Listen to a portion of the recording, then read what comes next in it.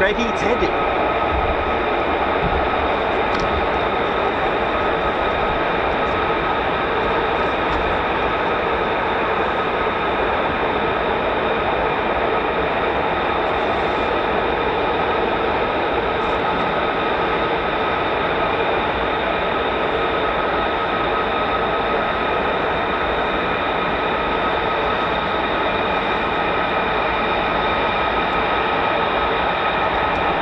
Ladies, gents and teddy bears, what a morning. A very good morning.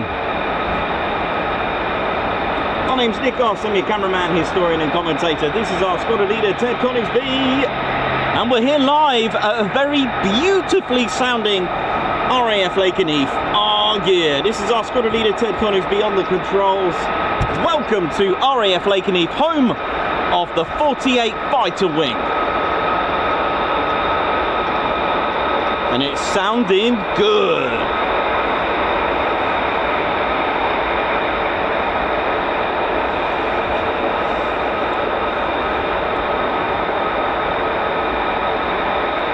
Rack 'em up.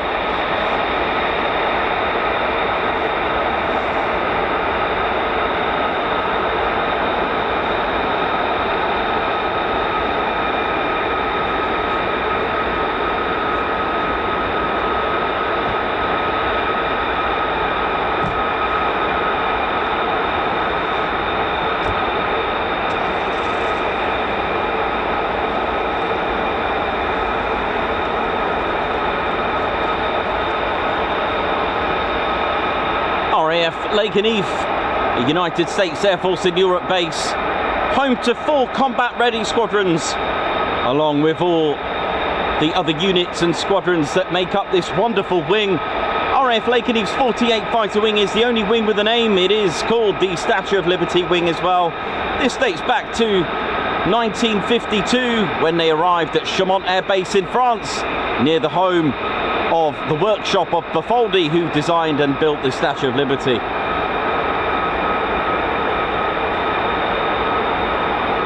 The 492nd Fighter Squadron, they fly the F-15E Strike Eagle, then locally known as the Bowlers. Traditionally their nickname is the Mad Hatters, which suits us down to the ground with Ted's beret going everywhere. Rack 'em. Next up, the 493rd Fighter Squadron, the Grim Reapers, who I believe to be the squadron with the mostest amount of variety of aircraft flown in their history. The Grim Reapers transitioned to the F-35A that you can see here in 2022. Next up, the 494 Fighter Squadron, Bleed Red, the Panthers, the finest, maddest, meanest, finest, which once again, traditionally, I get that completely wrong. They fly the F-15E Strike Eagle. And last but not least, the 495th Fighter Squadron, the Valkyries, who said goodbye to their F-111 Aardvarks and became inactive in 1991, came back 30 years later and made Lakenheath the very first USAF wing to operate the F-35A. That was on the 15th of December 2021.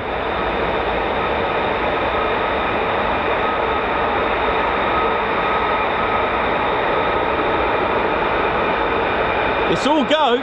Oh, oh.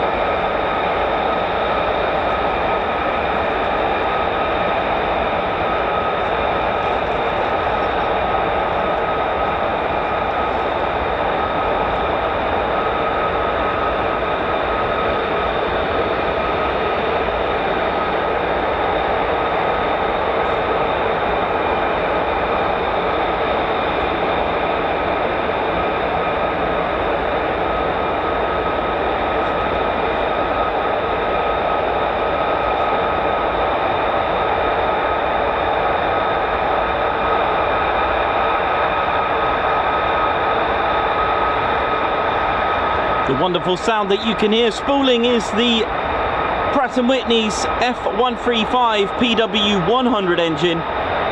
It is the world's most powerful fighter jet engine ever made to date, pushing at 43,000 pounds of thrust with afterburner.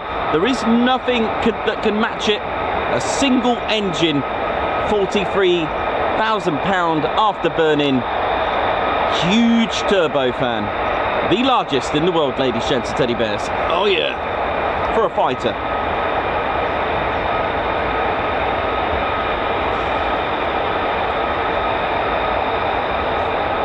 Pratt & Whitney's F-135 PW100 can compress air to 28:1, which means if the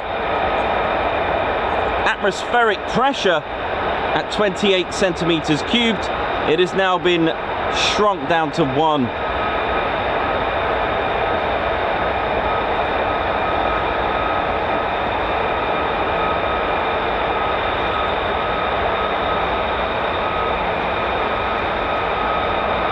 That's impressive.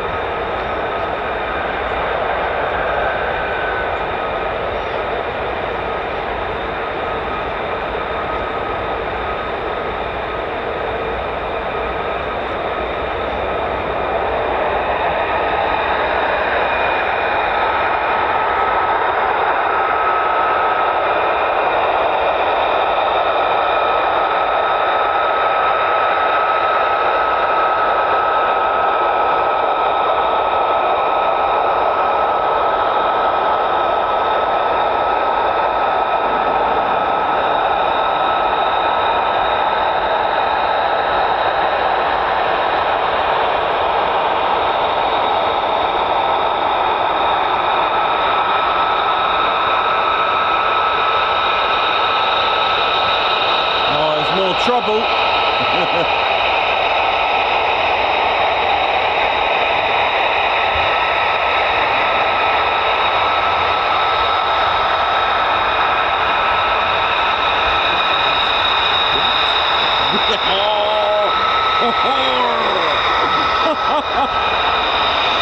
will be quick times today.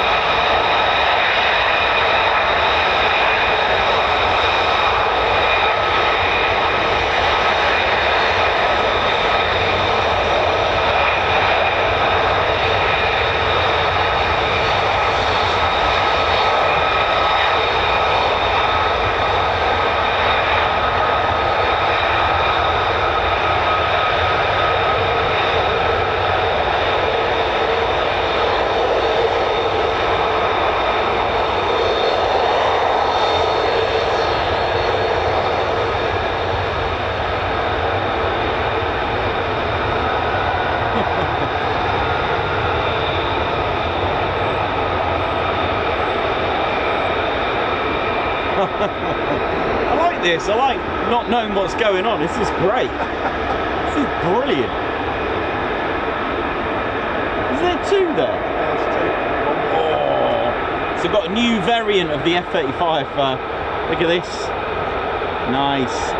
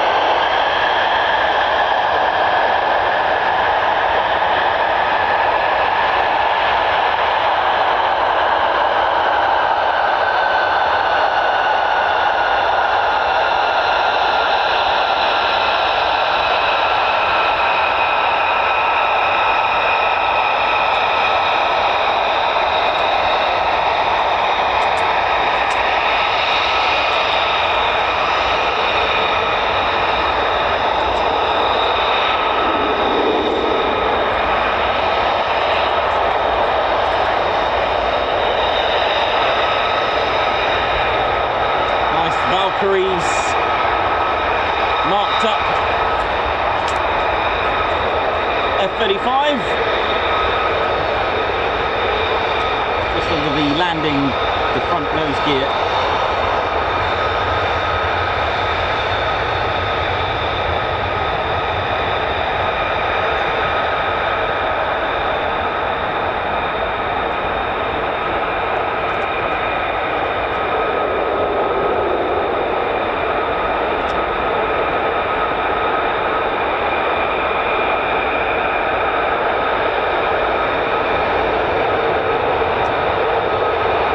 Lovely.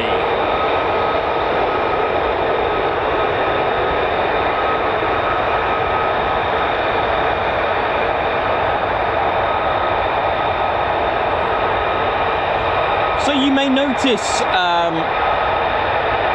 just in front of the opening of the front nose gear, you may notice like a mirror, sort of like a polygon shaped mirror effect. There's about 6 of these on the F-35, and that is the dash system that we're going to be focusing on today, and how it works and how clever it is as well.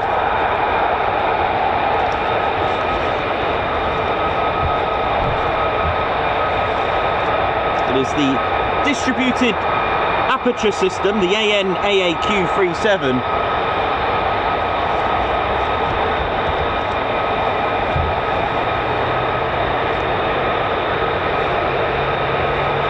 But it's got, basically they're like cameras as well, like an IRST system, infrared sensor system, day or night, lots of filters, giving the pilot full situational awareness, and everything from those 6 DAS cameras can be seen inside the helmet mounted display, inside the visor of the F-35 helmet. So everything is seen from inside the helmet on the HMD.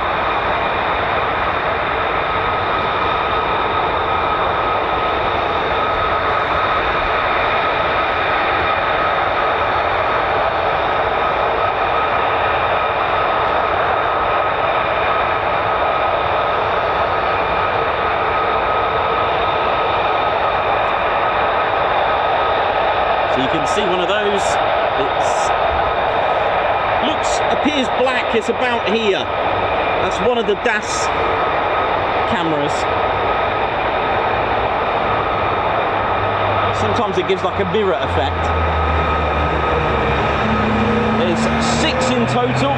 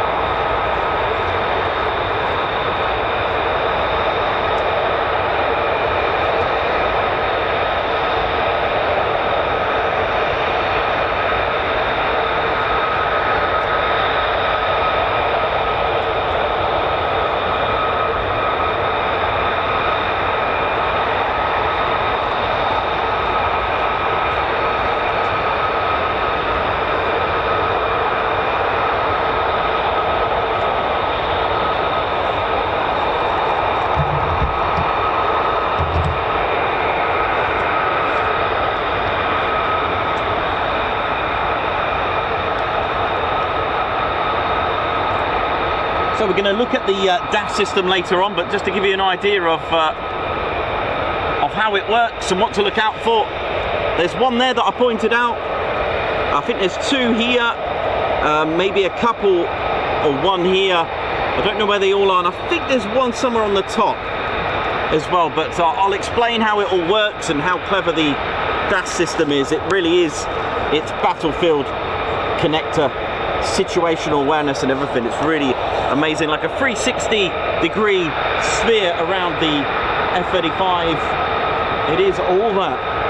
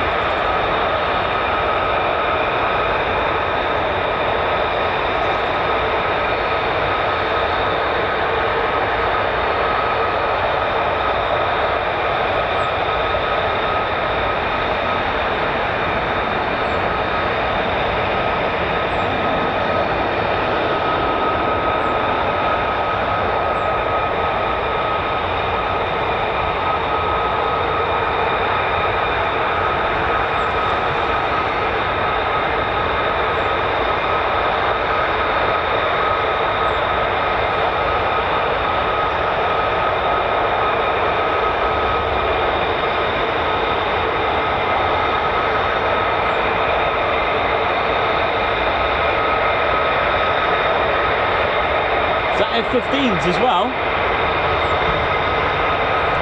What's that at the catwalk? It is. Oh, two of them.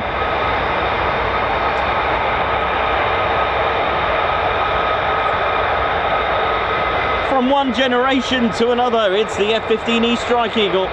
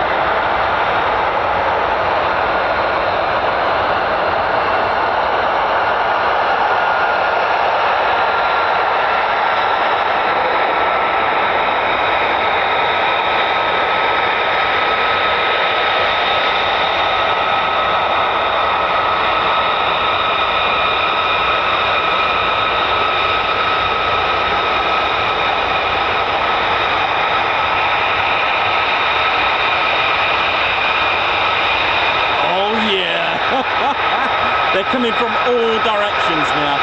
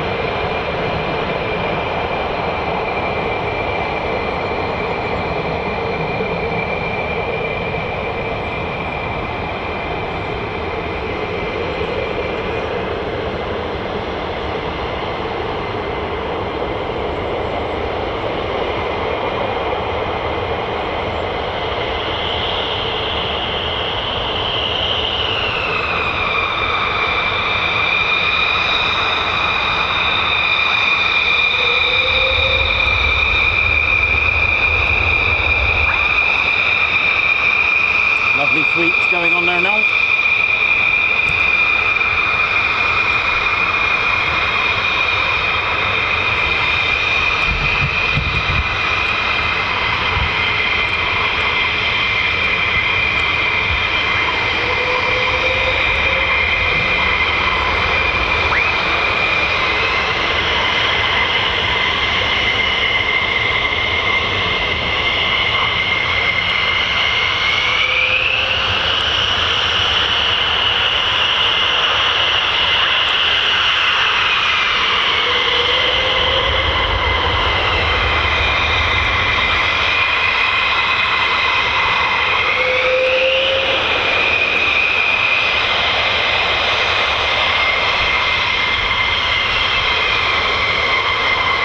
Here we go.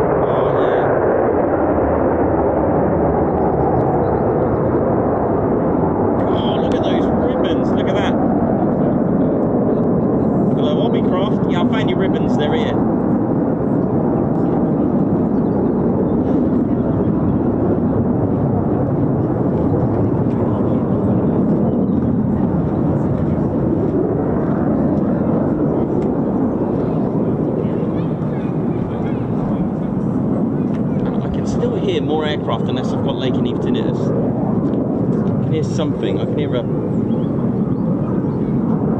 something. Maybe, yeah, maybe it's the Lakenheath tinnitus kicking in there. Yeah. Is it the tinnitus? It is, yeah. I can just about hear one unless it's just having a engine run. Wow, well, what a morning we've had, and it's literally 1 minute past the hour.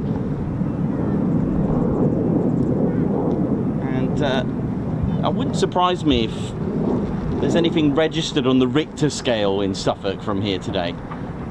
The whole place just shakes.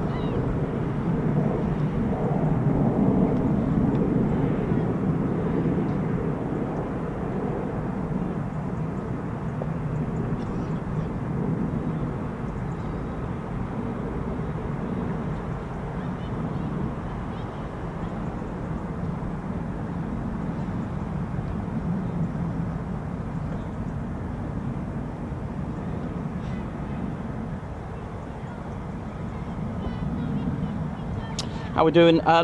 So sometimes I'll ask for some questions. You can ask them anytime you want, but if you want to take advantage is when I will just say I'm on the stream now on the chats, because I'm not always on the chats, and now I am. And I've just seen a quick comment by Kevin, who's asked question yesterday. You talked about reheat versus afterburner. Difference in lingo or functions differently? It is a difference of lingo. Okay, so the RAF use reheat, and other countries use reheat, and other countries like the United States use afterburner. They are exactly the same thing. In fact, even the word itself means exactly the same thing. You are burning something afterburner. You are reheating something. So they are in effect the same thing. And for those that don't know why it's called an afterburner, is because it's actually after the combustion stage, and it's lighting and burning something after the whole combustion stage. So once you've got your compressed air, once that's gone in the combustion chamber and mixed and sprayed with fuel, and it ignites, bang, and it turns to the turbines and powering the compressors, that kind of thing, you've then got a separate chamber. In fact, why don't I just show you?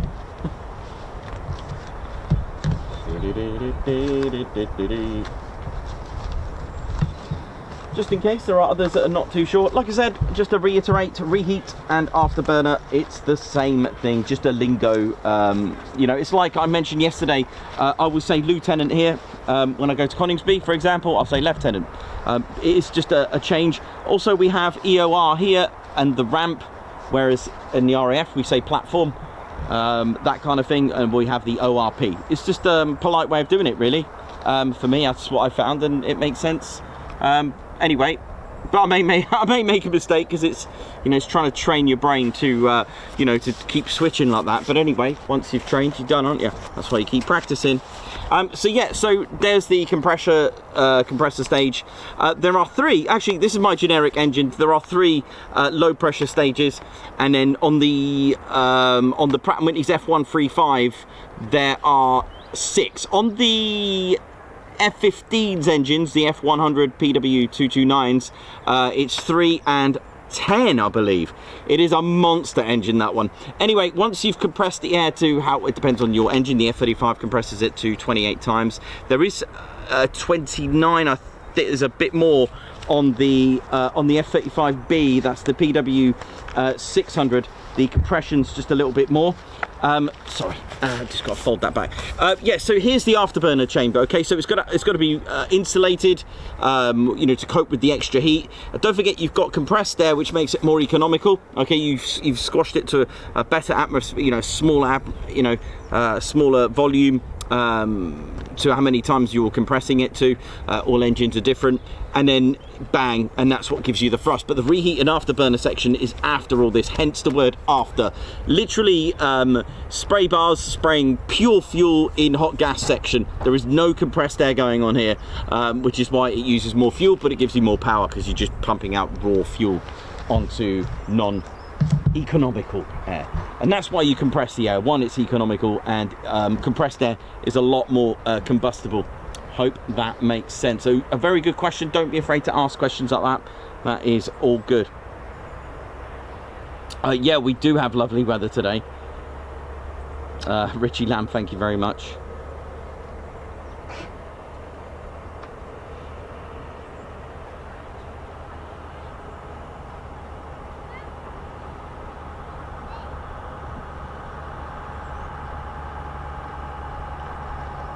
Thanks a lot, Aspen, as well. Tex, Pat, no, I haven't been, but Ted's quite fond of Texas, and so's Claire Bear, as Delma Bear is from there. One day, you never know. So a big warm welcome, ladies, gents, teddy bears, as promised. Hope you're all good and well.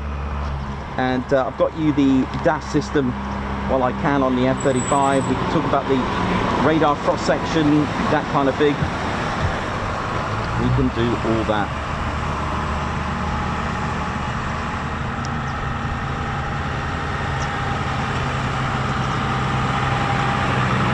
So yeah, how are we doing, ladies, gents, teddy bears? Oh, hello. Tasty, isn't it? But, anyway.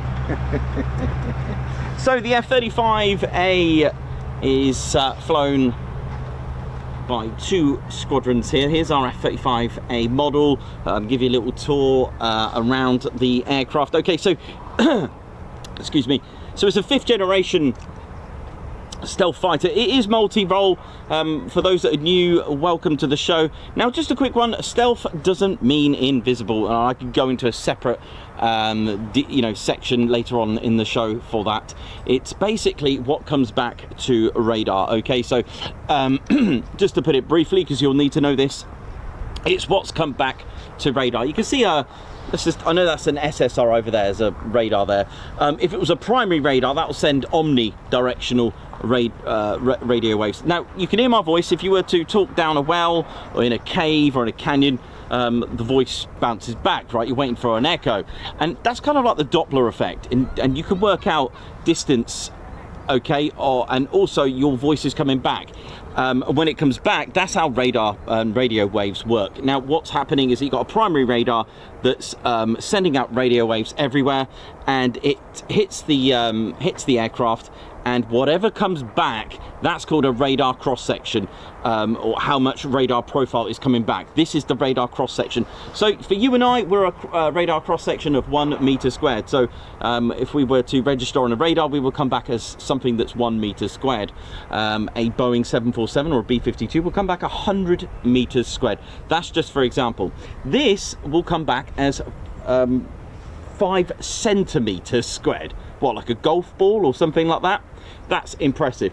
Why does it do that? Well, there are a few things you can do. One, don't have metal. Okay, so the F-35A has a lot of carbon composite, a posh way of saying plastic.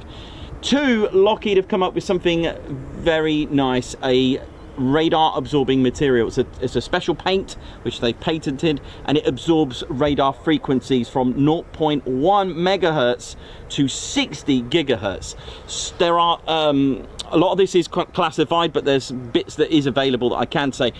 Basically, in a nutshell, there's bits of iron in there, and it heats up the radio frequencies.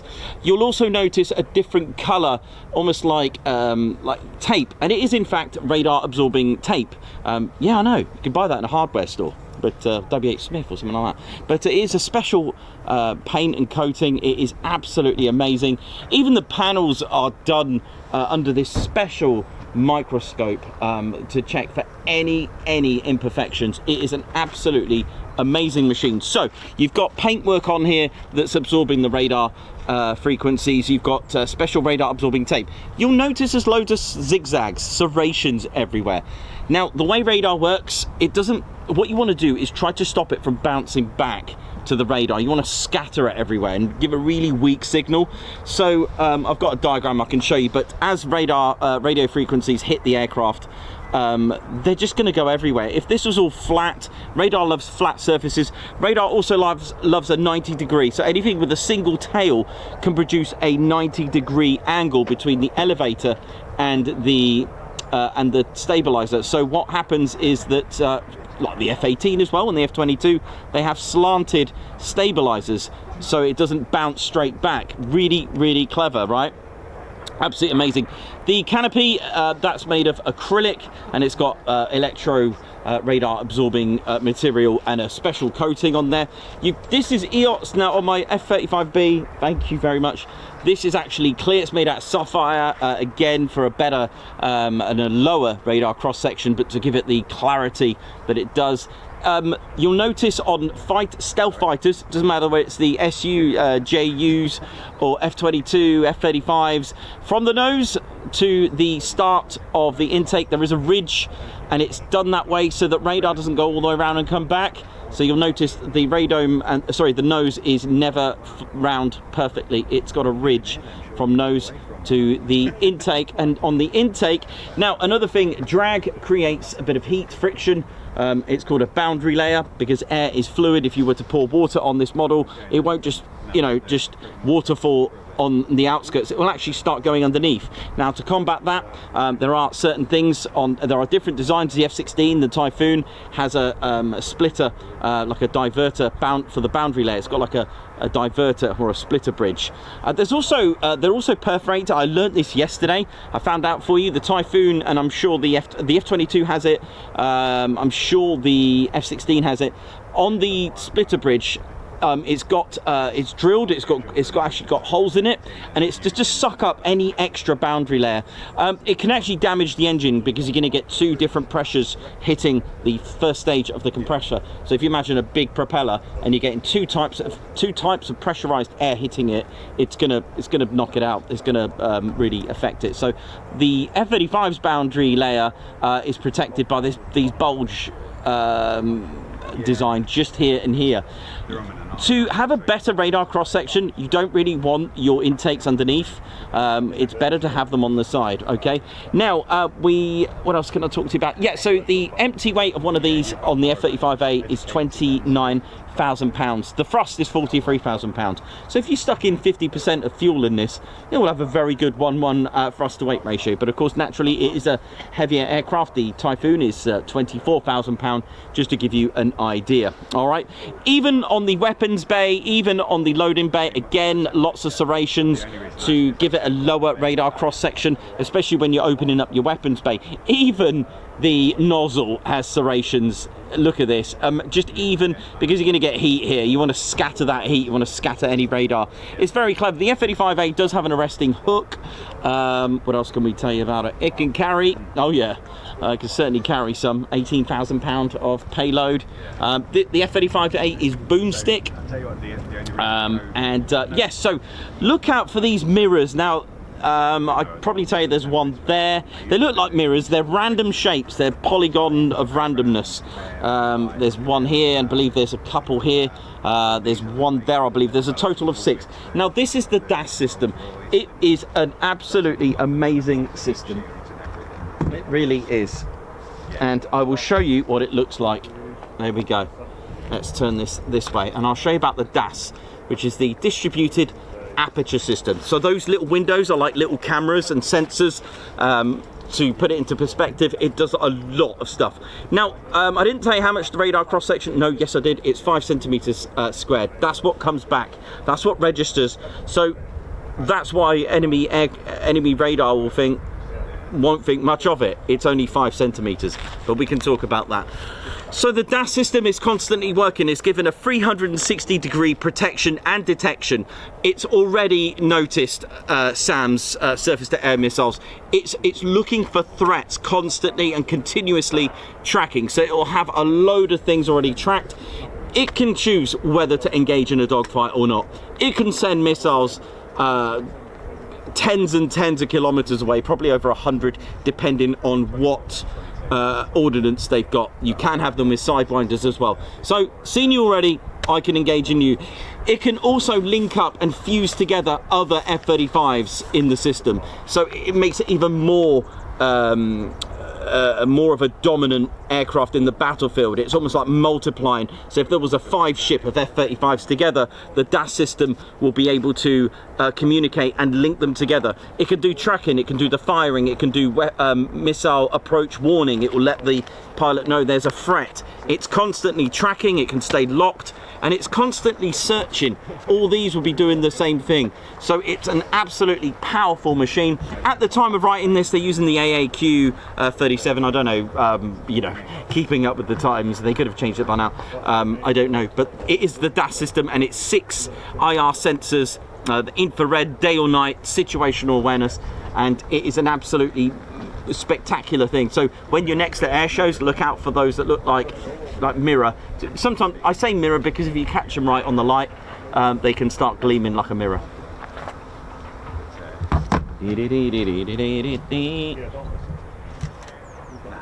Hello, mate. Ah, yes, I've got it.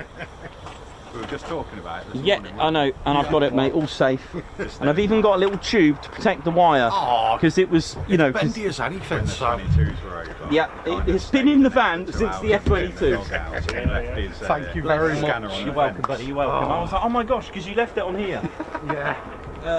I had my missus, like, I drove down from Liverpool, had my missus going, going back, and literally the last F-20 hit there, and I'm gone. It literally was a blow, and Yeah, I had this in there just to protect some of the. You're a diamond, mate. All right, mate. There you go. Thank you so much. You lucky guy. All right. I know. It's fine, man. It's Like fine. I've got a backup radio, but it doesn't do military airband. Right. So, like, I feel like I've had my ears chopped off. Yeah, without this. it's not good, is it? No. But yeah, no, it's been, like I said, you left it on there, you hooked it up, Yeah. and we're like, we tried shouting, we did actually, you were there, we Yeah, were trying right after screaming it, and shouting, but you're gone, No. and I'm like, okay, I'll keep it here, and you got in contact with me anyway. And I said, Yeah. look, it's in the van, whenever you're here, Cheers, man. sorted, no problem at all. I told my missus how much this cost after the event, and she's like, "You're getting it back." Oh dear. Yes, No, it's dear. all good. So what's gone up? Loads of F-35s and about, what, 6 F-15s? Yeah, and that's RJ? Looks like it. Looks like the RJ. That's Jake. Pretty sure. Ah. Yeah, Jake 17.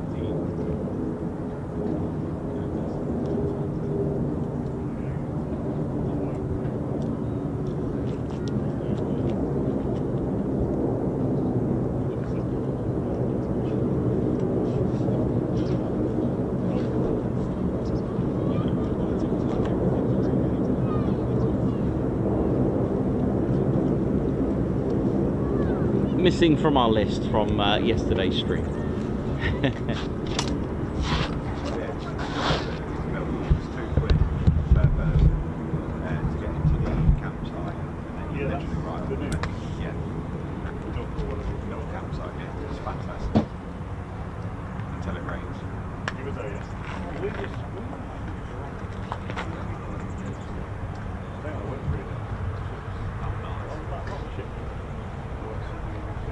The F-22's still about, or if they got home? They went ages ago. We were here for that as well. So I hope we're all good, ladies, gents and teddy bears. Hope we're well.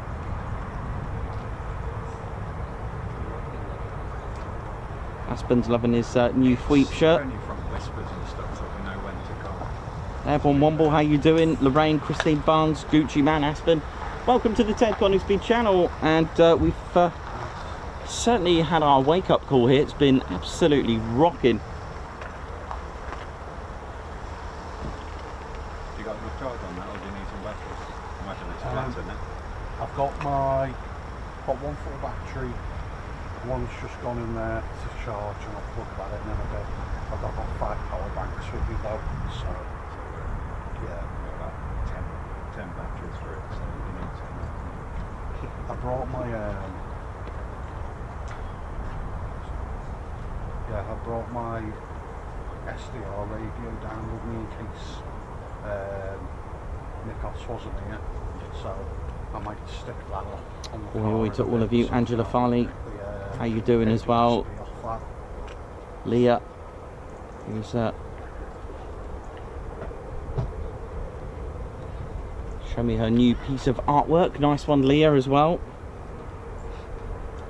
So will that rivet joint be gone all day now then, or? No idea. But it's been a very, very good morning. Absolutely amazing, and I hope you've all enjoyed it so far. And it's only 20 past 8. What, the RJ? Yeah. I know they're fairly old. I like based on the Boeing 707. Some used the KC-135.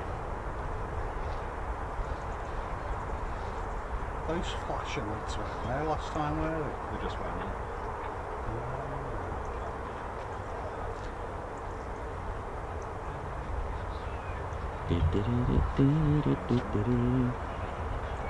Yeah, it's good, Leah. Very good. It's very nice, very sweet. Love it.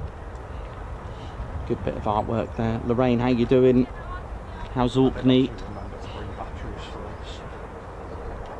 And then I discovered that Orkney has got the shortest flight in history from airport to airport at just 53 seconds, courtesy of Captain Joe.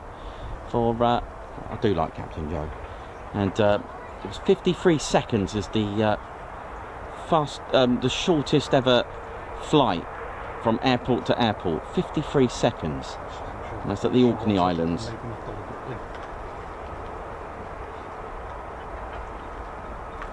Now we can still hear aircraft spooling in the distance.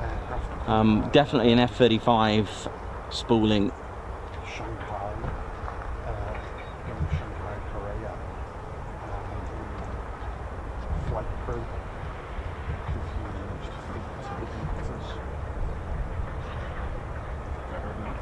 It is very strange to get to grips with how the weather is apparently changing later on in the afternoon. It's this lovely day and it's quite warm, there's a tiny breeze, and maybe a bit emotional when the storm comes, or at least a mini bit of a weather front coming, but we can always hope that they've got it wrong.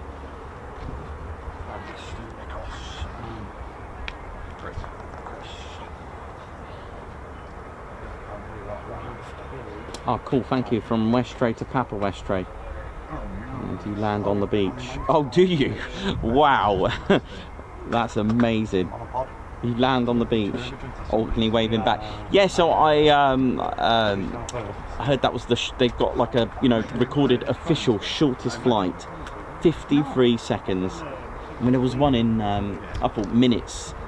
There was one in Greece. They have obviously over 1,000 islands, and I know some of the flights are just a few minutes, but 53 seconds did blow me away. That one, that was quite funny. That was good. What's the maximum? Nick, I've got a man in there now. You right there, buddy? How you doing? All right. Good. John Hans.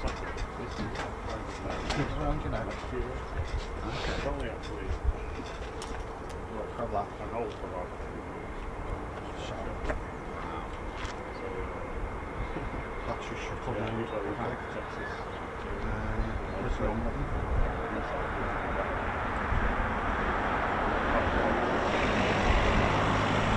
Oh, that's brilliant, Lorraine. I'd love to do that. You actually get a certificate for doing it. That's amazing. Love to see that. Okay. So then, Stevie Watts watching from Stowmarket.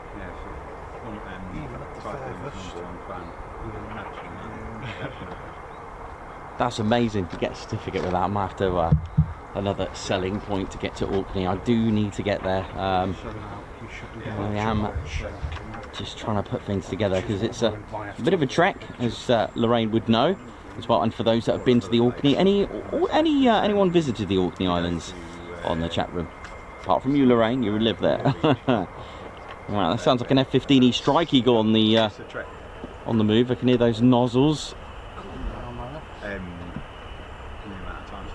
Here we go. And this is what we call on the Ted Coningsby channel the catwalk. Officially it's a taxiway, but catwalk sounds better, doesn't it? Now where the F-35s were to my right, we call that the Warrior Walk, named after the Lakenheath Warrior. Sorry? That's one. I can't afford the band.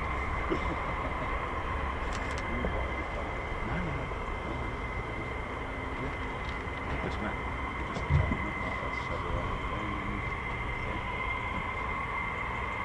you don't need to meet people very often to get to know them on the previous ones, just chatting to people.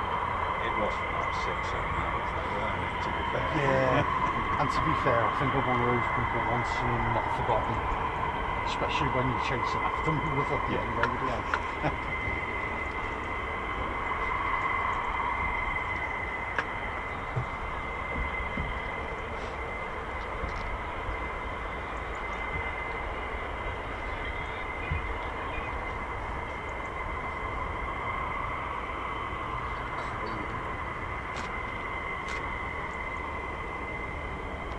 Did you see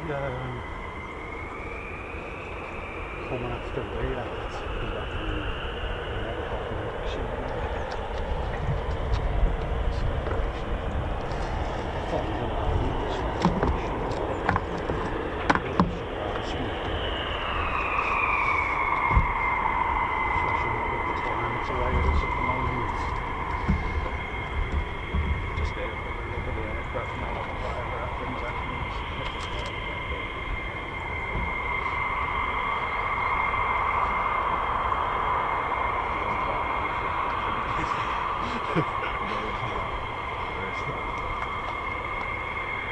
Well, $1 million question, how long does it take to paint this aircraft? An F-35? Yeah. If you can tell. To paint 15 minutes. It just depends how fussy you're being with the paint. If you power steam, That's it. But then you've got argon.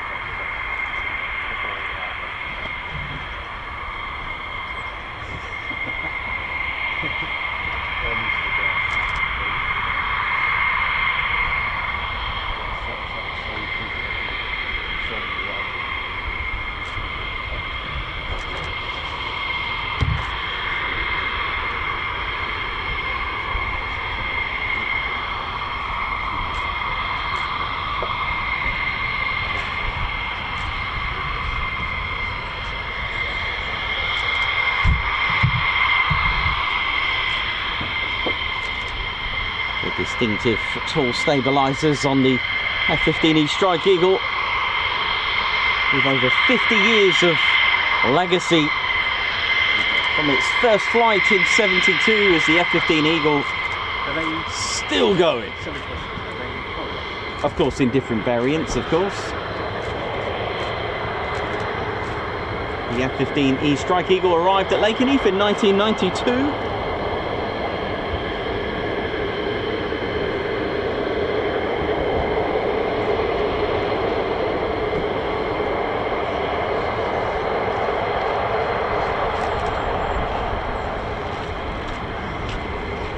Hello. So this was the answer to the Fox Bat, you know, keeping up with the Joneses, the sort of like the replacement for the F-100D as well, and the McDonnell Douglas F-15 was put into an air superiority fighter FX program, and the first proposed to the United States Air Force in the 1960s. It was the follow-up on the F-100D Super Sabre, and of course to answer back to the Fox Bat. And there were a few others, other manufacturers that were in for the program, as well as McDonnell Douglas. It was North American Rockwell and Fairchild Hillier, and it was decided in 1969 to give it to the McDonnell Douglas factory. So, like I mentioned, during World War II, this was really important to boost the economy, to, you know, and give the town a really thriving economy as well, and boost employment. And having a contract like that does wonders. And the winning design, of course, was the single-seater F fixed wing. Had a thrust-to-weight ratio in excess of 1:1, and it contained extremely advanced avionics. It was going to be armed with the 25mm Philco Ford GAU-7A, but, oh well, as we know, it's the M61 Vulcan cannon. One thing I forgot to add is that the F-35A is the only one with the internal GAU-22 cannon, 25mm, with 33,000 rounds per minute, but there you go, you can add that to your list as well. And once that was done, the aircraft was fitted with one of the earlier Pratt & Whitney's F-100 afterburning turbofans, at the time of producing a whopping 25,000 pounds of thrust each. Now, with the initial 20 that were developed, there were 18 single-seater F-15As and 2 F-15 TF-15As, which was then designated as the F-15B, which is the family version, the two-seater. And after completion at St. Louis, the first F-15A was transported to Edwards Air Force Base. It was flown for the first time on the 27th of July 1972 by Irving Burroughs. And then almost a year later, the family version TF-15A, which was redesignated as the F-15B, almost a year later, the 7th of July 1973, that took its first flight as well. The first deliveries were made to the 555th Tactical Fighter Training Wing at Luke Air Force Base, Arizona in November 1974, followed by other squadrons of the 58th Tactical Fighter Training Wing. Also in 1976 by the 1st Tactical Fighter Wing at Langley Air Force Base. Became operational with the 36th Tactical Fighter Wing at Bitburg Air Force Base, West Germany in late 1977.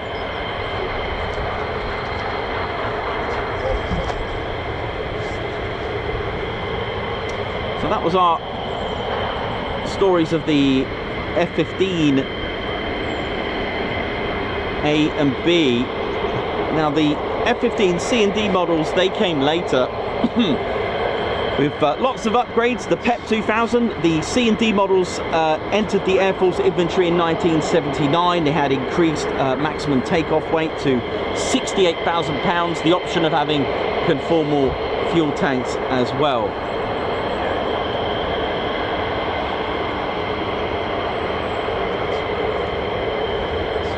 The F-15E Strike Eagle took its first flight on the 11th of December 1986.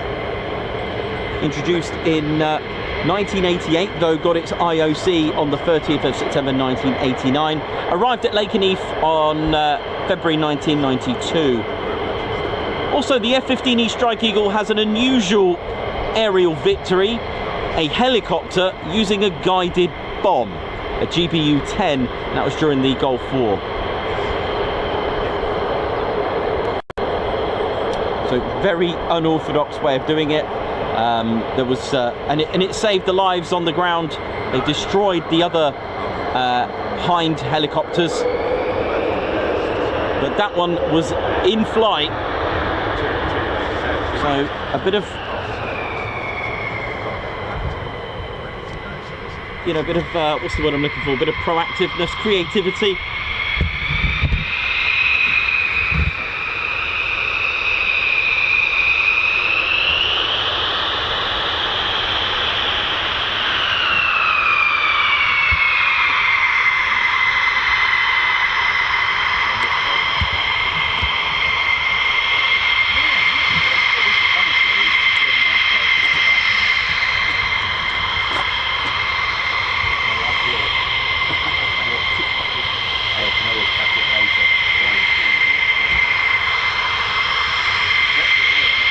You can see the opening there of the M61 Vulcan cannon.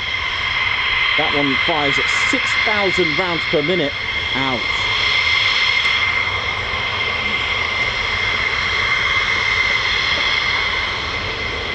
Here we go, send it.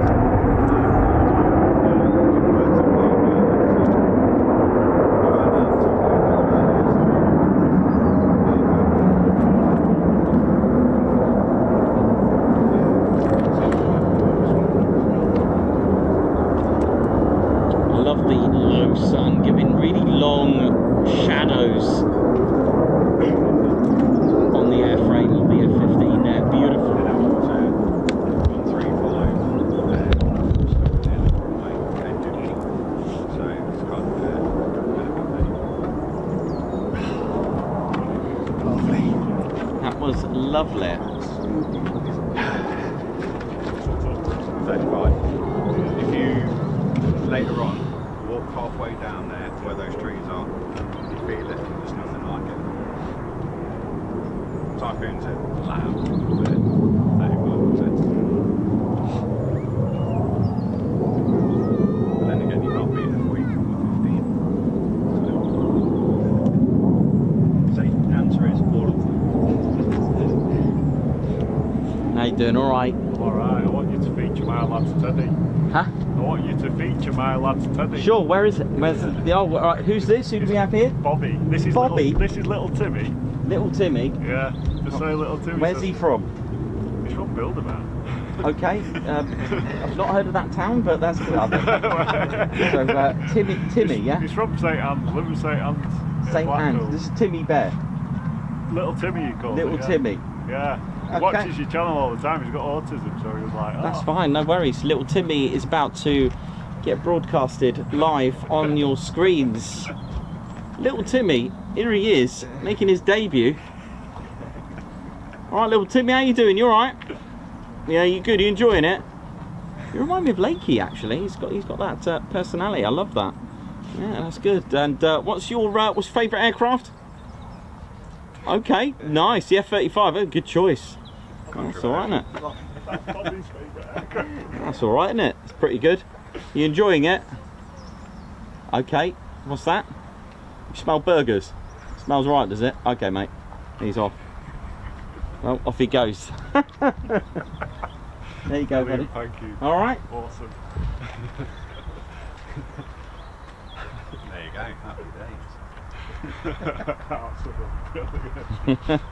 You even said his favourite aircraft. Oh well, Favourite aircraft. yeah. Well, they do speak to me these bears, you know. So you know, I listen out for bear language. I was like, I hope I got that right. Oh dear. Oh, just oh, hang on. Sorry, just got a text message from little Timmy. Yeah, that's the one. Cheers.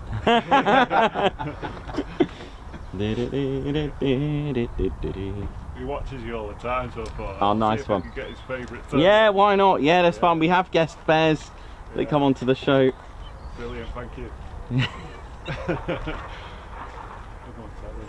might not be up.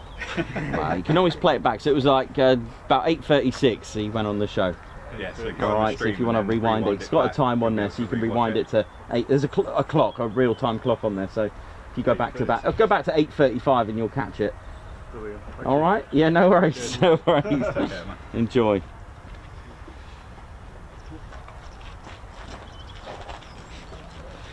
Whew. Right, how we doing? It's nice, isn't it? I can't believe it's about to get emotional later, but hopefully they get it wrong. Saying it and then it won't happen. No, I'm going to keep saying it so it doesn't.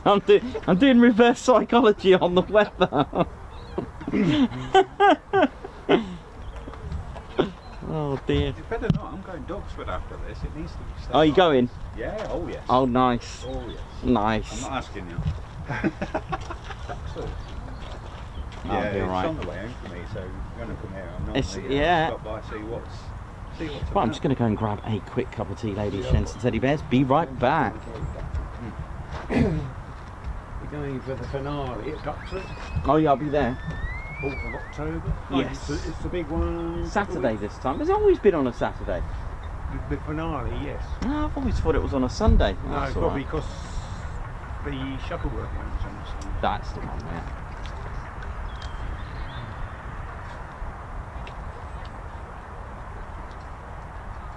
So we've got 17 birds in there.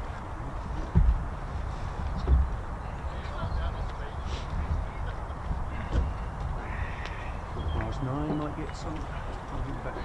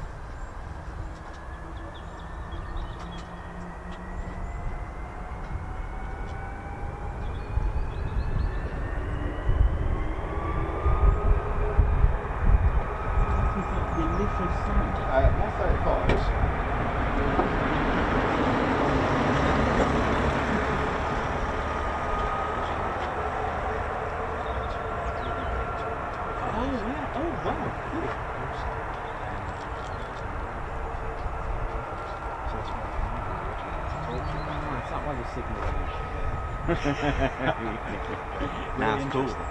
That is, yeah, it's always good. Yeah, it's always interesting, isn't it? Definitely. Especially, it's, you know, on a subject that we love. That's good. We're getting some really nice startup sounds today. Wind must be right direction. Yeah. Amazing. Right, let's get back on this ship.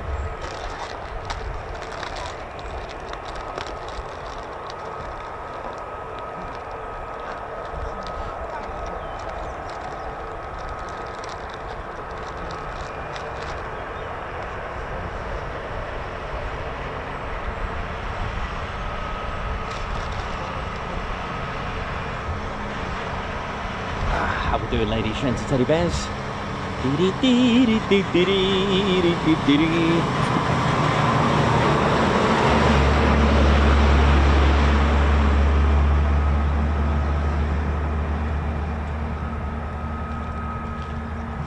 Hey, how's it going? All right.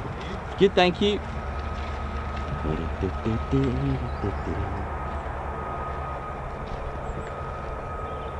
When we left Tuesday, when did the hangar and with the BBMF? Oh yeah. Really good. Yeah, that's good. Oh, that's good. Missed all the rain. Yeah. It's always that's good. What time did you go? About 2? No, midday, we left wasn't here it? at 2, yeah. So that we was on the 12:30 tour. Yeah, it's a good time to go actually.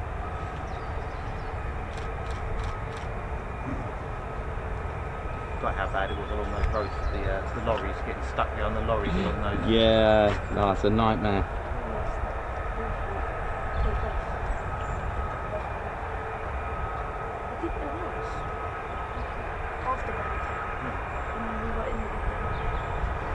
So, ladies, gents, teddy bears, when the 48 Fighter Wing arrived here in 1960 from their base in France at Chaumont, they came and arrived with the F-100D Super Sabres, and it was on the 1st of October 1971 the 492nd Tactical Fighter Squadron and the 493rd and the 494th stood down for a very brief period while they converted to a legendary aircraft. Now, hope Davey, you're right, mate. Dave, you better get yourself some padding on that ceiling for a minute. Making its debut appearance. I hope I don't break it. And here it is, ladies and teddy bears. So the 48th with their 3 squadrons, which I'll explain later in full detail. Just thought I'd show you this lovely, lovely, beautiful Phantom. Look at that. The F4 Phantom 2, the first F4 arrived here at Lakenheath on the 7th of January 1972 with their 3 squadrons. Look at this, an absolutely amazing. It is just an absolute beautiful aircraft. In fact, this very aircraft with these markings has a history of its own in its own class, and it was actually the Phantoms that they were delivered to them were actually ex-Vietnam ones anyway. If you remember the F-16s with Operation Bolo and the aerial Victories, this is a triple nickel Phantom. Look at it, it's an absolute rocket, a very beautiful looking aircraft. And of course the RAF had these as well, and they arrived here in 1972, and yeah, they completed full conversion in mid-April. The F4s came from units that completed the service in the Vietnam War as well, which is where they came to be. Now, on the tail marking systems, now when the F-100D Super Sabres arrived here, they had a different tail marking system. Now, we're all aware, or if you don't know, the tail code for Lakenheath here would have LN for Lakenheath. This is today. That's only been the case since 1973 when the F-100D Super Sabres arrived here. They had the letter L followed by a second letter which denominated the squadron. So they had LR for the 492nd, LS for the 493rd, and LT for the 494th. Now, when they transitioned to the Phantoms, they had in 1972, they added LK. That was the official tail code for Lakenheath, but that was only for until the next year, because sort of mid or August 1973, they changed to LN. So if you've got any photos of LK on a Phantom, that's actually extremely rare. That's amazing. Absolutely amazing with that. So, of course, this didn't last long, though, this transition, because in 77 they transitioned again to the F-111 Aardvark, and that had some history. They played a major part, a lot of roles. The 48th took part in El Dorado Canyon, the Gulf War as well with that, and but let's not take it away of the beauty of this as well. So many of you do like the Phantom, and I know Davey is loving the Phantom, the Spook as they called it, and the F4. Of course, in the Royal Air Force at Coningsby, we had them as the FGR2, if I remember correctly. But the first ever flight of one of these was on the 27th of May 1958. How amazing is that? That is an exceptional bit of history.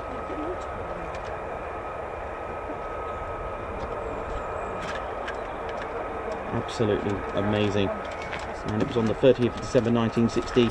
The VF-121 pacemakers also had this as well as their first aircraft as well. It was in the US Navy, US Marine Corps as well in 1962. And of course the US Air Force in the CDE models as well. And I'll give you a little tour. I'll show you what's underneath it as well with that. Just thought I'd give you enough chance to have a look at the beautiful shape. A lot of countries have these as well, or have had these as well. And again, depending on the variant, you could have a crew of 2. And actually, did they do a single-seater Phantom? I don't think they did they? I can't recall. But anyway, yeah. So the wingspan 38 feet and 5 inches. It's 11.7. It's a little bit more than the Typhoon. Length at 63 feet. That's 19.2 meters. And it was powered by the legendary General Electric J79 GE 17A. Dry at 11,905 pounds of thrust, but could reach 17,845 pounds of thrust with afterburner. Max speed at Mach 2.23, that's 1,470 miles per hour. Had a reasonable range at 370 nautical mile as a combat range. Service ceiling at 60,000, and it was quite impressive. But fully loaded, 0.86 thrust to weight. It had a 20 meter. It had the M61 Vulcan cannon as well. It could take about 18,650 pounds of payload. It could take the AIM-9s, AIM-7 Sparrows, GBU-15s, Mark 82, GBU-12s, GBU-10s, 12 Mark 20 Rockeyes, and so on and so on. It could take quite a bit. If we have a little look underneath, there we go. Exceptional. Look at all them. And it was quite a, it was, for me, it's a very good looking aircraft. Very distinctive with the with the afterburners, or at least the nozzles, sorry, pushed quite far forward rather than traditionally out here. I find that quite interesting, actually. You don't get many aircraft that do that, or many fighters that do that. There are some. In fact, just trying to think, are the B-1 Lancers set back a little bit? Well, I might be wrong on that. No, because on the wing, aren't they? No, ignore that. I'm just trying to think of another aircraft that's similar. That's if you can think of an aircraft that has its nozzles pushed quite forward, rather pushed back, is probably the wrong phrase, really. Just a quick one as well about markings, really quickly. The 2 letters will denominate the air base. Okay, that's what the letters are for those who don't know. This gives me a chance to show you. Hang on a minute. Doesn't have macro mode on it, does it? But if you look at the 67, that's so the whole serial number for this is 67463. Where am I getting the 67 from? Underneath that small AF, 67 was the fiscal year, the year it was put into production. So it gives you an idea, and that's quite distinctive. Oh yeah, the Jaguar did as well. Yeah, nice one, well done. When you come and think of it. But yeah, that's what the first small 2 numbers mean on a US Air Force aircraft. So doing it that way means you'll never have the same serial number on another aircraft, if that makes sense. Have the date of production, and it goes up numerical usually. All right, so so the next one to this would be 464, 463, 464, 465, 466, etc. But there we go, a lovely aircraft, and we did use these as in QRA role at Wattisham. Lots of you answering the question. That's really good, well done. If you can think of any aircraft that has its nozzles pushed forward, that's probably the right way. MiG-9. Thank you. MiG-9. You don't often see it, but very, very good design. Oh yeah. It's the Ted Coningsby channel. Like and subscribe. How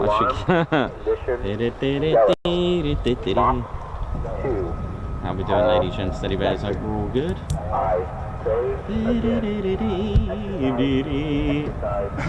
My name's Nikos, I'm your camera. Actually, I haven't even been on the show, have I?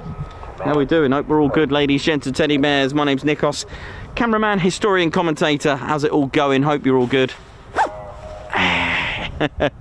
Might have to have a quick cup of tea, I think. And oh, I've got my jacket on because I'm a bit concerned about later. I know I'm going to yeah. All is good, but no, all is good. I hope you're all good and well, and welcome to the show, packed with history and fun and aviation and bears. The only aviation channel like it, right? So far. Hopefully we'll keep it that way. The unique, distinctive Ted Coningsby channel, and thanks a lot for making it the community that it is. Absolutely fun. I'll tell you what, I did something pretty cool that I'm reading at the moment. From this morning, actually, when I was giving it the Wellington squadrons, and I was learning a little bit more about this, actually. And don't forget, the Vickers Wellington was the first aircraft to actually operate here at Lakenheath as well. Some amazing history. In fact, can I wow you, because I have just found out 2 more new things about the history of the base, right? I only just stumbled across it. And what led me onto this was the nature reserve. And I don't know if you noticed the amount of sand that's here. And it's to do, I mean, we're talking about 12,000 years ago of history. I managed to find this. And it was also, if you have a look at Maid's Cross, or yeah, Maid's Cross Hill, you'll notice some almost like craters, and they did some flint mining there.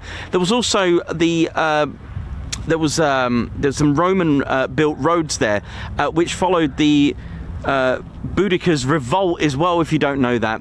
And the ground that looks like a bomb crater down at Maid's Cross Hill, the pattern features formed from frozen conditions more than 12,000 years. And in the 18th century, they were using it as a flint mine, and so on and so on. So there was, and obviously with all the rabbits that were brought over by the Normans, it made all these wonderful sort of landscape. But of course, more importantly, which really affected the landscape, was literally the conditions that were frozen more than 12,000 years ago. I mean, how amazing in that. Then I learned about the Roman road with Boudicca's revolt. I mean, it gets better and better. Again, that's linked with military, so it gets better and better. And I'm finding out loads of stuff about the history of the base. Maybe I'll open Ted's Lakenheath Heritage Centre or something one day. But yeah, this is a cracking book, and I was learning a little bit more. And then guess what? You know, randomly yesterday I said about the Battle of Little Bighorn, 1876. I then stumbled across something awesome, which was I learned a bit more about the Dowding radar system, along with the Scott Watson Watt and AP Rowe and Watkins as well. And I learned everything about the 350-foot towers, which was called Chain Home, and I could not believe the spy Graf Zeppelin, flown by top engineers of spies of not spies but intelligence of Wolfgang Martini, who was wondering what these towers were, and I just could not believe they didn't work it out. And I'm always like, goodness me, we are so lucky they didn't understand totally. And Goring thought that our Air Force, he couldn't work out why the Royal Air Force just kept flying. He thought he destroyed them. Honestly, it was mind-boggling. I will attempt to try and tell you about it later, from only literally learning about it when I finished the stream. I had a quick video. I do absorb information quite well, but I couldn't believe it, and how Dowding was like, really, even though the tests failed, with they actually failed when they invited the big brass over along with Dowding. And what it was the very first radar defense system ever. It was the very first of its kind in a military way. And it was all to do with what's and what, just investigating the reactions of thunderstorms. But then he noticed a little blip, and he was wondering what that was, and he noticed that it was aircraft interfering, and he was thinking, could this be something that we could use as a defence? Because at the time, you may be familiar with sound mirrors, and then we also had sound horns. I know, they're like big gramophones that we would listen to, and we were like, oh yeah, is it a milk float? But it was too late. We couldn't scramble in time. The other thing as well, to think about World War II, what did we have? We had biplanes. There was about... Thank you. Here we go. Talk history, get aircraft, innit?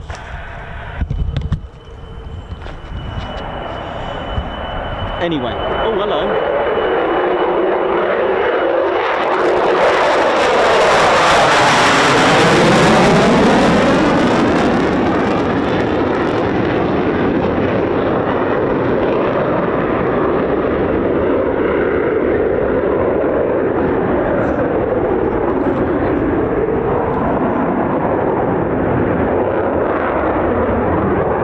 Goodness me!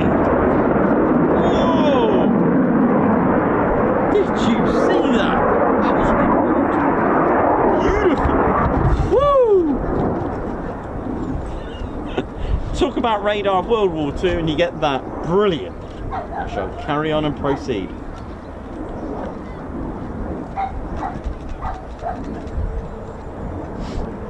Right, let me just... If that's how they're going to come back today, then we're in for a treat.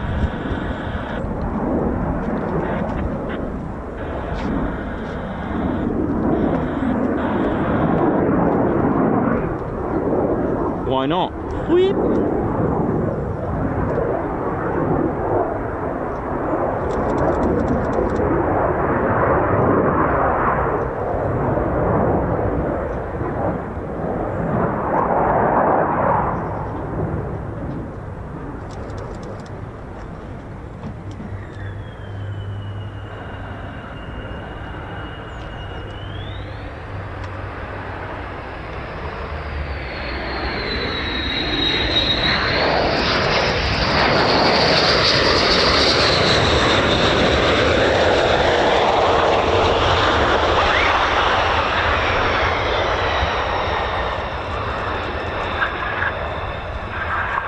Cool.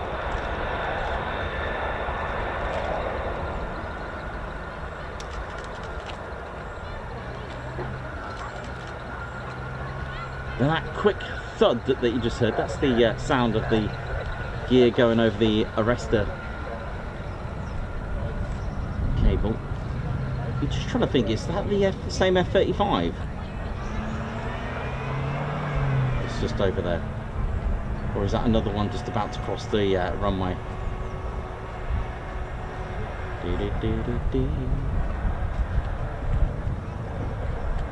Well, we'll find out shortly. That was a lovely surprise there.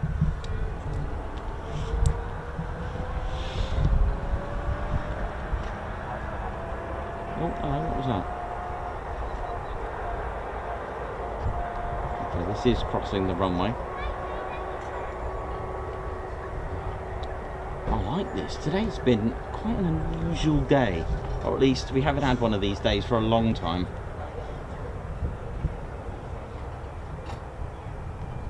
But that was a spectacular low approach. Nice pull.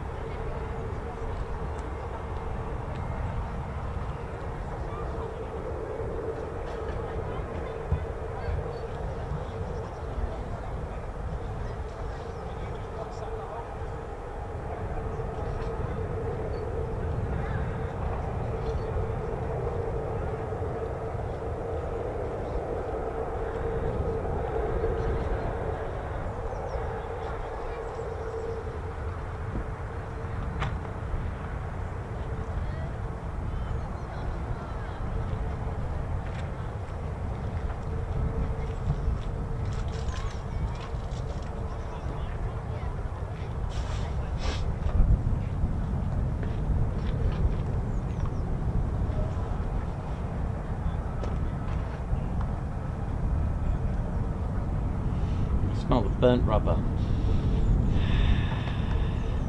Smells like victory.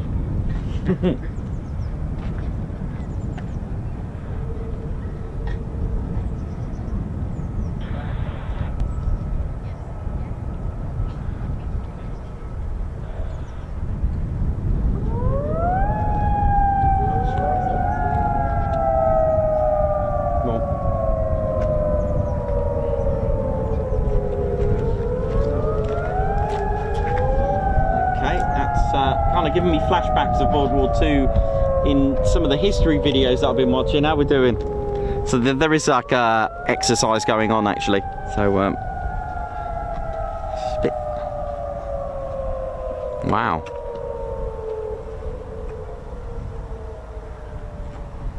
It's a bit frightening really. It's got a bit of a chill factor for you know, because like I said, I was watching a video yesterday on sirens, and literally I was just talking about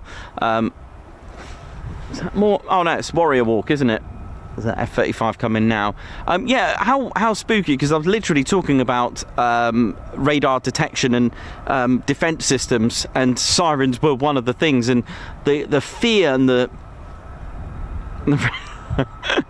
fear that, you know, during the Phony War, a period of when nothing happened, there was no advancements on the Western Front, and but the fear and the panic on people, and you know, and when you're hearing that for the siren for the first time, must be spine chilling, and yeah, some really interesting stuff that I've been learning. So I think we had this at Mildenhall once before. There are aircraft coming from all angles right now. It's going to be an unusual day, but a good one, and I hope you enjoy it as well. So welcome to the show, and here we go. Amazing. So yeah, this was our first aircraft that ever operated here, the Vickers Wellington bomber, by the way, and thanks to Ginger for giving me this wonderful book on Wellington Squadron. So that was with number 20 operational training unit that arrived here with this beautiful Vickers Wellington, and they operated here along with the Sterlings, but we'll talk about that later if we want more aircraft. It's the Wellington Barnes Wallace's Wonder. Yes, geodetic airframe, sir, correct. Well done, love it. Amazing. It is amazing. Oh, actually, it reminded me, I don't think I've ever shown anyone one. Apart from the fence, I usually use the fence, but as you heard in the background about Barnes Wallace's wonderful geodetic airframe, let me quickly show you, if I may, of what it looks like in its reality. Look at this. Geodetic airframes, man. Can you see that? How amazing. A wonderful masterpiece of design work from Barnes Wallace.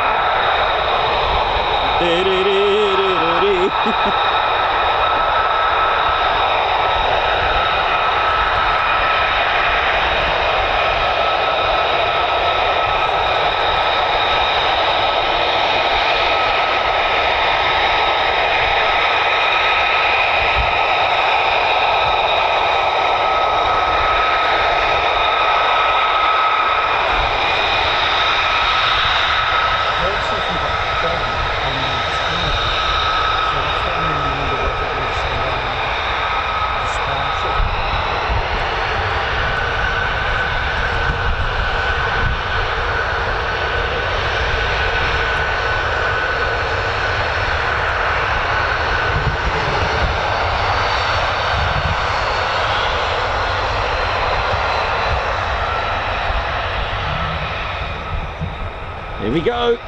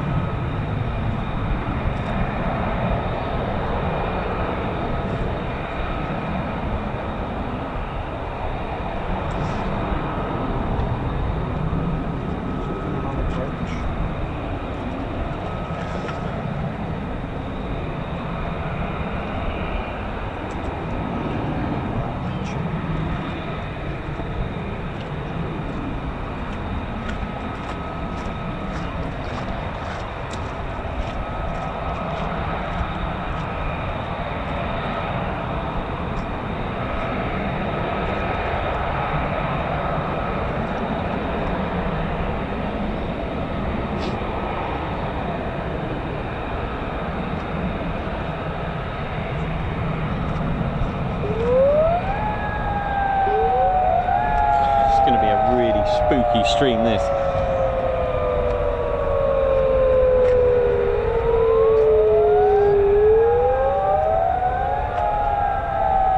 One of the things I was learning about yesterday is the fighter command and having that confidence and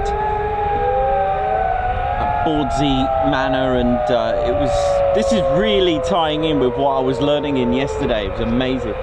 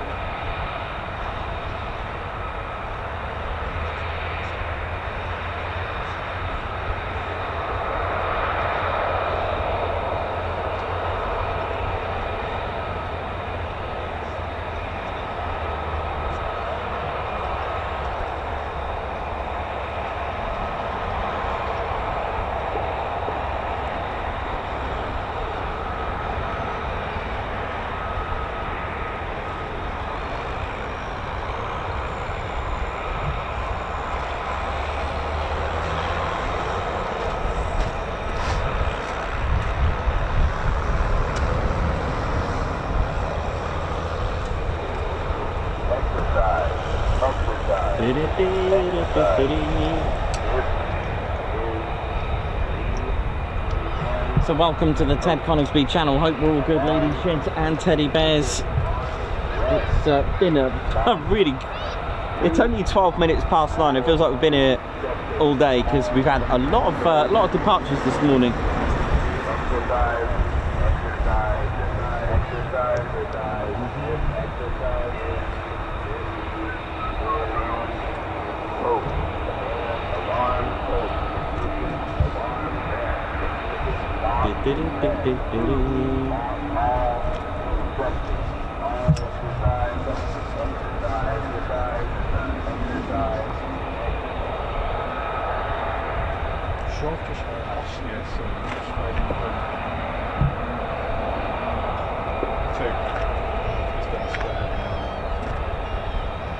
David Harwood, thank you very much. A high five to you. Thanks for upgrading to the TCS Officers Club.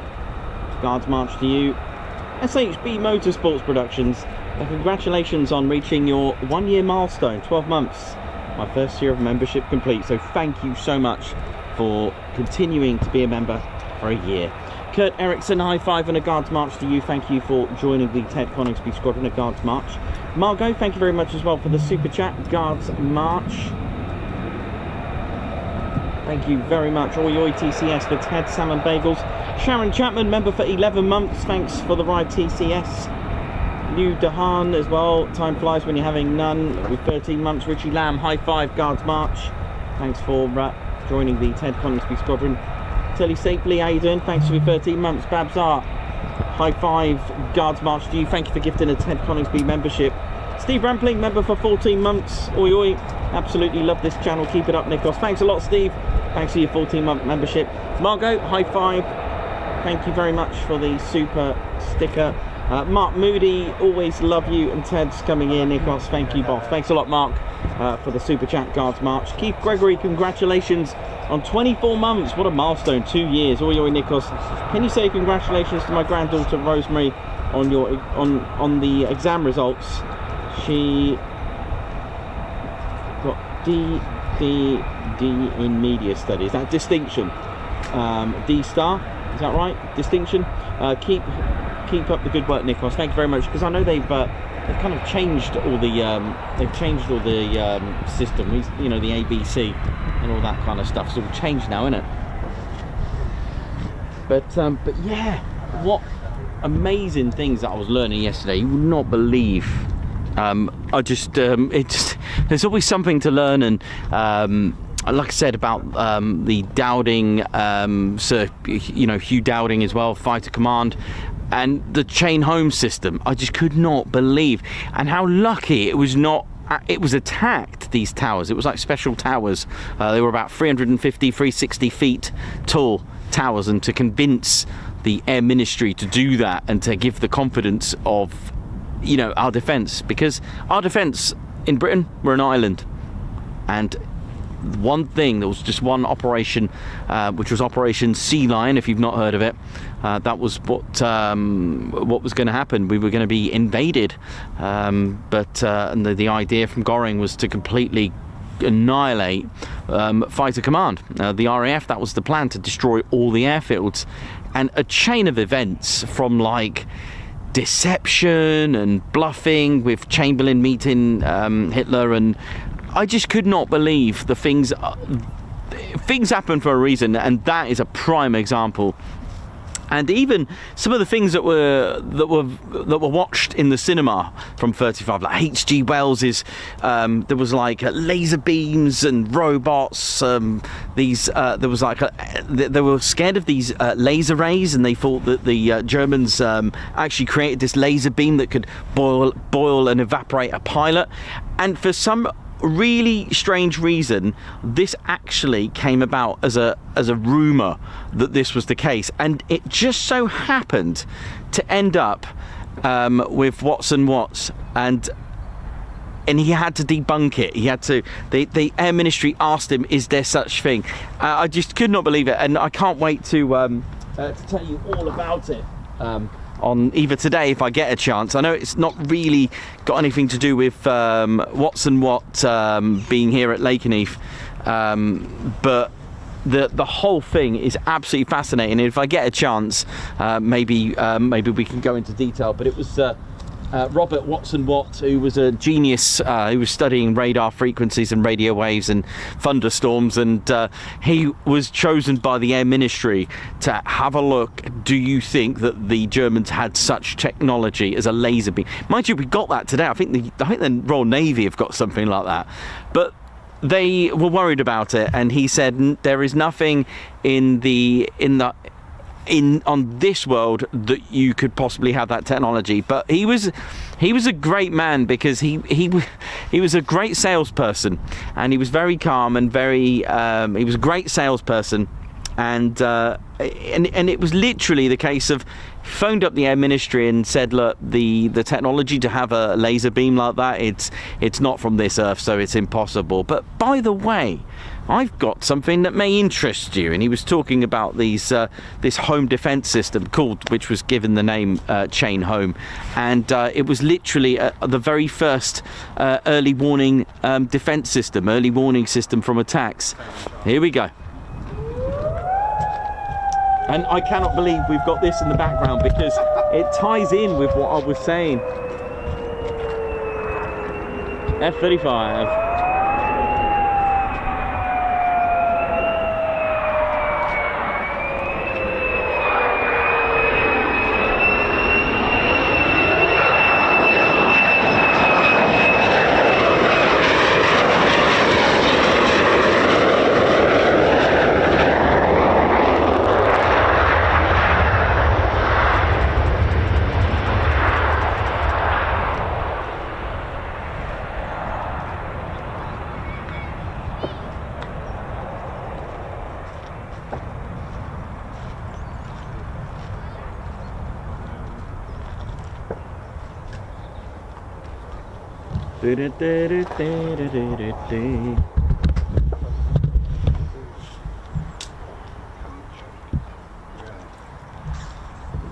Yeah, how we doing, ladies, gents, teddy bears? Hope we're all good and well. And so not long now for a new month, September. What's everyone doing? Any plans for September? What's going on? I think we've all got some good stuff going on next month.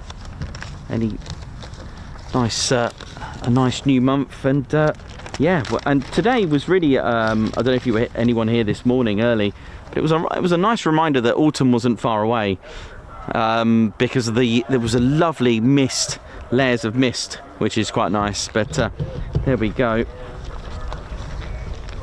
Okay, let me just trying to sort my drawing from disappearing there and out. Let me just pop that there. So yeah, they got an exercise. It was a bit similar to similar to the Mildenhall one we heard a while back, if you remember that one. I think, when was that? Last year we had that. I don't know where the days have gone, but yeah, when I get a chance, I'll give you some more details about the creation of Chain Home. And like I said, it was developed by Robert Watson Watt, and it was the first ever radar early warning system. And you know, it was just the problem was, at the time, we had like a 20-minute warning to scramble what we had, and you know, with the biplane, so you got to remember what you had. It's all very well having a warning system, but you need the technology to get it. And scramble is where exactly the fighter command needed to be. They needed to be that, but with the threats of Operation Sea Lion, which was going to be the invasion of Britain. And the RAF thought, thinking at the time, that the Germans, that they went thinking and assumed that they knew about Chain Home and all its secrets, because of the it was this huge, like, Graf Zeppelin, big giant eagle in the sky. It was like, you know, the Hindenburg style, the Zeppelin balloons. But you know, about the British radar, the Zeppelin spy, which was Martini, Wolfgang Martini, he flew and he analysed with his experts, trying to get the frequencies, and the British seen that and they were worried. They thought, they've got the frequencies, because all you got to do is do that. They did at some point, but they ended up doing something very, very clever. So the British thought, why didn't they destroy and attack the British radars that were scattered around? It was very clever, a very clever system. It was able to give them, let's face it, the Luftwaffe could be over British soil in 90 minutes by aircraft. They could bomb Britain with a 90-minute flight. So they needed something that not only could detect from that far away, but to give enough time. But you know, biplanes took 20 minutes. Which, you know, 20 minutes, you could probably be in a bit of bother. It'd be probably a bit too late. But it was after the First World War. To give you an idea of how things were run down, in 1924 we had just 27 military airfields. That's all we had. So there wasn't really a reason to have any defence system at the time. You've got to think, we had 300 military airfields during the First World War. In 1933, though, it was a new era, and you know, there was a stronger Germany. Hitler came into power, and it was Hermann Göring that who was made Minister of the Minister of Air, but Germany was forbidden to manufacture and rearm themselves. But there was a cunning plan, because Göring put together a plan, covert plan underneath, a secret plan. And what they did, the way they did this, the way they worked around it to make them the biggest air force in the world, was to actually have a civilian aircraft. They were making and manufacturing civilian aircraft, or the world thought they were civilian. They were actually bombers, and they were civilian made aircraft, but they were testing out for bombers. And it was you know, it was becoming quite clear what was happening, and Göring managed to produce his secret military. And Britain is an island, that is already a defence, and we had sound locators, you know, sound mirrors and listeners. Let me just get that for you. So yeah, it was. We had to have something, because we were going to be in serious trouble.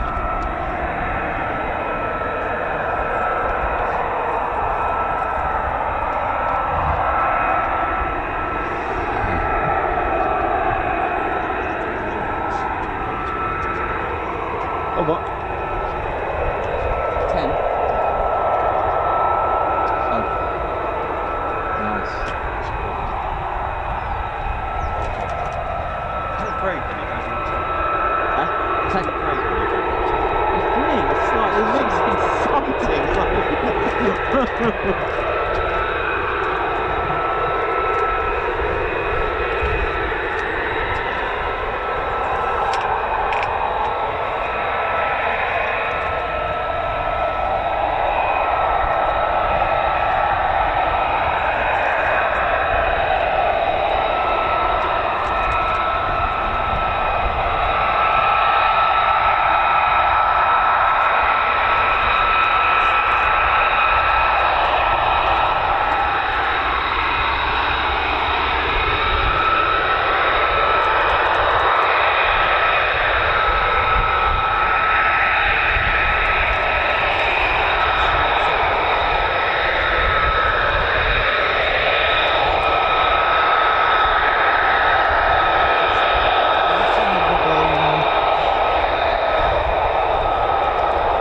What a lovely day. I'll tell you what, we've got a nice bird of prey just to my right.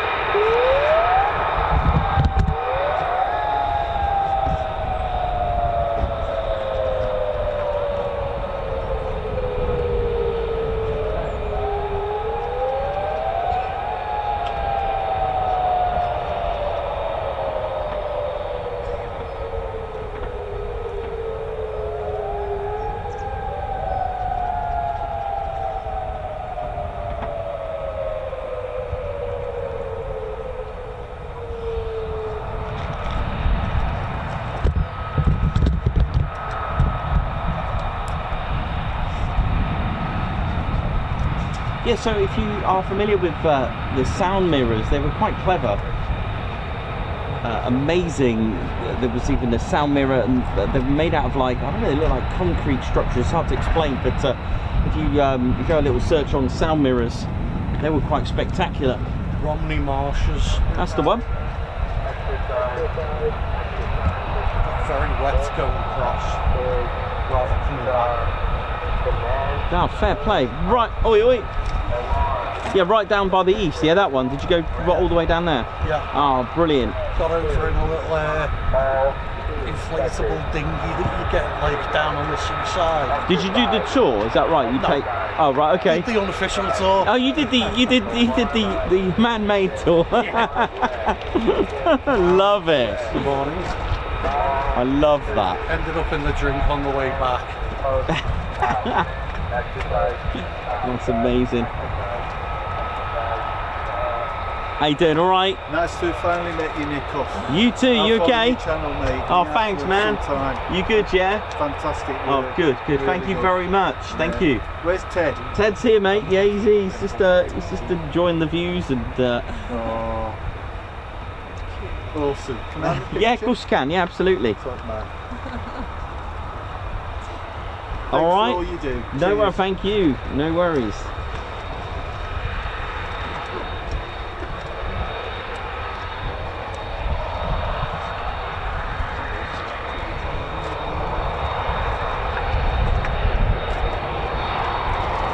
Looks like some movement from Mildenhall.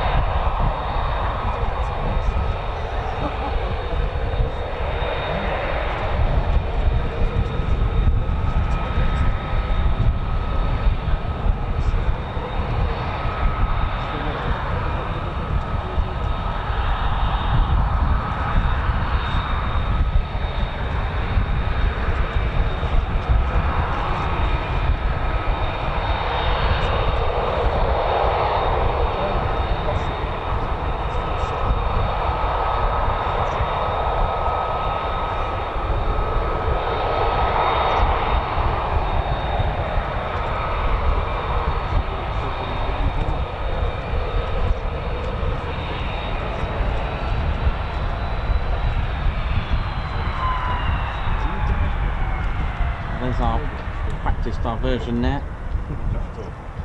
It's all Look at this. No. It's literally hunches and Mildenhall, 5.5 miles in the direction of the backwards crow. Look at this. Ho, ho, ho, ho. So all this is huge. This bird's over there. It's also now Amazing concept of radar. And so yeah, for those that just caught the end of that with the sound horns and the sound mirrors, and the only problem is with those, you know, they did have interferences, and what I mean by that is ones of noisy vehicles. It couldn't tell you where exactly they were coming from, although you knew they were coming. It wasn't, you know, it wasn't real enough technology to bring about, you know, something that was accurate, can tell you how far and potentially how many aircraft are coming. Even the sound horns was a bit of guesswork as well. And you know, one thing that was around in the cinemas is, you know, lots of sci-fi stuff from H.G. Wells, and the idea of a warning system during 1935 to protect 70,000 square miles was deemed as science fiction in itself. Movies inspired the imaginations, robots, spaceships, and death rays, and like I said, the death ray actually worried the Air Ministry. They actually thought it's something that the enemy had to boil and evaporate a pilot, to a point where rumours turned into a bit of speculation, where it actually reached Robert Watson Watt, and he was given the who was a radio researcher, and in his HQ, which was no more than like a wooden shack, in his radio research station, it was near Slough, and Robert Watson Watt debunked the death ray with his colleague Skip Wilkins, and he phoned the Air Ministry and told them literally that it's something that's probably not from this earth, and it was deemed impossible. But you know, when you get to know Watson Watt, he was like, by the way, I have something. Which again, like I said, you know, to come up with an early warning system like that, you know, imagine, this is actually quite you know, quite related to what I'm saying. So at the time, Watson Watt was tracking thunderstorms by radio detection, and on his findings he saw a puzzling sort of vibration, a puzzling reflection, and he thought it could be a passing aircraft. And you know what, he was exactly right. And there is a reason why I've got it on this radar right now, which is a secondary surveillance radar. And you know he got in contact with the Air Ministry, and Sir Hugh Dowding, the Chief Marshal of the Fighter Command, wanted a demo, as you know, because literally the Air Ministry were like, well, scientists have come up with figures and you know, and make us all believe their figures, but we want an actual demo.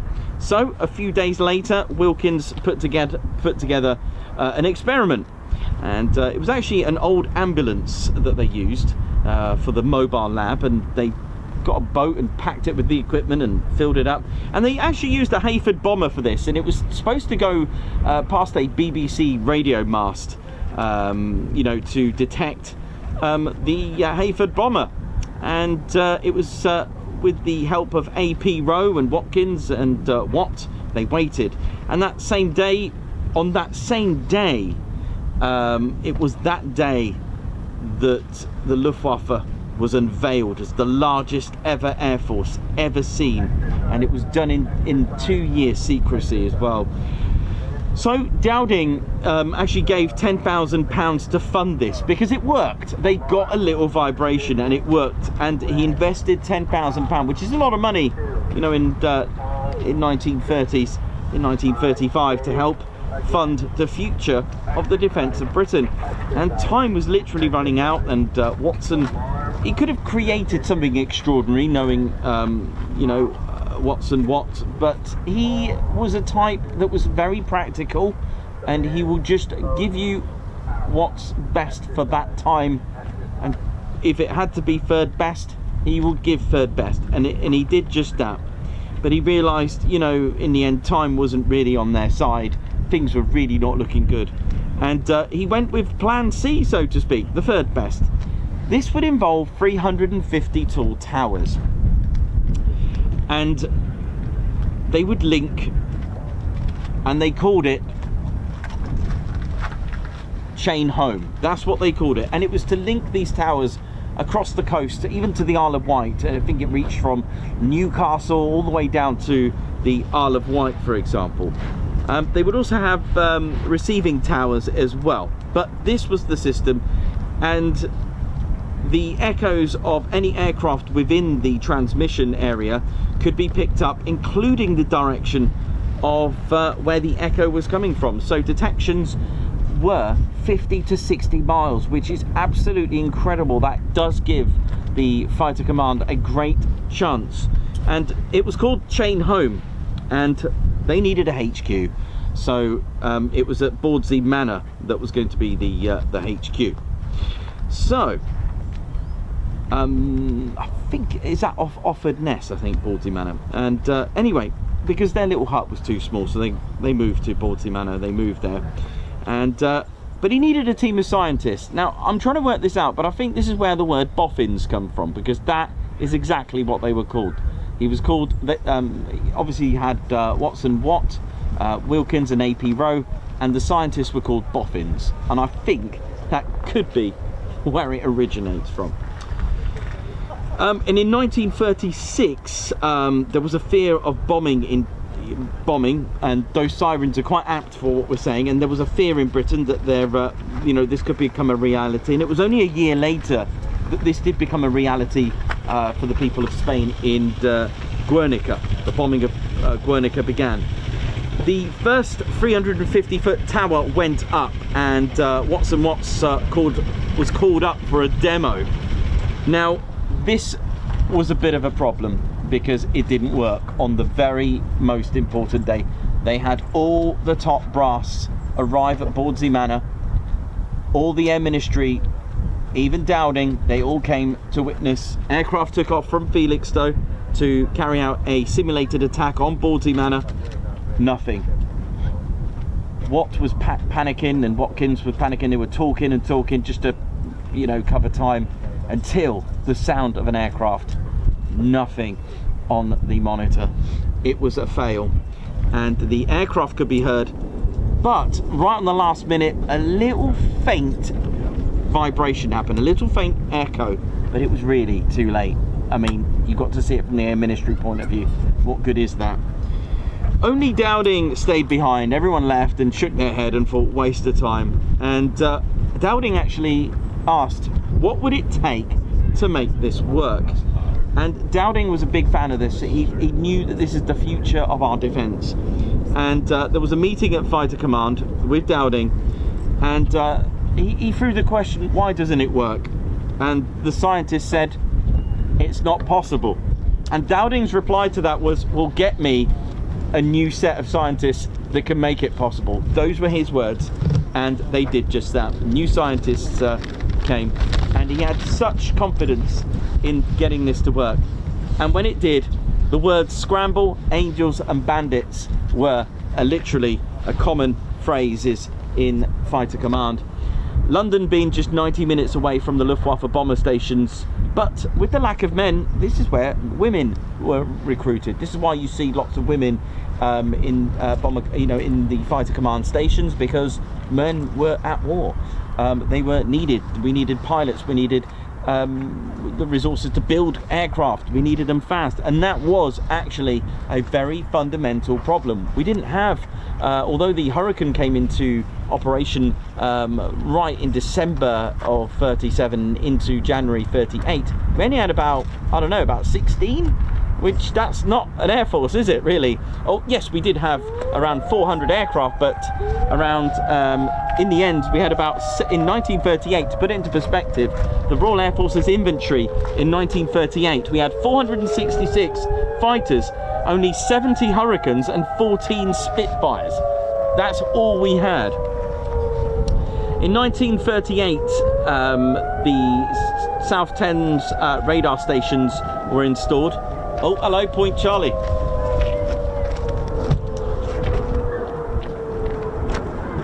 Where's the Point Charlie crew?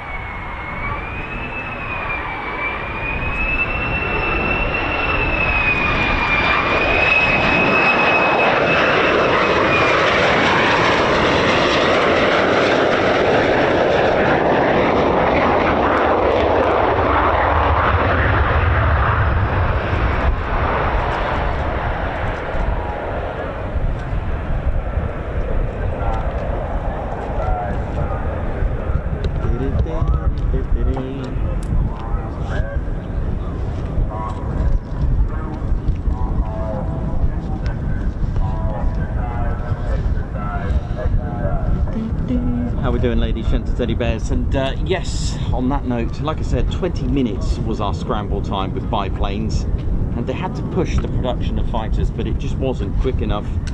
Only had 16 at the time in early of 1938 on our front line, and on the 12th of March 1938, it was then when Austria merged, united with Germany, and the new Zeppelin, the Graf Zeppelin, flew over Vienna. But it was literally a cover mission, spy mission, flew over the Czech border, and military and intelligence experts were on the brink of war, and it was time for Chamberlain to fly to Munich to meet Hitler. And Chamberlain knew that, you know, Britain's air defence was not ready.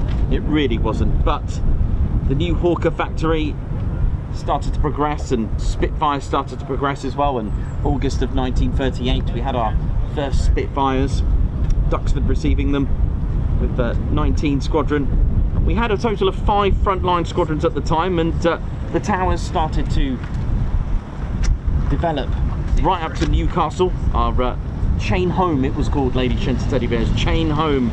They were 360-foot towers with 240-foot receiving towers. Here we go, more from Point Charlie.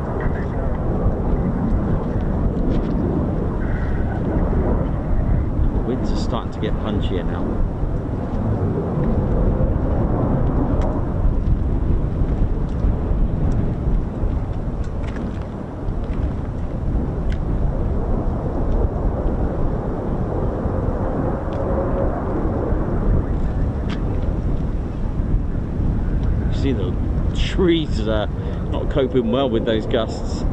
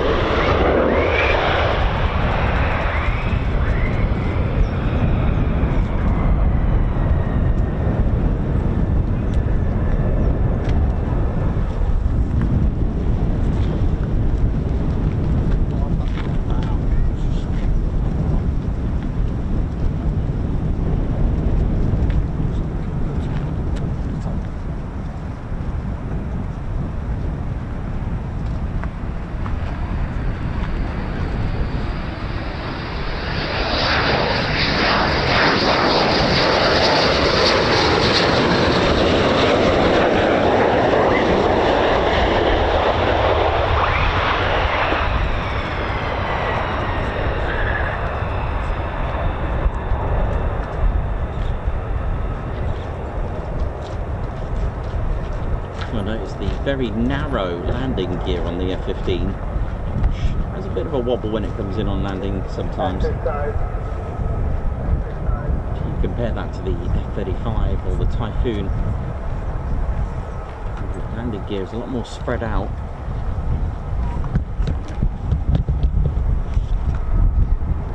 Oh, cheers, man, thank you.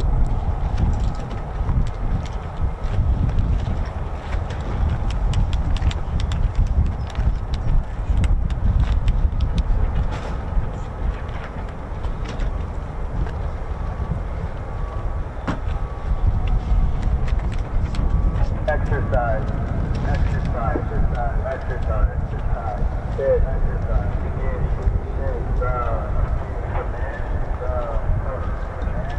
Alarm. Mission. Wax. Limited release. Bomb. Cool. Two. Cheers to the team, man. All effective. I say again. Exercise. Alarm. Ignition. Wax. Limited release. Limited bomb release. Bomb all effective. Command. Out. Exercise.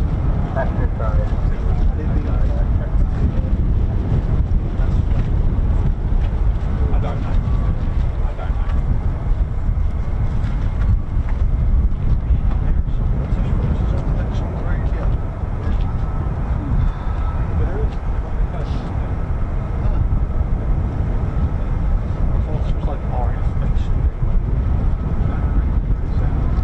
Hey, how you doing? All right?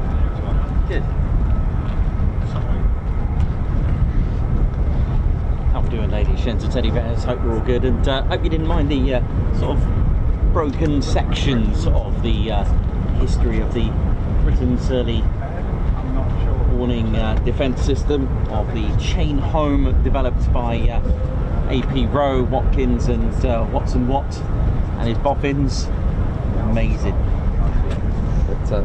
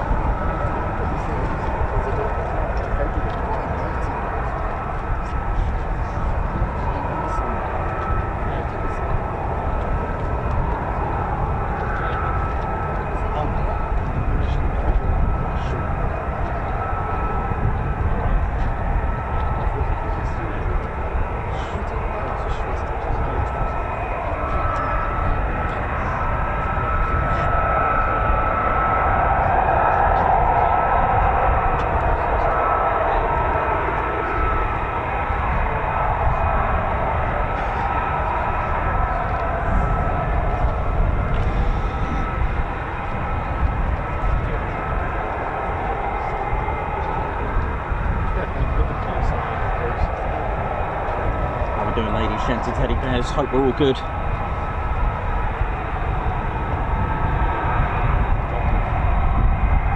So yeah, just to give you more details very shortly regarding the Dowding, I'll probably either continue it later or get on with some of your amazing questions. And one of them is, it's a good question by Ross, a classic. Why don't aircraft appear on ADSB, or why do they disappear sometimes? It's a great question, and I've got just the answer for you.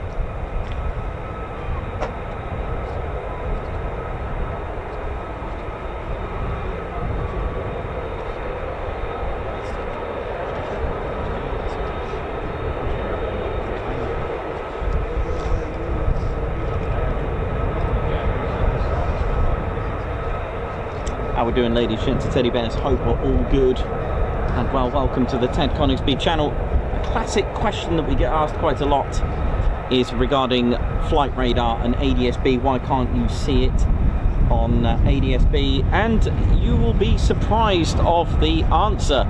And first of all, you do need to understand how radar and ADSB actually works. So here's my F4 Phantom, by the way. Hello, F4 Phantom, how you doing? Hope we're all good. You right there, mate? Oh dear. And so yes, so ADSB, by the way, stands for Automatic Dependent Surveillance Broadcast. Now, they didn't come up with a very fancy name, but you do need to understand how radar works first of all, but not to be confused with GPS, ADSB, primary radar, and secondary surveillance radar. And something new to me that I'm learning is wide area multi-alteration, a new type of system that's replacing here in this country, the secondary surveillance radar. They kind of work on the same thing, but here we go. Primary radar. That's your standard radar that looks similar to this, but without the top rectangular part. Can you see that? Going round there, look, happily there, spinning round. Now, the primary radar, it's multi-directional, okay? It sends out radio frequencies everywhere, all right? It doesn't really have any info to tell you other than there's something there, there's an aircraft there of some description, okay? Now remember, it will only come back with whatever radar cross-section it's got, okay? It doesn't work with the transponder. It doesn't need to have the transponder on. It's literally radio waves sent out. So remember, even with the transponder off, primary radar doesn't need that. It works as a primary objective to pick up whatever it can pick up. On a Phantom, the radar cross-section, it's probably about 6 meters squared as opposed to 5 centimeters squared on a F-35. But anyway, radio waves all directions, go onto an aircraft and come back, and it pings on a radar. This has got nothing to do with ADS-B, just hold on the ADS-B bit first of all. Don't forget, radar stations are on the ground, they're going upwards, okay? They're always pointing in an upward direction or thereabouts, but they are generally omnidirectional. Now, secondary surveillance radar, they need the transponder on, right? The SSR and also the WAM, or the wide area multi-alteration. Now, transponder has 2 words, transmit and response. Now, you may have heard, I know it's sometimes called a transponder code, but we'll call it squawk code because that is pretty much an 8-bit digit system. You type in your squawk code. So, the word transponder, transmit, response, and the way it would work, you turn a transponder on and it will transmit a signal to a secondary surveillance radar, for example. I know they do WAM now, but which stands for wide area multi-alteration. We'll talk about that in another time. So your transponder's on. Now you're given a squawk code. Even the F-35 is given a squawk code. Everything has a squawk code before takeoff. Even if you're at Heathrow, you're given a squawk code. What is a squawk code? It's information about air traffic management, and it has data with it to let air traffic control know what radar and who is serving you and what your intentions are and what you're doing. Every military base has their own radar coverage, and they will have their own prefix. So I can't remember Coningsby, it might have been 17 as a prefix. I think Lakenheath may be 04. This is a complete guess, could be completely wrong. But there are prefixes. So if you see a squawk code of a particular prefix, you will know who is managing that aircraft. There are also squawk codes that tell you they're doing different things. So if this beautiful Phantom was going through the Lake District and going low level, it will be squawking 7001. If it's going to Hull Beach or any danger area, it would be told to squawk 7002. So, so that transmission on the transponder on departure is sending signals to SSR, which are ground radios all over the country. And here we go, an aircraft is coming. And it will have data with that, and it uses mode S. I know there's A, B and S. Okay, now that data will have altitude, speed and data, okay, with that. Okay, it will have particular data so that the air traffic control can manage that aircraft to know exactly what it's doing. Okay, so even if you turn that off, if there's a primary radar, it'll be able to pick it up. Now, primary radars can only pick up so much, okay? You're not gonna, there's gonna be some coverage that's not gonna be able to do that. Now, modern aircraft have ADS-B receivers inside. ADS-B does not use radar, it uses GPS. Those are satellites, and there are ground receivers on the ground. Now, this information has a lot of data, speed, altitude, the type of aircraft. You can even whack a photo of it. Give you the speed, the altitude and the type of aircraft. Now I want you to think about GPS watches and when you go for a run, it's using a satellite. Have you ever wondered if you haven't connected it to a satellite, or if you're at home, your tracking looks all scatty?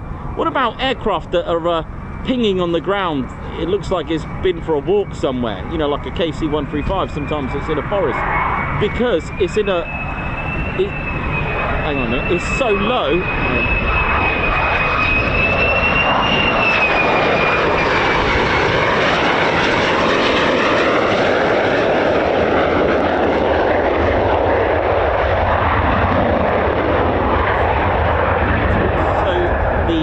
ADS-B receiver in the aircraft, when it's turned on, it's a separate unit, sort of. It's integrated. Most modern aircraft have them integrated. Okay, so they actually have a separate ADS-B receiver. All right, so what I'm saying is that satellite above, right in the skies, are sending data and connect. Hang on a minute, let me just zoom out of this. Been that busy, I haven't been able to give you all the history and everything, haven't I? So yeah, satellites are communicating, and then it goes to a ground receiver, and then that data goes to an ADS-B exchange, and also air traffic control can see it. So it's got nothing to do with radar as such. It's using GPS. Have you wondered when it's going through the Mac Loop or Lake District, it just disappears? Because the ground receivers can't pick it up through the mountains. It's a bit of a void there. You can also get GPS jamming, which will make the aircraft just have false GPS tracking. This could become, you know, potentially dangerous in some respects. But that's why, because GPS receivers of ADS-B are pointing upwards as well to communicate with the aircraft. But if it's gone so low through the Lake District, you're not going to see it. And also mountainous areas, forestry areas, you know, anywhere where the signal is not going to be very good will give you a really strange reading. Have you ever seen on your ADS-B, there's this really weird line that's shot off somewhere, but it's actually, and it goes all weird like that. That's because the tracking on ADS-B and GPS is having a hard time connecting it.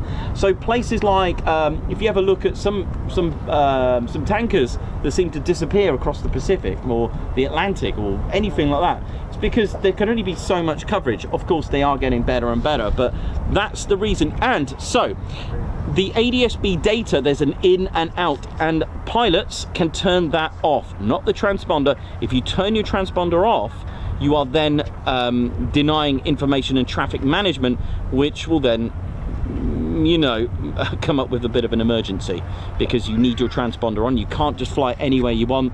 You need to be managed. So when our friends come over from the west, the east, when they come over from the east, they don't have their transponders on. And Typhoons are scrambled to fly next to them with their transponder. You can't manage them if they've turned it off. Okay, they can also turn off their ADS-B as well, so that's a separate item. So ADS-B uses GPS, and everything else uses primary radar, secondary surveillance radar. So that's why. So you can actually, what's called limited aircraft data, you can turn that off. There's also ADS-B in and out. But yeah, literally just turn it off. Okay, it is covered by the FAA as well. It is fully covered by that when you deny data. So, you know, sensitive aircraft, military, can have the option to turn off their ADS-B receivers in the aircraft, not the transponder. Okay, that's why they can still see it. Otherwise, we'll be having all sorts of problems in the air. Okay, so, but if you were a little, I don't know, a little Cessna and you turned your transponder on, you'll be in serious trouble.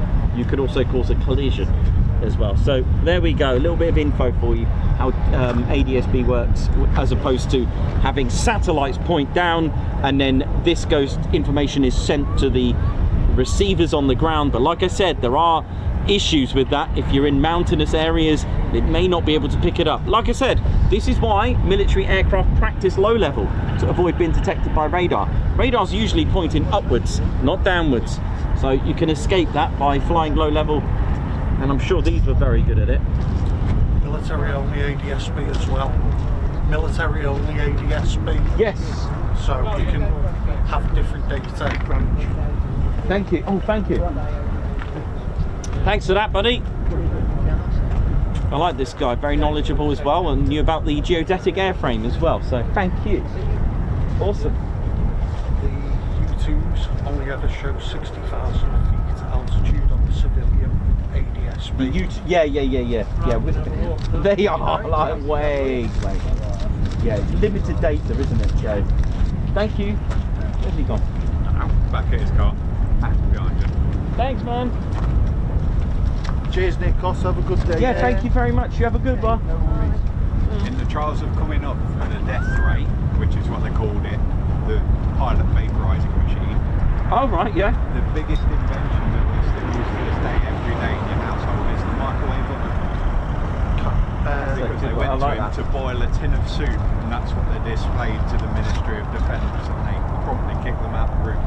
Cavity magnetron. I like this. And it was the miniaturisation of that that allowed aircraft more radar. Oh, nice. Love stuff like that. Good. We're all learning. Yeah, it was good. And the first, what was it? The first material used to detect that plane via the BBC transmitter was clothesline, rope, and 2 stakes. Oh, right. Yeah. That's Wow. what detected it 5 miles away. Yeah, I really want to go to those sound mirrors. Incredible, incredible bits of kit. Yeah. All coming from the brain of a weatherman. Fantastic. I can't advise doing the unofficial tour unless you're fond of cold water swimming. Go to Mordor or not, it's fine. Oh, yeah, gosh. My goodness me.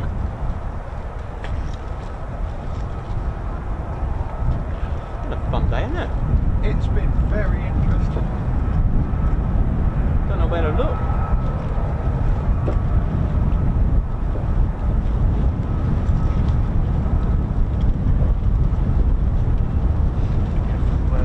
Just eyes on stalks.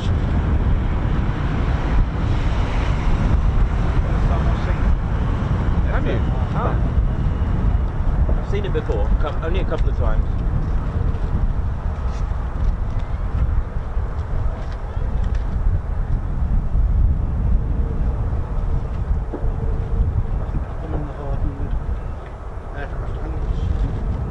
They're nice when they start from there as well, as we heard this morning. Oh, yes.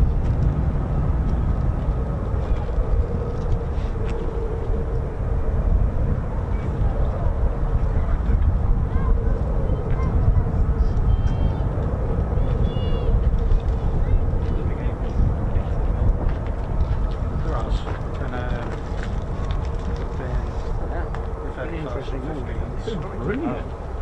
Look at Sam.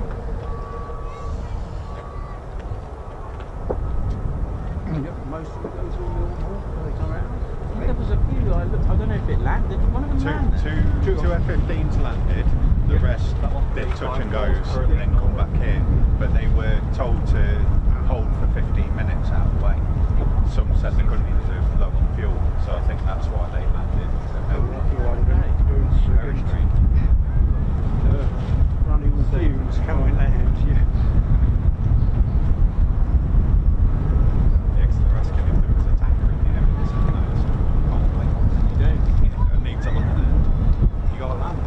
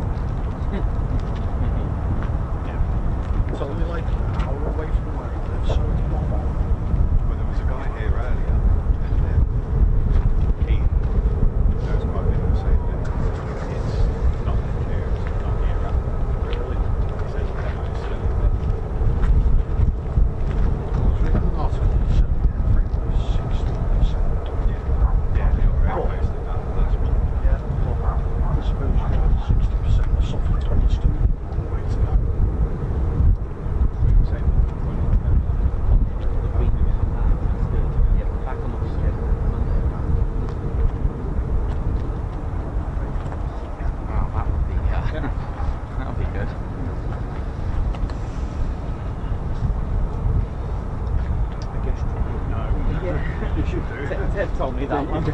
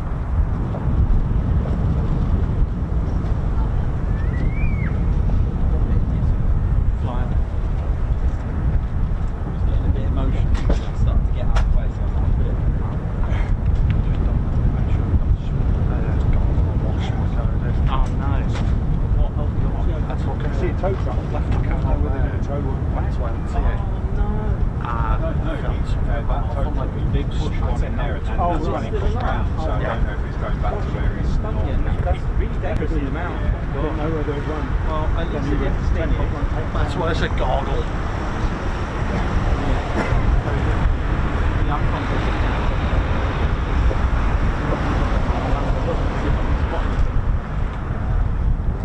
If I tell my missus, she'll tell me, "Sir, you're right, I've got to do something to put over the top of your cans."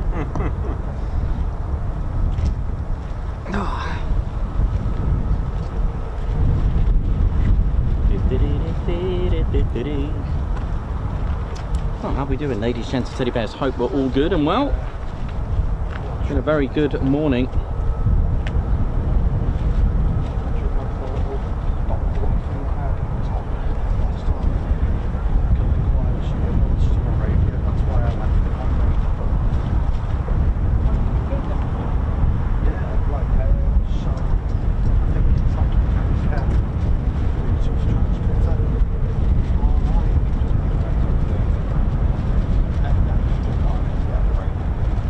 Matt Foster, how you doing? Rob Kennard, Edward Coates, Margot, Darren Harwood, how we doing? Captain A, Alistair Goodwin, Aspen, Gucci Man, how are we all doing? Hope we're all good. So just gonna have a quick cat at sea and I'll be right back. It's a big bumblebee. Hello.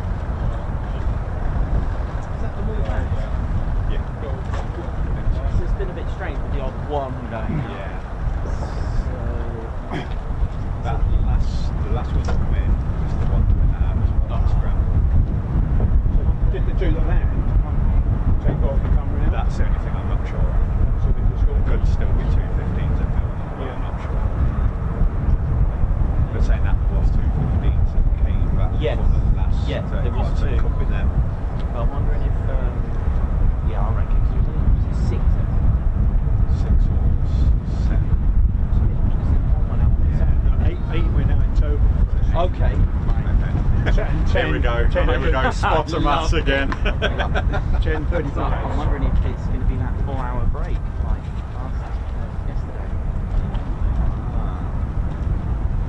Could be. What was that? It was like 1-1 yesterday. Start of the weekend in theory. I don't know, lately they seem to be coming on and by.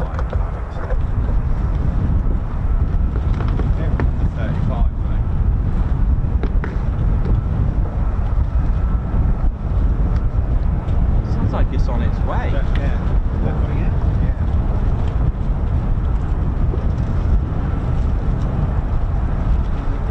Sounds like it's coming in. That's from the Warrior Walk, isn't it? Yeah. Oh, I have to say, I love days like this when there's all sorts going on. Some of them were asked to turn right at the end of the run, so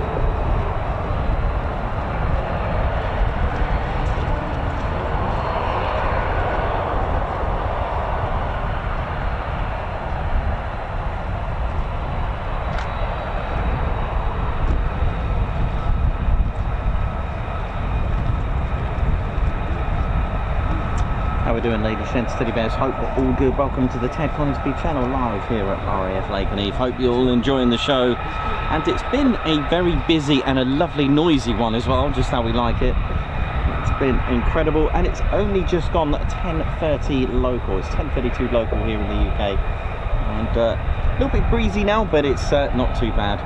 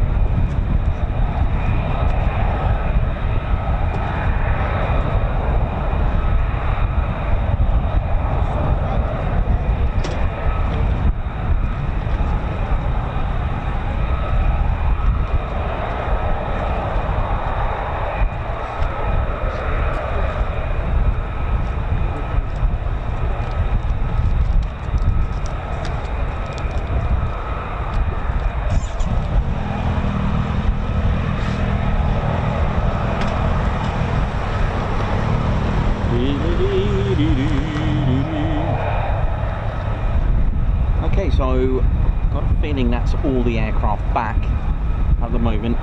So it's just coming up to 25 to 11 local here in the UK. And right, we'll probably talk history and make the aircraft turn up, shall we? What do you reckon?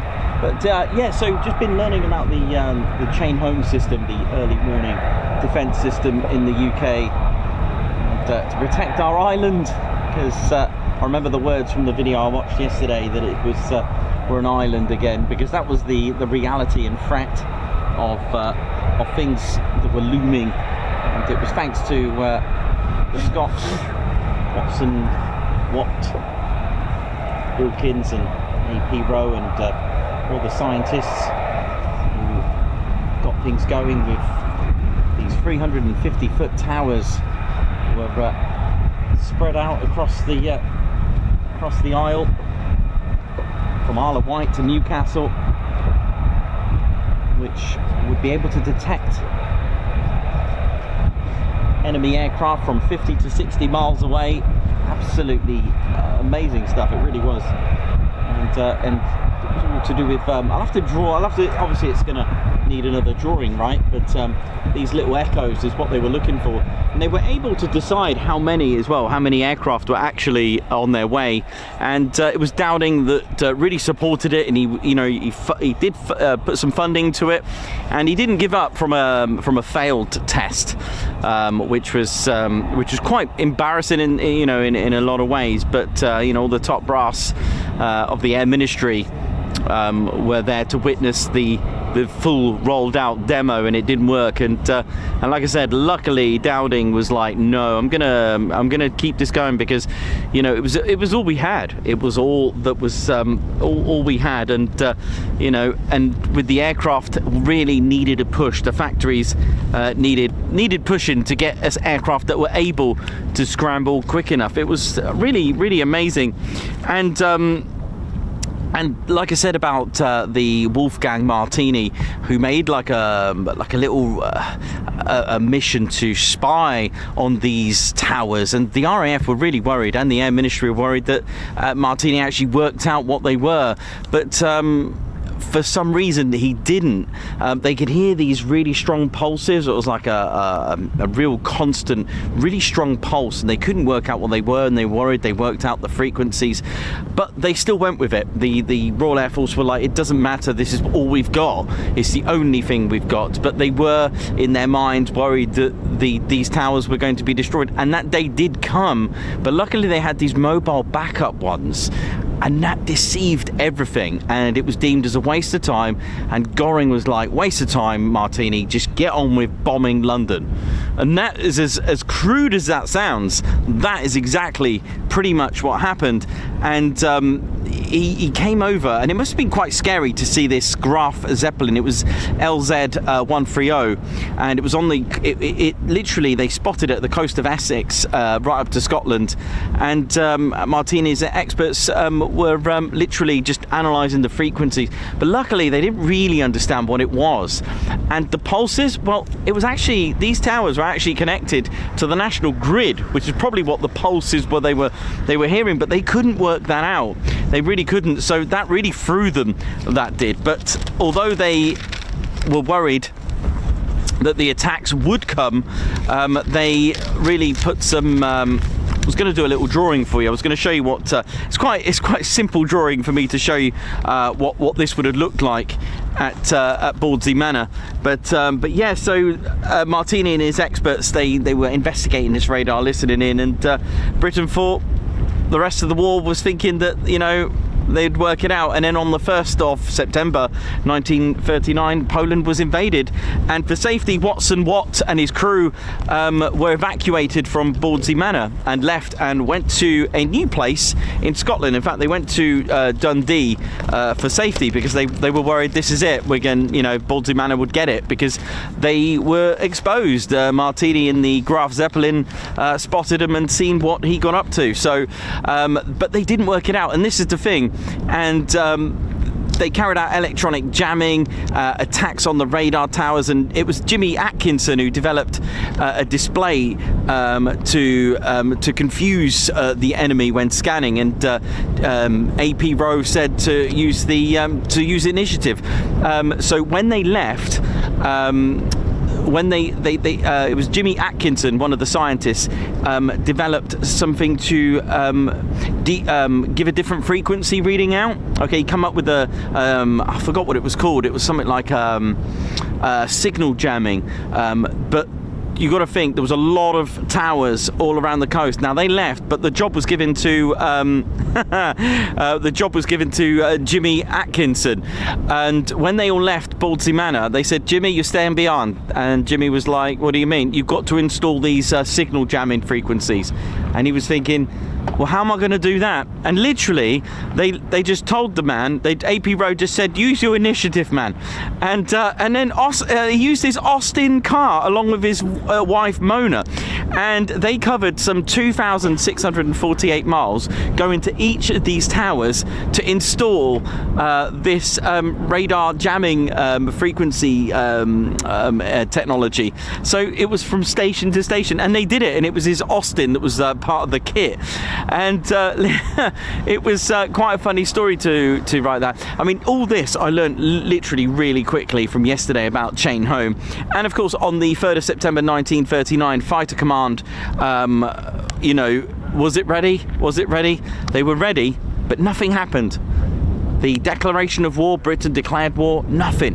Absolute nothing. And on the until right up to April 1940, the phony war ended, and that's it. Germany went on a rampage and blitzed the Netherlands and Belgium, and British Expeditionary Force were supporting them out in France, but the Panzers and just trapped them. And of course, we had the evacuation of Dunkirk, and the Royal Navy and a flotilla of small boats literally saved them. And it was that decision, because the RAF did get a lot of stick about this. They were getting a little bit of bad press, is probably the right word. But Dowding said, if we would get annihilated out there, and he said, no, and he kept the Spitfires back home because he said, we've got our own war now. If we have our Air Force annihilated, we will have nothing to defend us from the invasion and bombing. And it was a good move. It worked. I know there was a you may have seen the film, and that bit is that does have some truth. They were getting a lot of bad press about it, but you know, Dowding was right.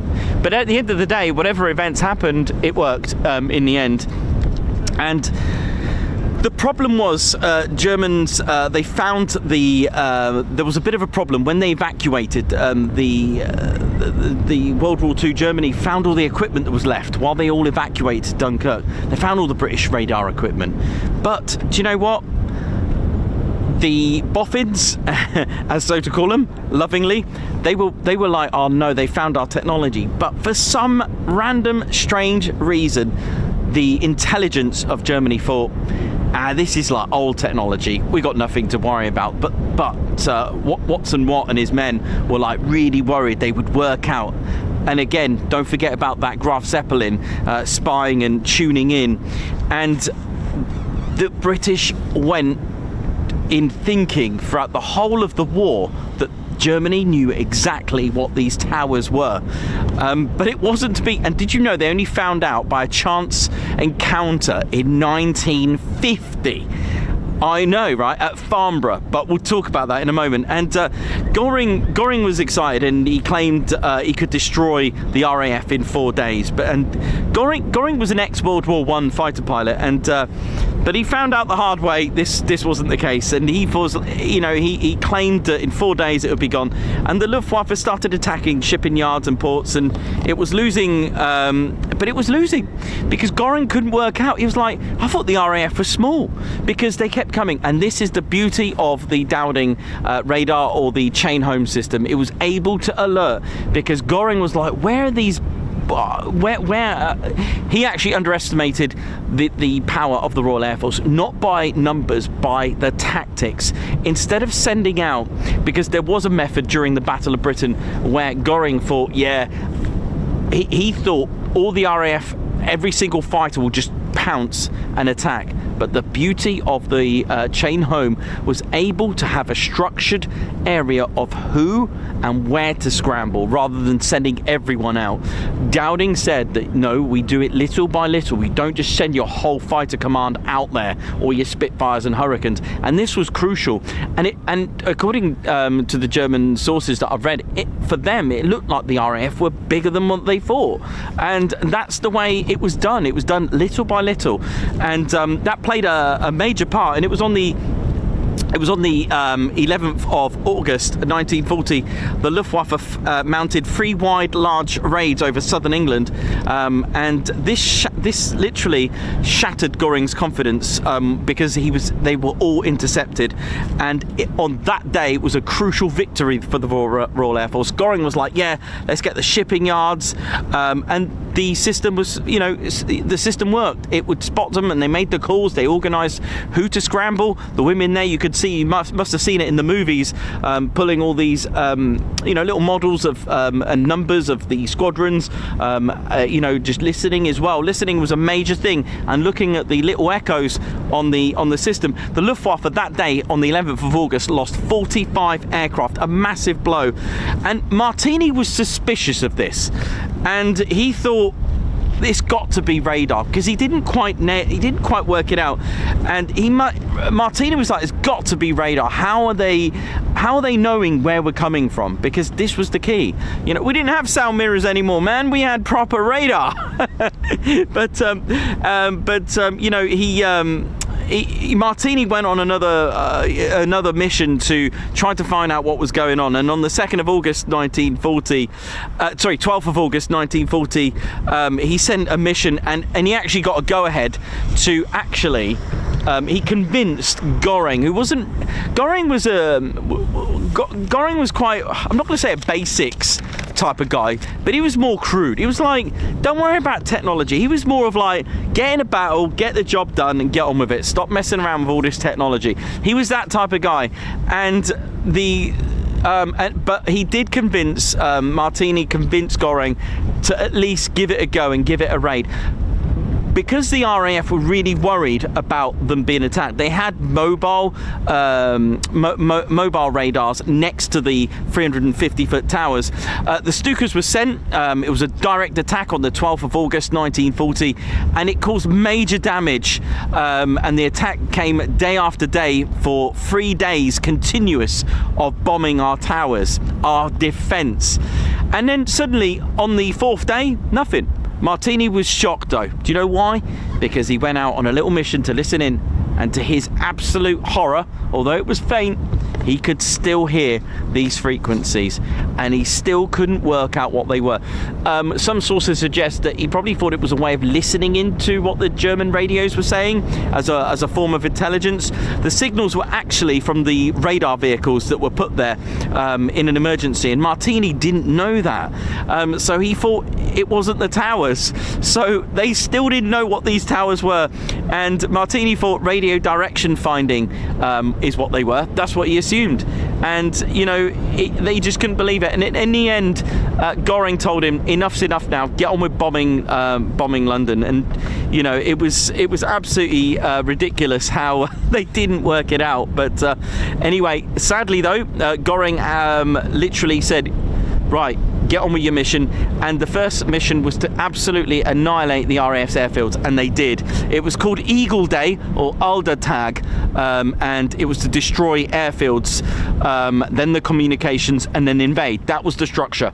So that was the main whole idea of Operation Sea Lion. It was destroy the airfields so there's no defence, batter the comms, and then invade, doing Operation Sea Lion.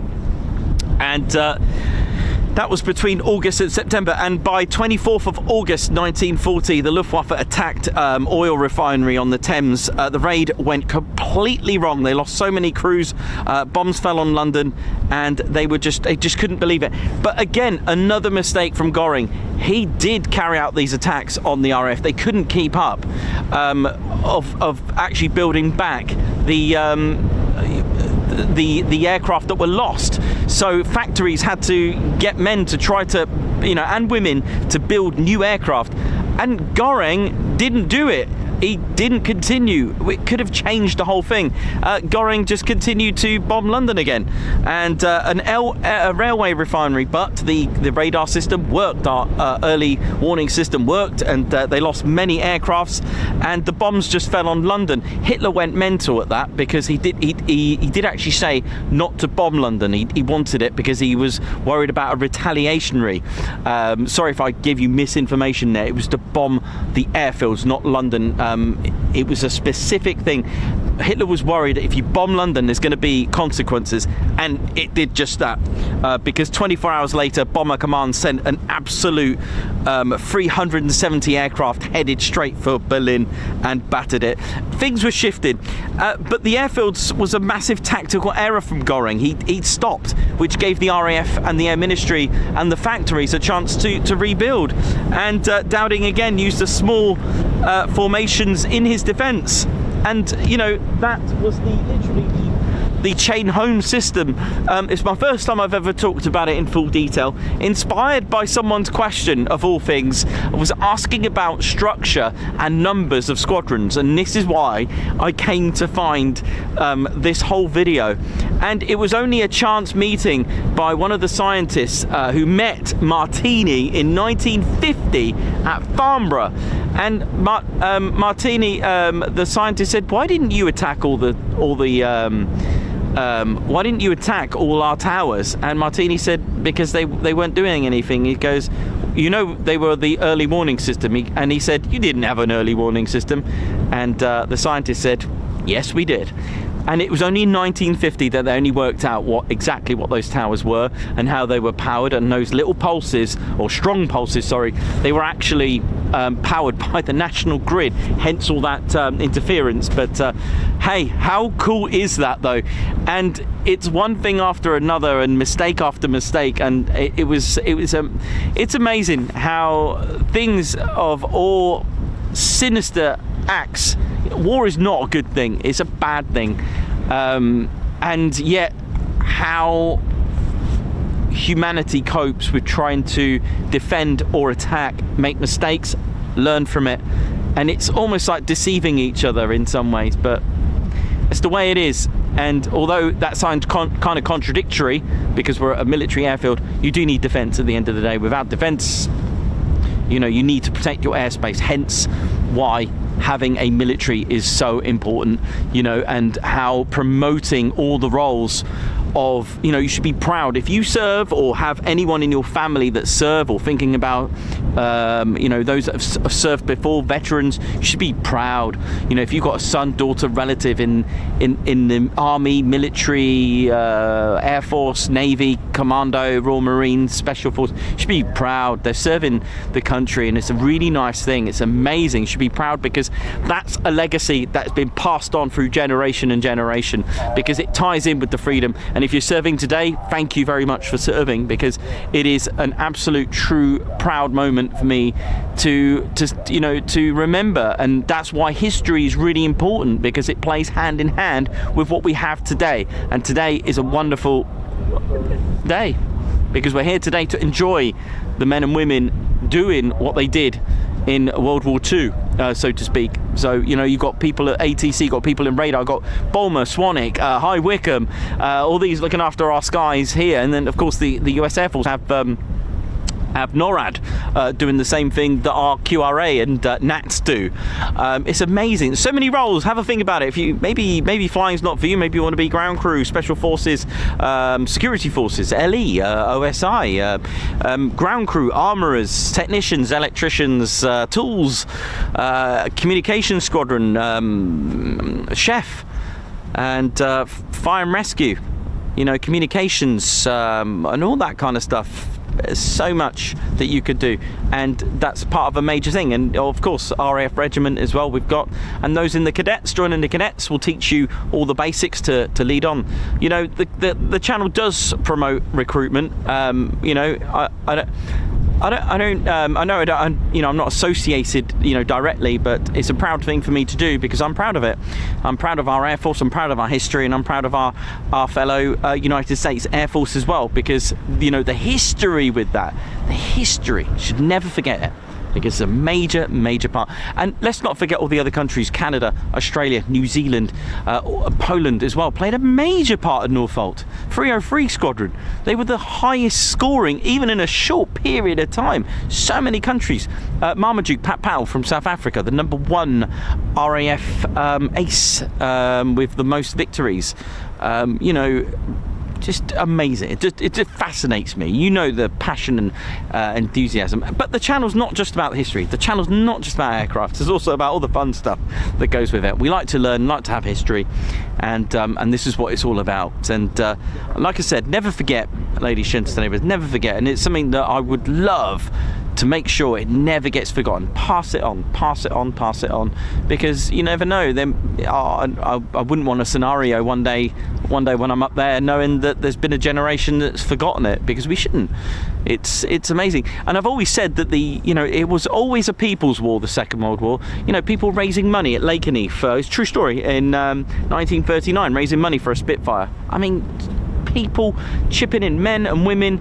I saw videos, the Pathé black and white videos of women coming back from, I don't know, a nightclub or a party, 1 in the morning, all dressed up, going to a Vickers Broughton factory, chipping in, making and assembling a Vickers Wellington bomber. It was that type of thing. Even here at Lakenheath, when it was closed between 45 and early 48, when they closed the runways, you know, the residents would just walk across because there was no perimeters. That was the type of trust, the type of people. And then you've got those that were brave, the few as well, that were just unbelievable stories. And there's infinite stories. The story about Ron Rawdon Middleton from here, who was posthumously awarded the Victoria Cross. And I do have to say, I did make a slight error. He was posthumously promoted, but he was promoted to flying officer, pilot officer, sorry.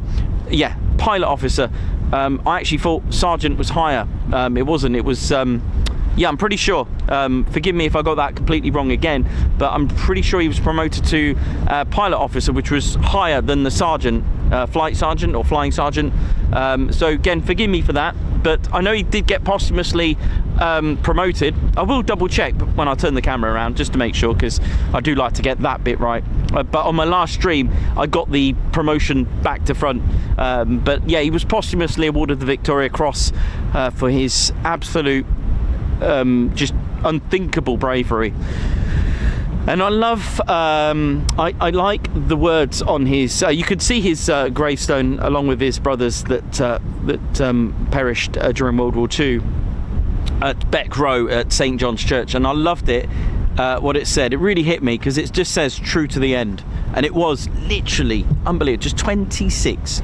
I think Guy Gibson was just 26 as well, but there we go. The few, the brave, and we're still here because of them. So never forget. Right. Hello. How you doing? All right there. Right, I'm gonna go and have a cup of tea.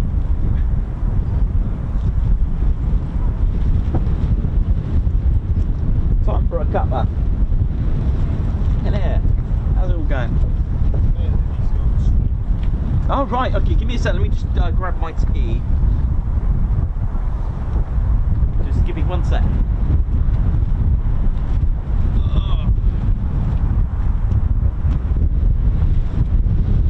It's a bit breezy, isn't it? Starting to get a bit approach.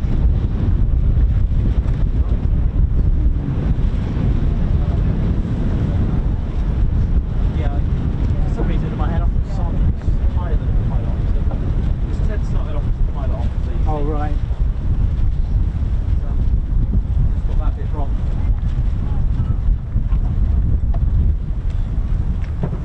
Own up to my error.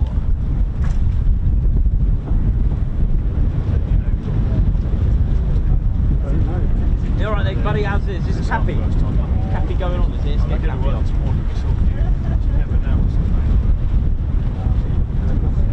We're assuming it's the end of the week today, because they're not flying tomorrow.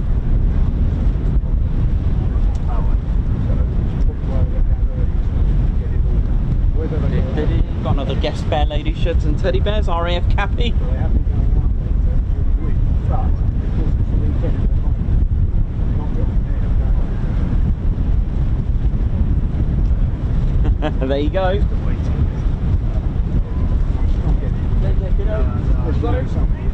No worries. Woo! Get a bit breezy up here. Coming in and going out, but no programs. Alright, just gonna have a quick cat see. If some around on the flying, it can affect the whole thing, you know.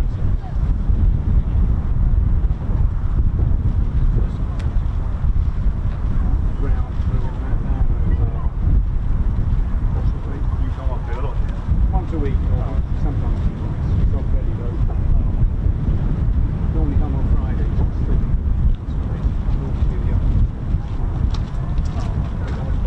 Today, which is the end of the week, you know,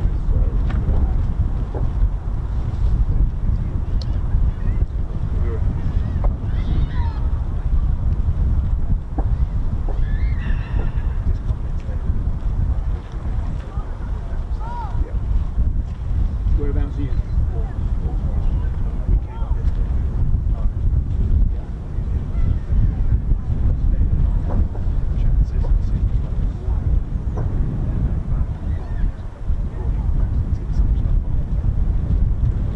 Just where you came today, not tomorrow then? Yeah.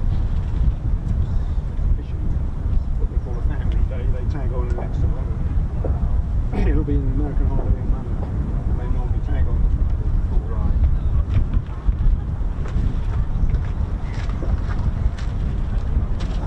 I wonder about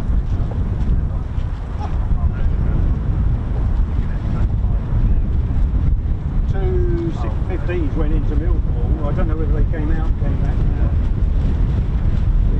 It's easy to lose counts when it gets busy. Yeah.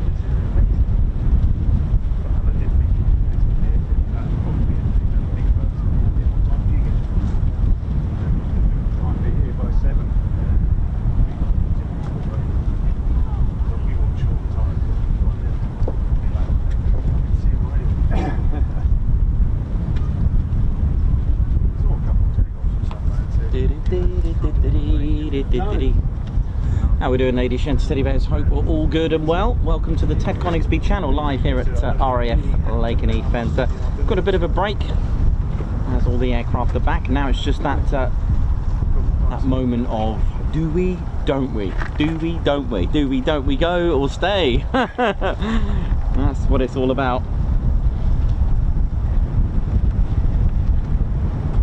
Oh, but a great morning all the same.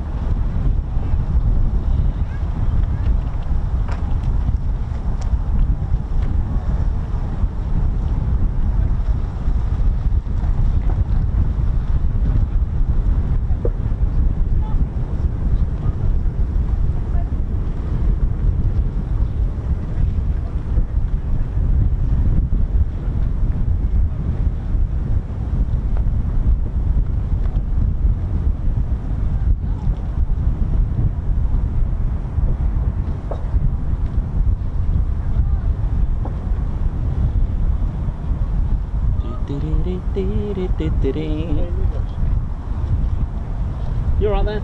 Very well, thank you. Good. It's my beautiful wife and wedding anniversary. Sure. 21 years today. No worries, give me a sec.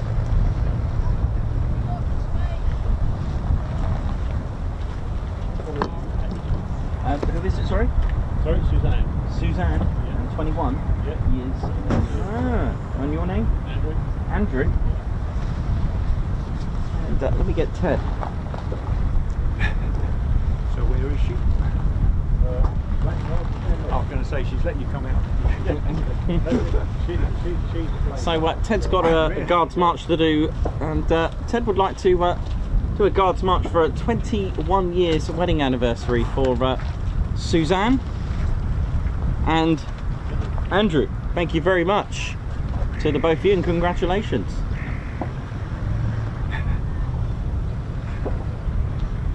You're celebrating it at Lakenheath. Good people, I like that. Yeah. I like that.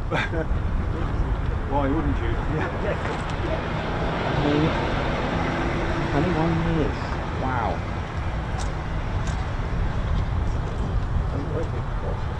It's impressive. Does she own any sapphire? It's a random question, but does she own any sapphire?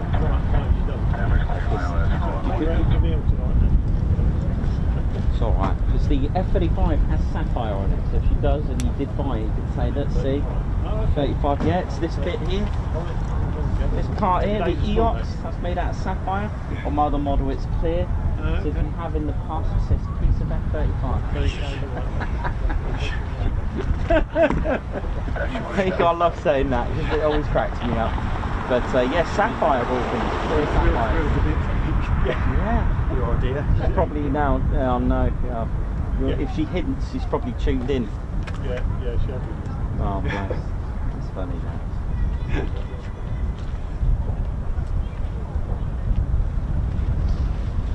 Oh, now it's just a waiting game now and praying. See what we're going to get.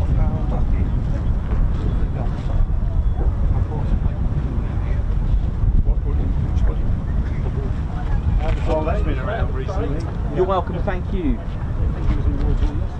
But it buzzed through. It's just bombing on that, have a picture.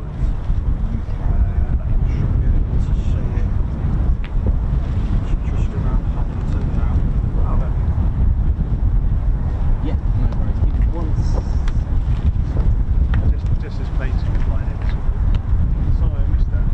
Nah, I think they're all back anyway. You're all good.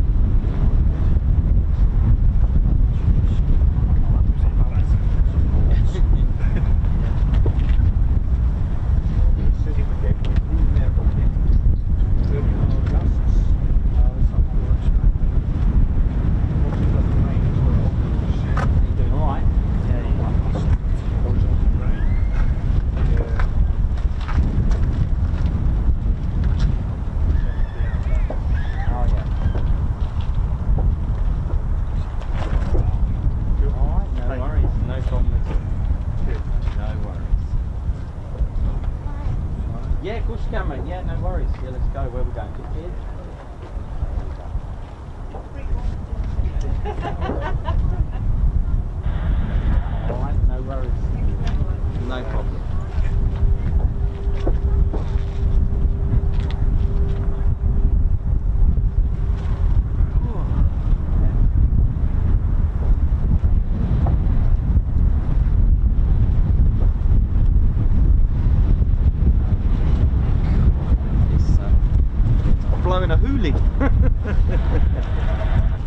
punchy. I know it was coming today. They said it was coming, yeah. Oh yeah, you're right. How's it going? Good, thank you. Come prepared, just in case.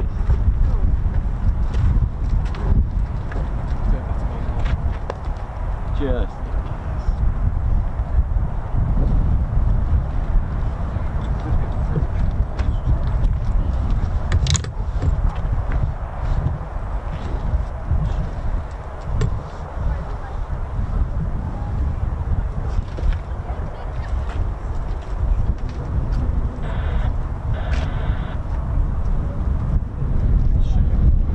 See it going across, if it's coming in.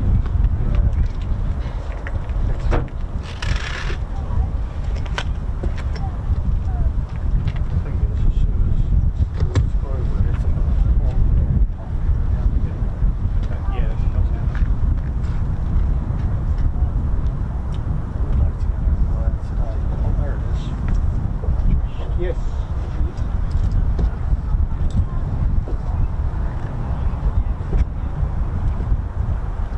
So you've got to keep zooming on the wolfhound, we think. On the what? Sorry. The wolfhound's going into Mildenhall. Oh, is it? Yeah.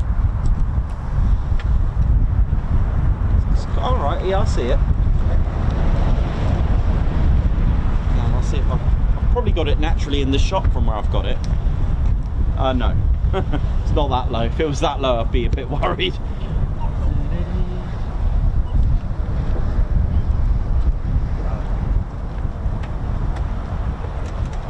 C-146 Wolfhound.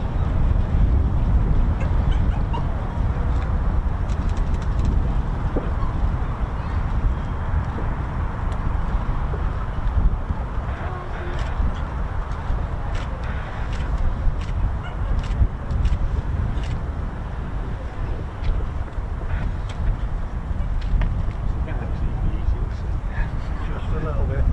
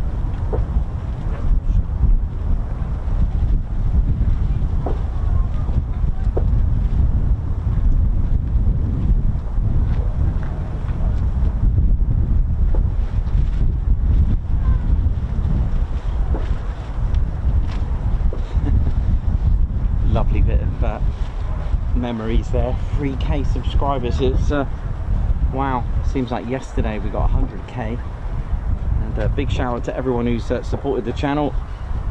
We're heading for 112k now, so we're still going strong. Still going up.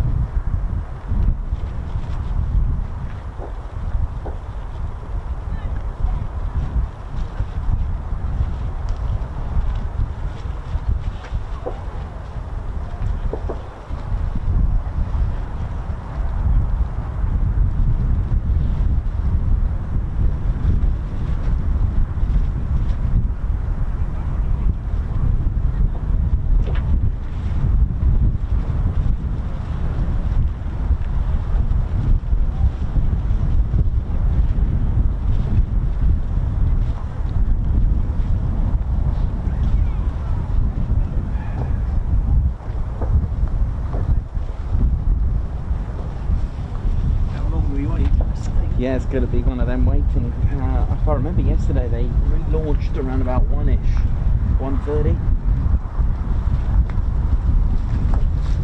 That'll go quick.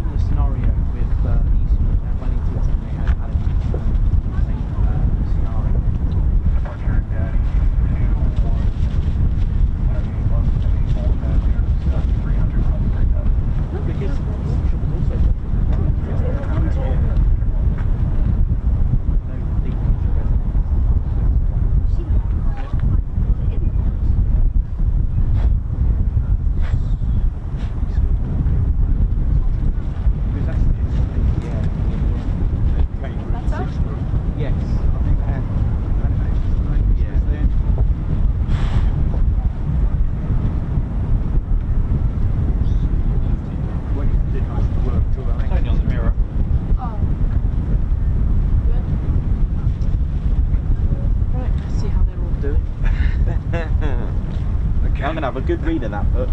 Yeah, it's only on, I'm loving it's only on that. the Mirror or so not coming up This with is the good.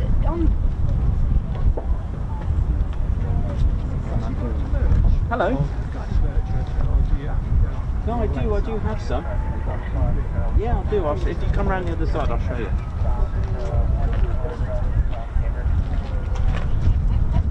Nah, she tug you in. We're gonna have a look what you've got. So, Charles, you've probably got more than he has. All the key rings, Yeah, I'm all sure. the I think I've got all of the key rings. I've got all the tags, bits and bobs. Yeah, the only thing we haven't got is the big subscriber patch. Nope, he's got more than me. Oh, he's got new cool patches. Oh, there we go. Good old dad, get your money out. Another 50 quid gone. No, he done me for 50. He done me for 50 quid in the BBMF on Tuesday. We've got 2 new That's on top of getting in and the hot chocolate. Yeah, of course. It was the best part of 50 quid light. Yeah, sure.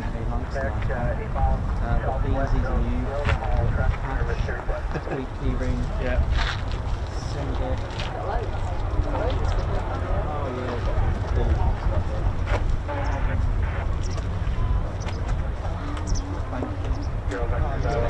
Have a look at that. How much is one of Fine tomorrow. That's 20 and that's Oh, is it? I did look, but I couldn't. I don't know. you have one. You have loads more packs than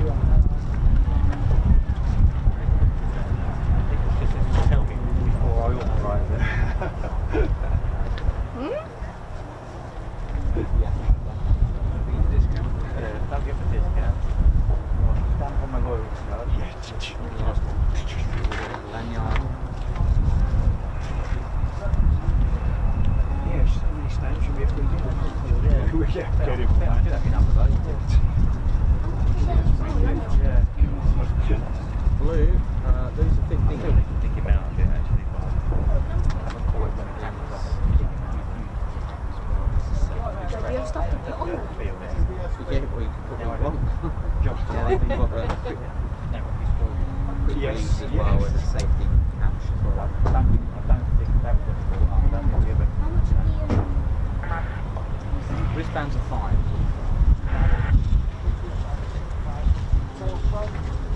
And they glow in the dark very well as well. Seriously, they are scary.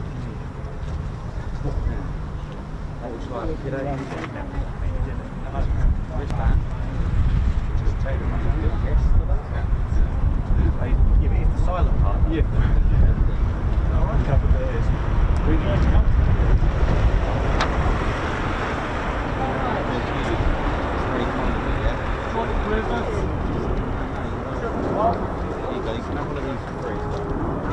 Oh, Rivertron! Oh, yeah! Just go.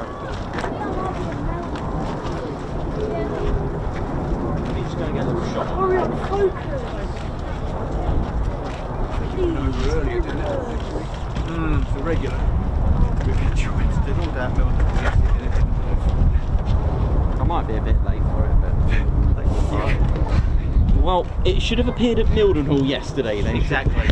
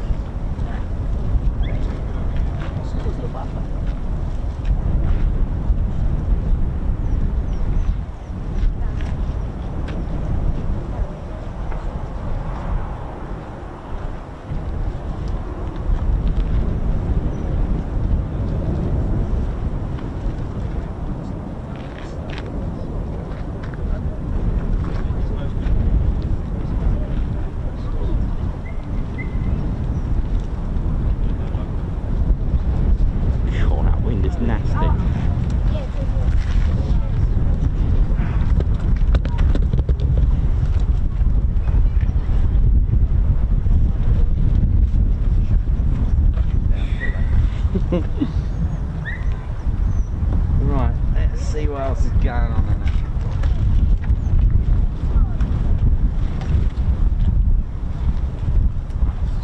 A bit boring yesterday, wasn't it? We gave up in the end before the rain came. Oh yeah, I had to bail out before that. Yeah, cool. And what you want? Oh right, come on. So I'm just going to put it away. Yeah, sure.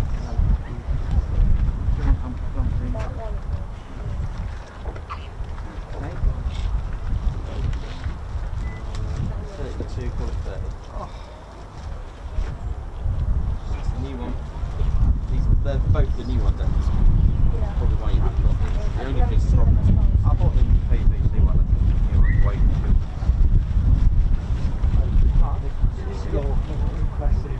Yeah, it's just really interesting. We were supposed to have another KC-135 but that one that was The one down the bottom, yeah, it was facing, yeah. just the engine just shut down. Yeah, we stood there and we stood on the trailer and go.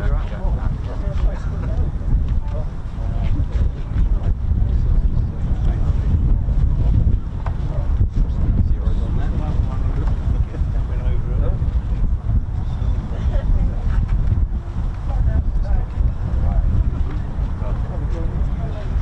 Yeah, it's a bit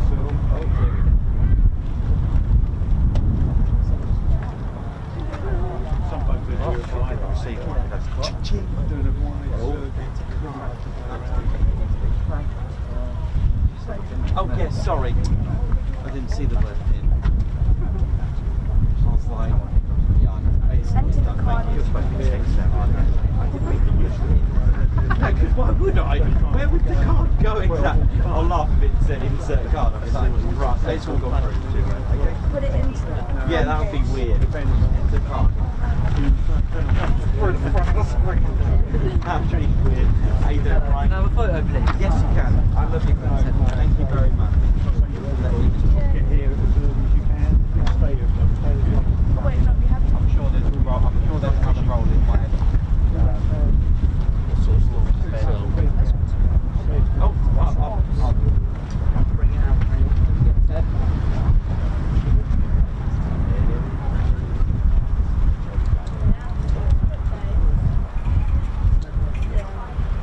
All right. Thank you. Yeah, we've got packages, key rings.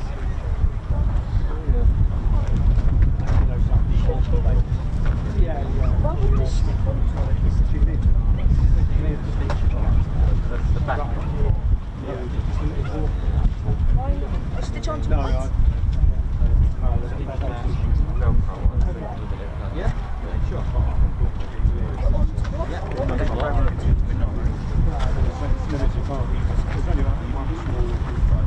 Stick up on it if you've got a big ride. Can get round.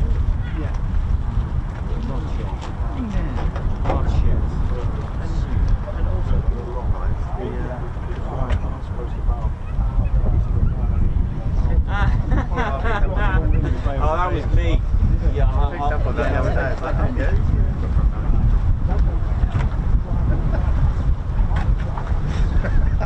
I thought it was true. Yeah, you're right. I'll go with that. I might surprise you next year. I might surprise you. Yeah, you should go in February or January. Well, the sky down. Yeah, and the sun's lower.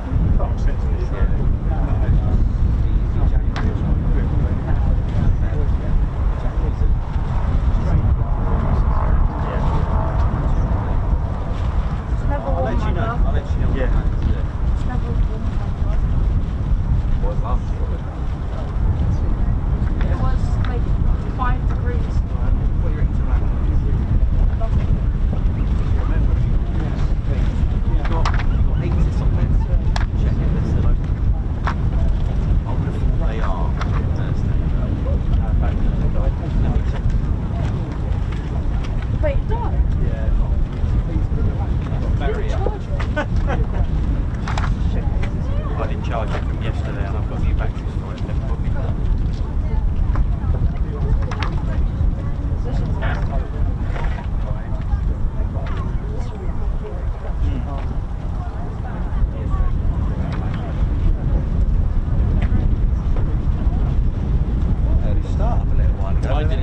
Yeah, but then, yeah. I thought F-15 started, but there we go.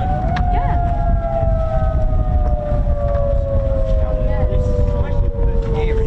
Yeah, that's the word. It's even more eerie if they're doing it on the night as well. I came down one night and they're doing it in the dark.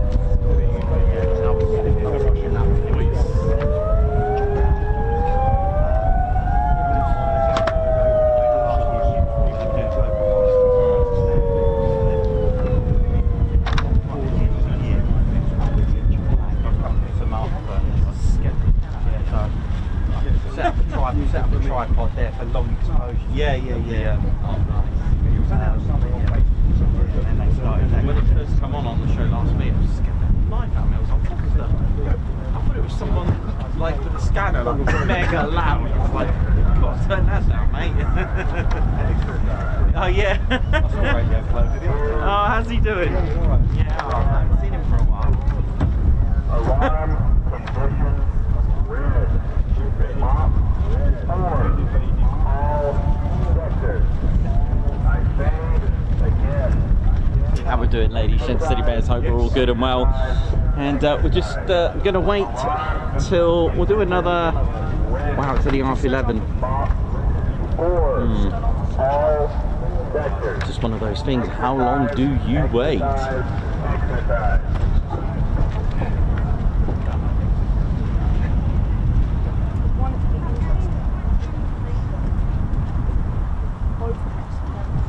We need to send Reggie over there to see what's going on with his exercise. Yeah, we need to tell him that it is an exercise only because he gets a bit excited about stuff like that. I'm not. I get jump scared every time he goes. Apparently, something.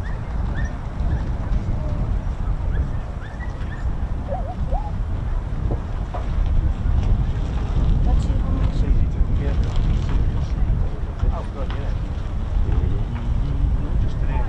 And of course, ladies, gents, teddy bears, as always, to thank everyone who's been tuning in today. And we are in the official aircraft viewing area. There's a couple of bins provided. There are no toilet facilities, unfortunately, but outside the enclosure there is a Dave's Burger Van and Flint's ice cream as well. So treat yourself to breakfast, brunch and lunch and dessert now. I can add that to the list.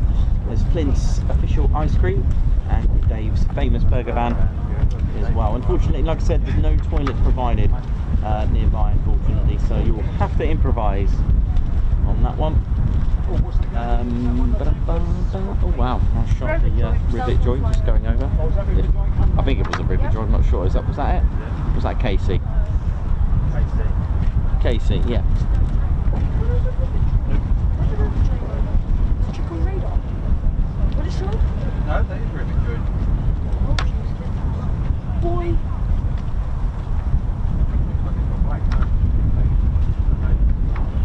It's a Casey. Maybe. What? It's a rivet. I don't know.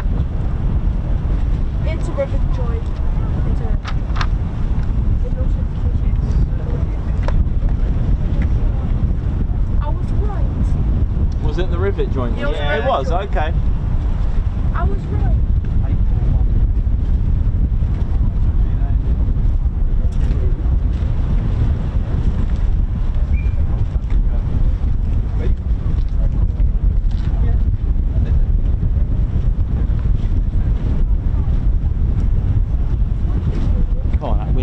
Just picked up.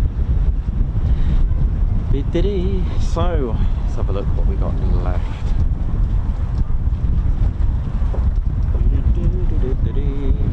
Well, I hope you've enjoyed this week's action.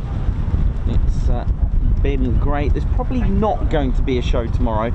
I will keep your notification bell button on for a stream just in case I change my mind, but it's a bit 50-50 at the minute.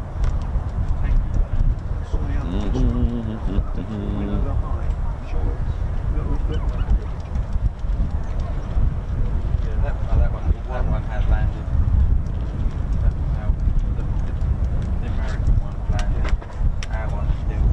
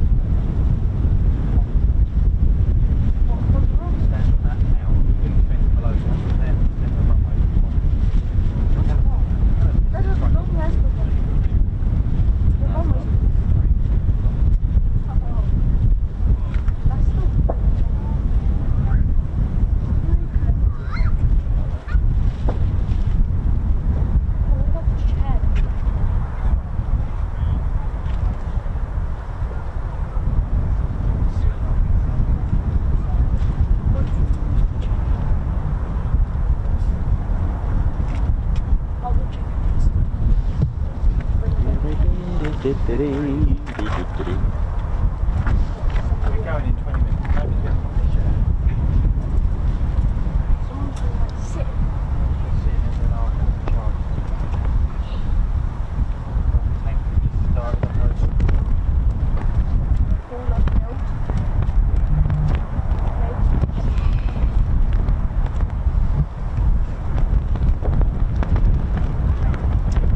And Guards March to Margot, thank you very much for the super sticker.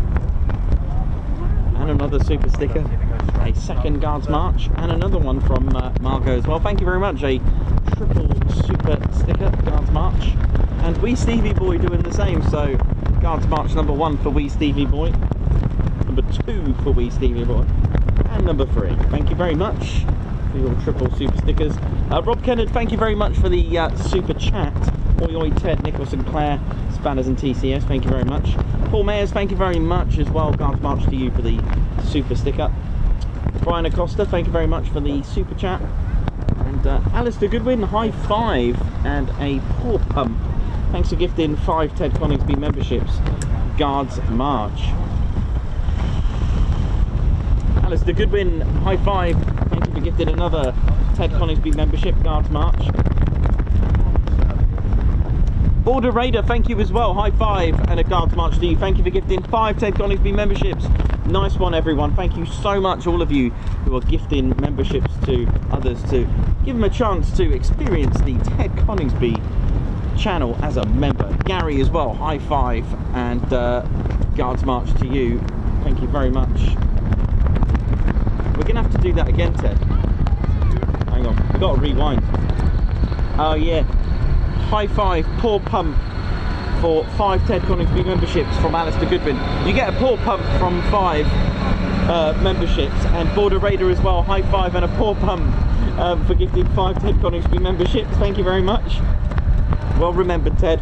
Gary as well. High five and a paw pump for gifting 5 Ted Coningsby memberships. Lee Hale, Guards March. Thank you so much for your 6 months membership, whereas 6 months gone. Border Raider, thank you very much for the super sticker.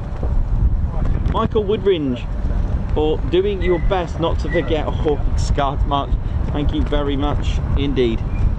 Wee Stevie Boy, high five, thank you for gifting the Ted Coningsby membership as well, thank you.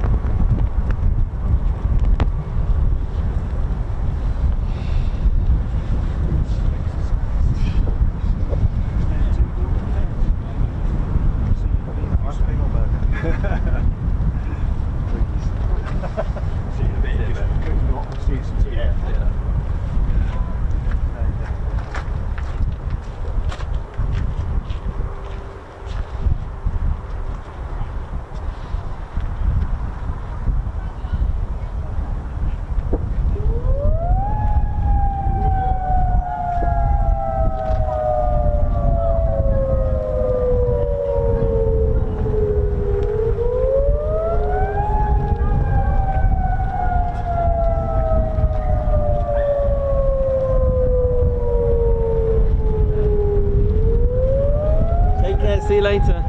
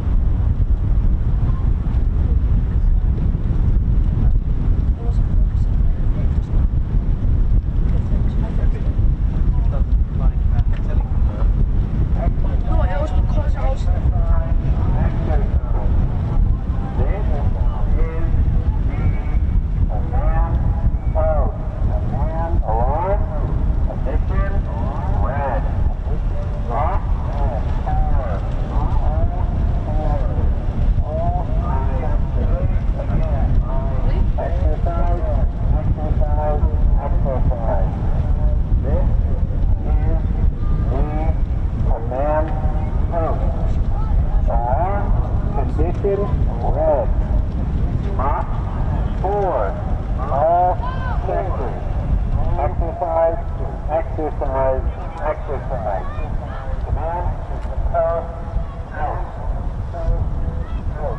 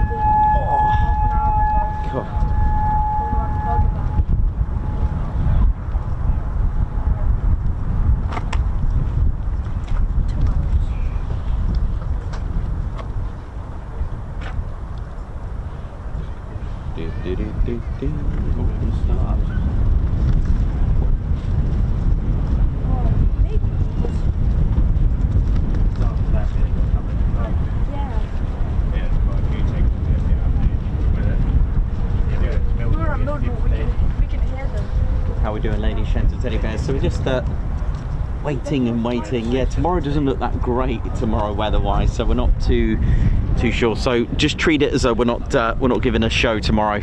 But there we go, and there was a plan B for tomorrow's place to be, but it doesn't look good there weather-wise. But I hope you're all good, ladies, gents, teddy bears. A little bit breezy here at the moment, and I hope you're all good wherever you are. There are some storms potentially coming tomorrow, but we'll hopefully get away with it. Hopefully, fingers crossed and that. But goodness me, I can't even show you any of my diagrams. It's really pushing about 25 miles an hour gusting winds, or so it feels like it. If you ever need to, if you ever want to find out the gusting winds, all you got to do is look at the windsock. If it's fully horizontal, where's the windsock gone? Maybe it's blown away. Lost the windsock. Where is it? Yeah, when it's fully horizontal, that's anywhere between 25 and 30 knots. And those ones that are striped usually go in 3 to 5 knot intervals. Okay, so you can usually work out. So if it's at a 45, let's have a look, 45 degree angle, it'll be about 15 knots, just to give you an idea. So at the moment, this is almost 20, isn't it? Look, it's almost horizontal. So there we go. to give you an idea. But you can get those striped ones which have rings inside them, so it give you a really good indication of speed. Oh yeah. Same thing you get it from Radio World, but I had mine came from Radio World program. Absolutely fantastic. I redid mine, I did mine for a website, subscribe to did mine at home. There's quite a few people sent a good one there. Yeah, it seems to be sort of like standard. Dave does a 120 quid program for the area. I think I'm not sure if that's the standard area or whether it's the longer area. But yeah, I think mine around 110 quid plus 15 quid for each big program. Radio runs program.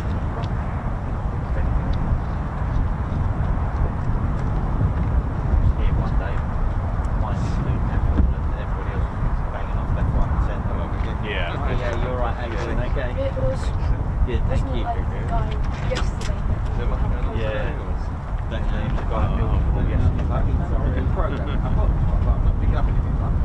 Damn it. So much for that, but I was going to take the laptop. Was it this morning? Oh, so then you back then?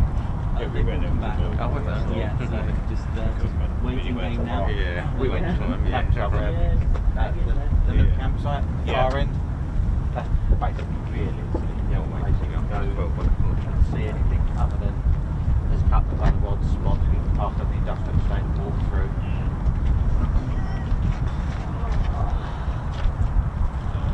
We went to Mount Marlow this morning. They're on nights. Yeah.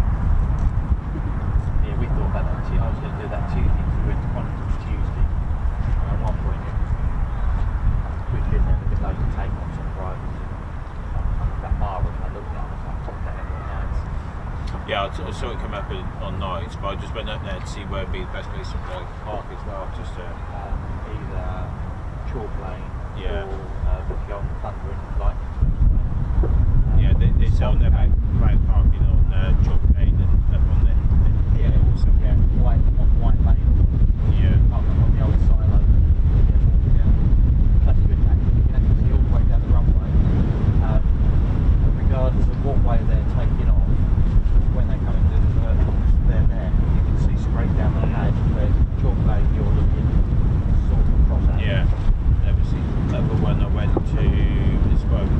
We weren't too sure about driving down there, so I parked at the top. It's just off Chalk Lane by the main road junction. Be 10 miles down there. Yeah. For what my lad said, he said, this is about 10 miles. Yeah, chalk lane. Yeah, down there. Yeah. Yeah, and if you go down that big white lane, like the part of that concrete pad at the top of the mountain, gradually. And from there, you're looking straight up the runway. Yeah, because he wants to go and see him taking off at night, see the afterburners go. And Well, you might be a bit disappointed on that because very often they don't take off an afterburner. You're better off coming here on than they're on night. Yeah. yeah, it's a bit of a long way to come just from one down. Yeah, but it's very rare they take off. Very rare that they take off a full afterburner. I see he's not care to do that. They just do it everyone. It's unusual when they don't. Rather than when they do. How we doing, ladies, gents, and teddy bears? Hope we're all good. And again, as you may hear in the background, we don't have any info, and that's the ethos, shall we say? That's the ethos of how we like to project our method of plane spotting. You just turn up and hope for the best, and that's the way it is with military aviation.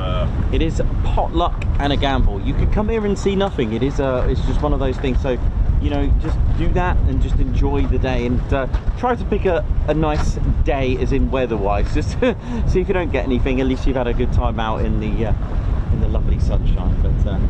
But you're off, yeah, dude? All right then, take care. Thank you very much. Yeah, so do enjoy when you come, you know, on a nice sunny day, for example, but expect to see nothing. So if you get anything, it's a bonus, and that's the way it always is.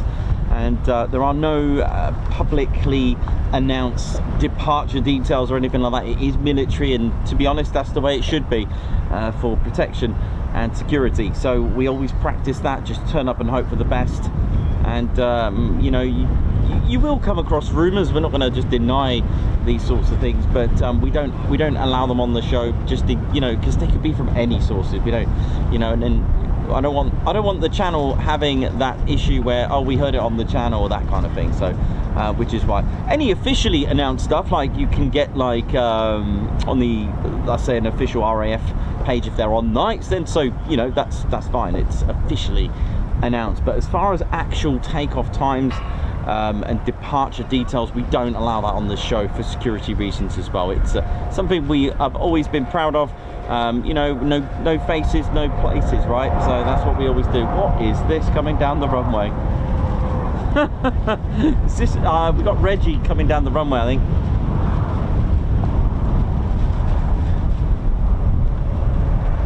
Beautiful.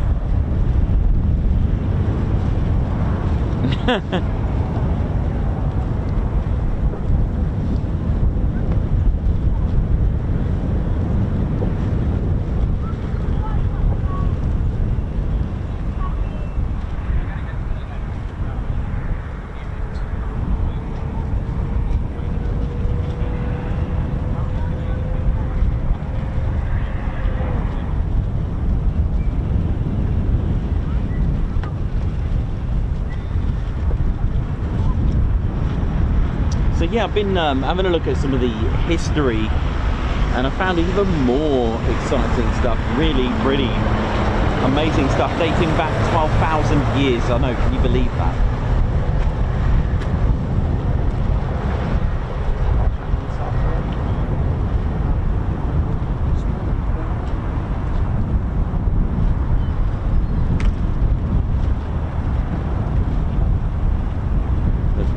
Yeah, it's fascinating, the history. So I got as far as 8,000 years history that I found of the base, and I found even more, and it's all to do with just beyond the perimeter of the fence. There is actually a natural boundary that's been formed between Lakenheath and an outside, whereas Maids Cross Nature Reserve.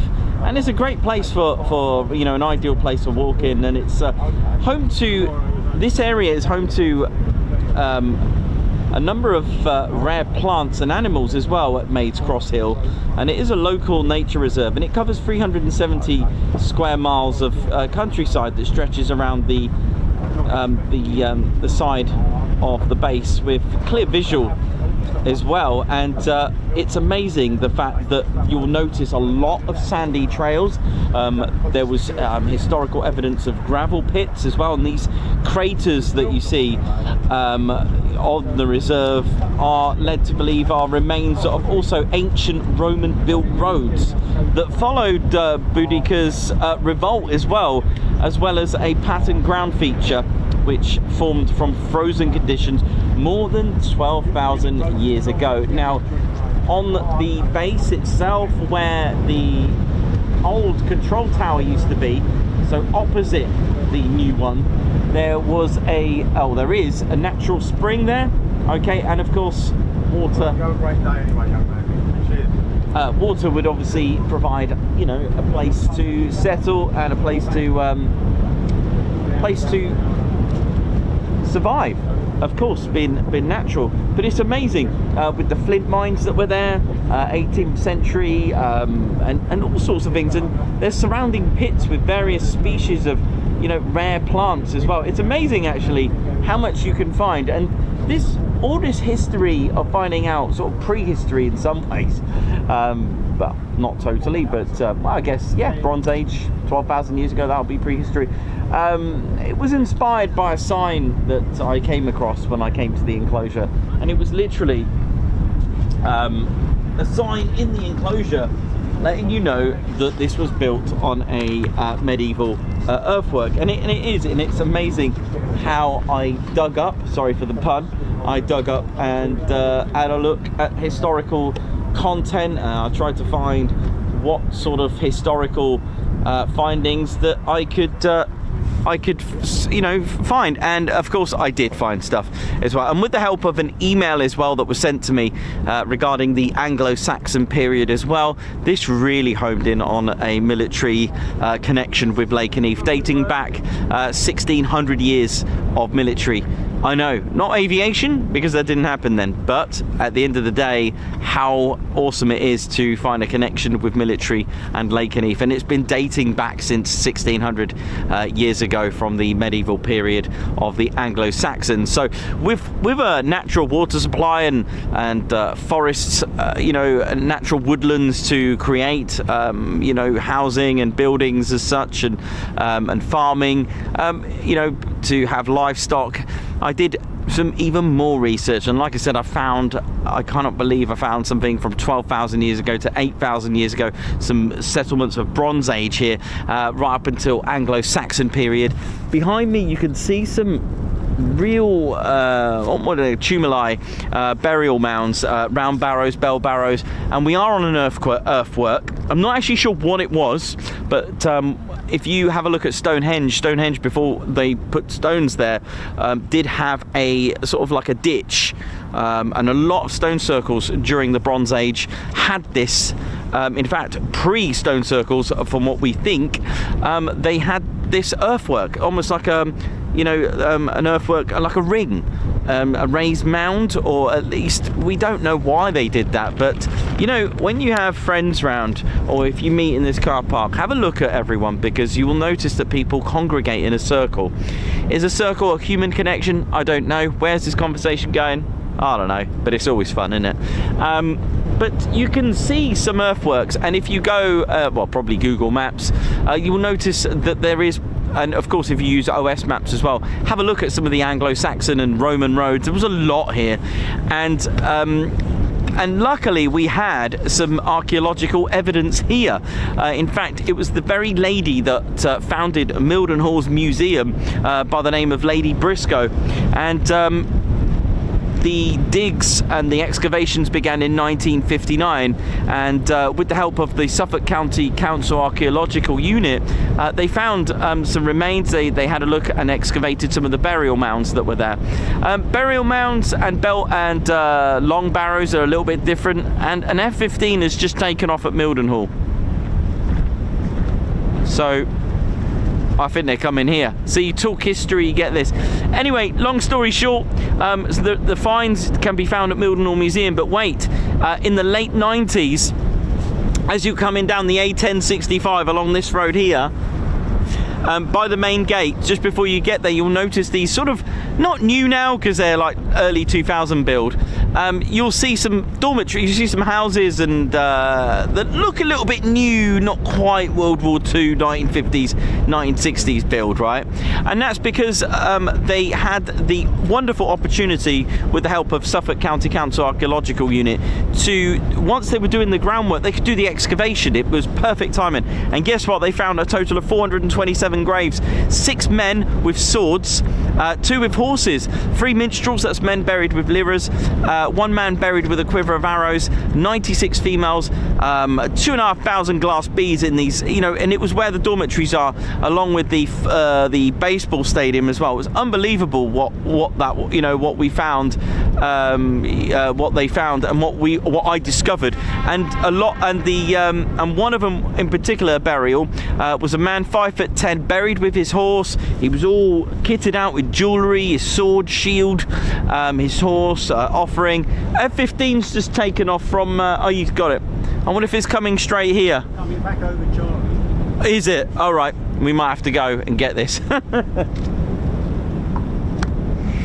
So I'm just, I'll tell you what, I'll continue, and but it's amazing, and they named him the Lakenheath Warrior, because to have a burial like that, it wasn't just for anyone. To be buried with full armour and kit means that you're either a general or someone special. So, oh, here we go already. Here they come. Would you believe it? Oh, 2 of them. I think there should be 3.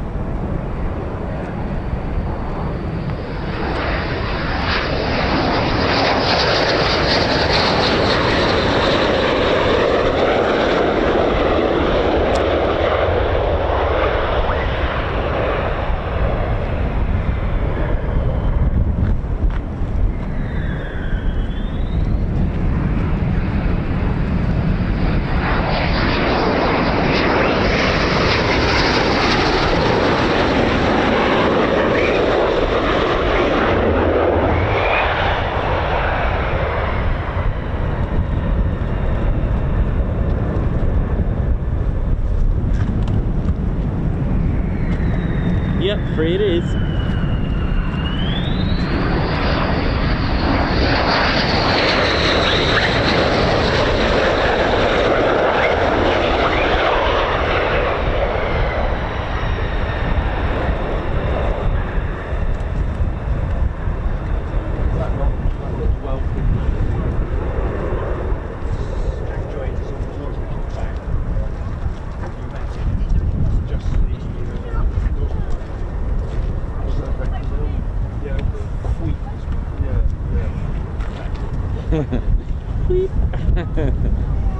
It's a classic sound, isn't it?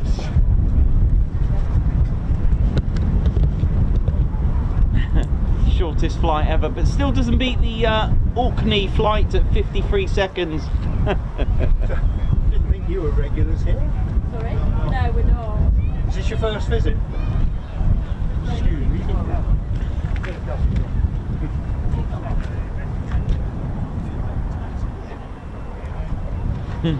But definitely a short flight as far as these are concerned. Amazing. So yeah, from the so if you want to go to a Mildenhall museum, it's when I say that, it's not to do with the base, it's in the town, so do check it out. Do check out the website because they do have particular opening hours, so do check that out. And of course, as I've mentioned in previous streams, we also had the Normans that came here. Now this is actually quite important because they brought with them rabbits. Bringing rabbits, well, they're quite magical because the next day they multiply, a bit like Gizmo and Gremlins. Anyway, moving on. But you're probably thinking, well, why has that got to do with Lakenheath itself, with the Normans and rabbits? Well, the thing is, there's a couple of things here. One, this was in the 18th and 19th centuries. We had a lot of gamekeeping and rabbit warrens as well, okay? This kind of like gave the name to Lakenheath Warren, and with the posh lodges, Eriswell Lodge, there's also Lakenheath Hall, and I think that there's one by the church. There's quite a few historic buildings here.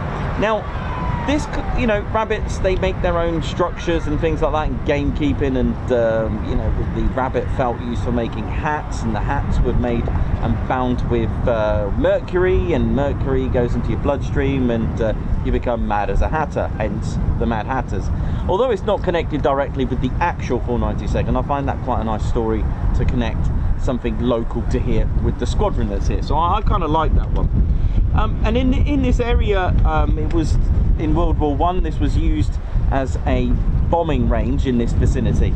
Now, there was a few Royal Flying Corps or military airfields training the United States Army Air Corps in the vicinity. There was also a air weapons range and a gunnery range, and so you would have had biplanes flying around dropping bombs here as well. So how cool is that? Goodness me, that wind's really picked up. And of course, in 1918, the RAF, thanks to a letter from Hugh Trenchard, gave the Royal Air Force a chance to become independent, and it became the Royal Air Force April the 1st, 1918. And in 1934, in this direction, where the F-15s just took off from, RAF Mildenhall was built. That's right. First squadron there was 99 with the Handley Page Hayford bombers.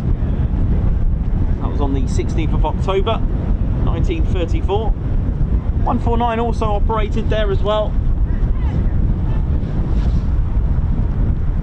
And in 1936, RAF Feltwell was built, and they had the Handley Page Harrow bomber, and eventually in 38 the Vickers Wellington bomber. Number 5 group formed at Mildenhall, and until they moved, then it was here was the command of number 3 group. 1939, the village of Lakenheath raised money for what, £9,000 for a Spitfire. How cool is that? 1940, this area at Lakenheath was selected to become a decoy airfield. Now, before I go into detail, I've just got to check ADSB in. Is it me, or can I hear an F-35 start up?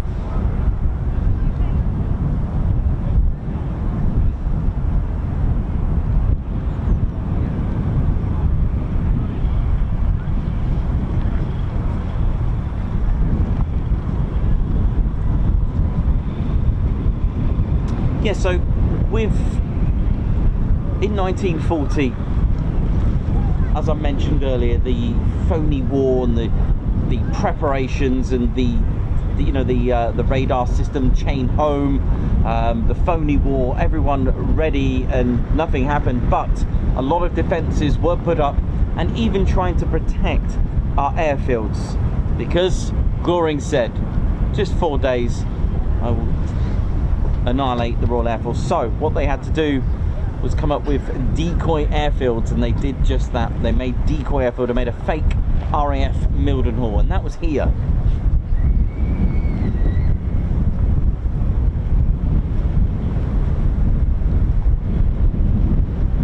And it was believed that Lakenheath was attacked 5 times, literally saving Mildenhall 5 times. It was a decoy airfield, so there were 2 types of decoy airfields, a K site and a Q site. K site for daytime operations, Q site for nighttime operations. Sometimes you can have a K and a Q. Why does that matter? Because at night you would need to operate lights, you would need to have pretend taxiing aircraft. There was even fake Wellington bombers here. Why? Because RAF Mildenhall were operating the Wellington bombers, so you would have to have fake Wellingtons here. I believe the plywood to make them was supplied from nearby Eriswell, another village just near here. And the decoy airfield system was clever because it was made to look like a real thing. And in fact, it was so realistic that even our own aircraft attempted to land there, often ending in disasters. So they had to come up with a system to alert our own pilots that, hey, this is a decoy airfield. So they would have had red lighting system, the red gooseneck flares, and that kind of thing.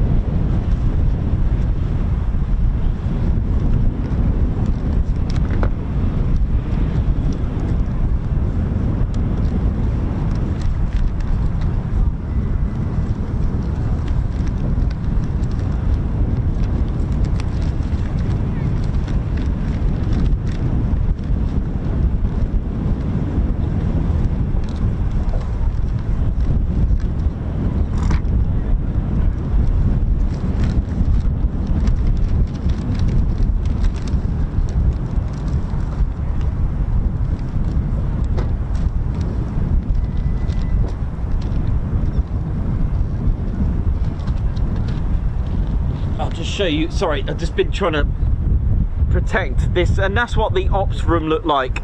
What I want you to imagine, I know this isn't the actual building, but you know, we're looking at structures similar to this, would have been buried with earth. Where are we? There, look, imagine that roughly with a blast wall, okay, and completely covered in earth. Of course it would have had vents, and I want you to imagine that was covered completely, okay? And inside, when you go in, this is the almost like a plan when you buy a house, a little bit like that, okay? This is the cross section. This is inside, all right? So this is a cut section. So we've cut it in half and looking that way. You've got your blast wall here. The 2 officers would have been in here controlling all the lights at night in the decoy airfield. This is the ops room. You'd have had the engine room here to power up the airfield, and this is the switchboard, and they can control the you know, the runway lights and things like that. They had an oil and petrol store and vents, and over here the best way to do this, there's a spotlight here and some ladders. So if you have a look at this, so you go right up to the end, you got your ladders and you climb up, and you can use this spotlight to pretend you were taxiing aircraft. I know, and this officer's saying, my job every night is to try and get bombed, and that's exactly what it was all about. That's exactly the role of a decoy airfield.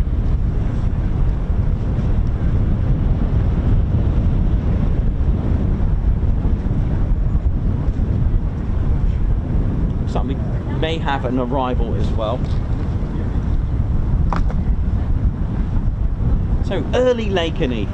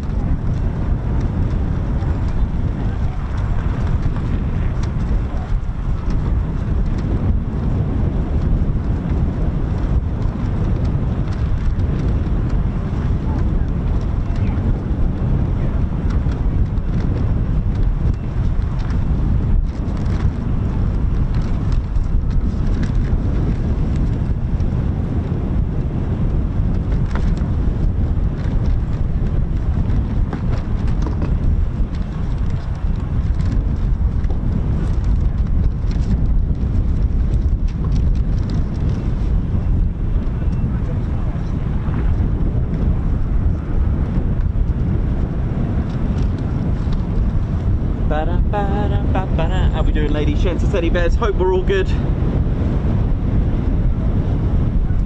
So yeah, eventually the site was eventually constructed and had an actual airfield here at Lakenheath, and it operated and opened as RAF Lakenheath. Now, it was under the command, or at least parented, with RAF Mildenhall. This was a satellite station, so just like Coningsby had a satellite station, RAF Woodhall Spa, RAF Mildenhall controlled here, Lakenheath. They also controlled Tuddenham and Newmarket Heath as well.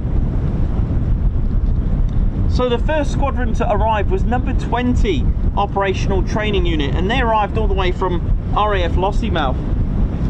And they arrived with the Vickers Wellington bomber that we spoke about quite dearly and majestically.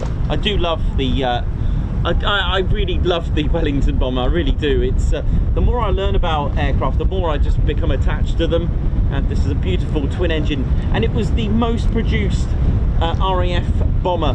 I mean, in the over 11,400. I mean, when you think of the Lancaster made 737 or thereabouts, and you know, when they made 11,460 odd of these, 16 different variants. The Mark II had a Rolls-Royce engine.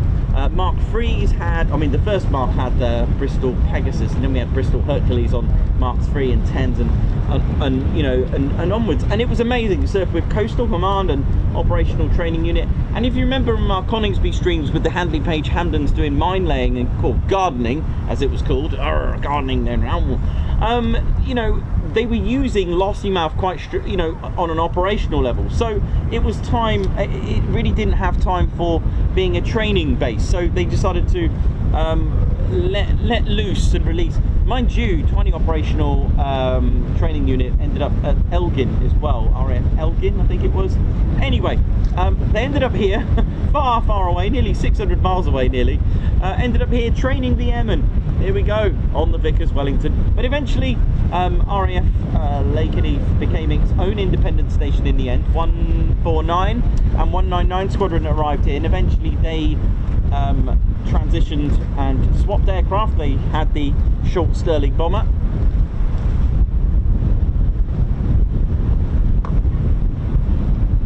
They carried out many raids from here, and of course our wonderful story of oh, well, that's answered that then, isn't it? Look, base closed. Okay.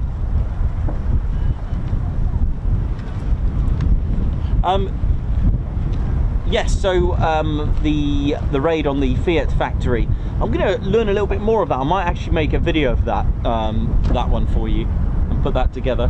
Don't think we're getting any more after this landing.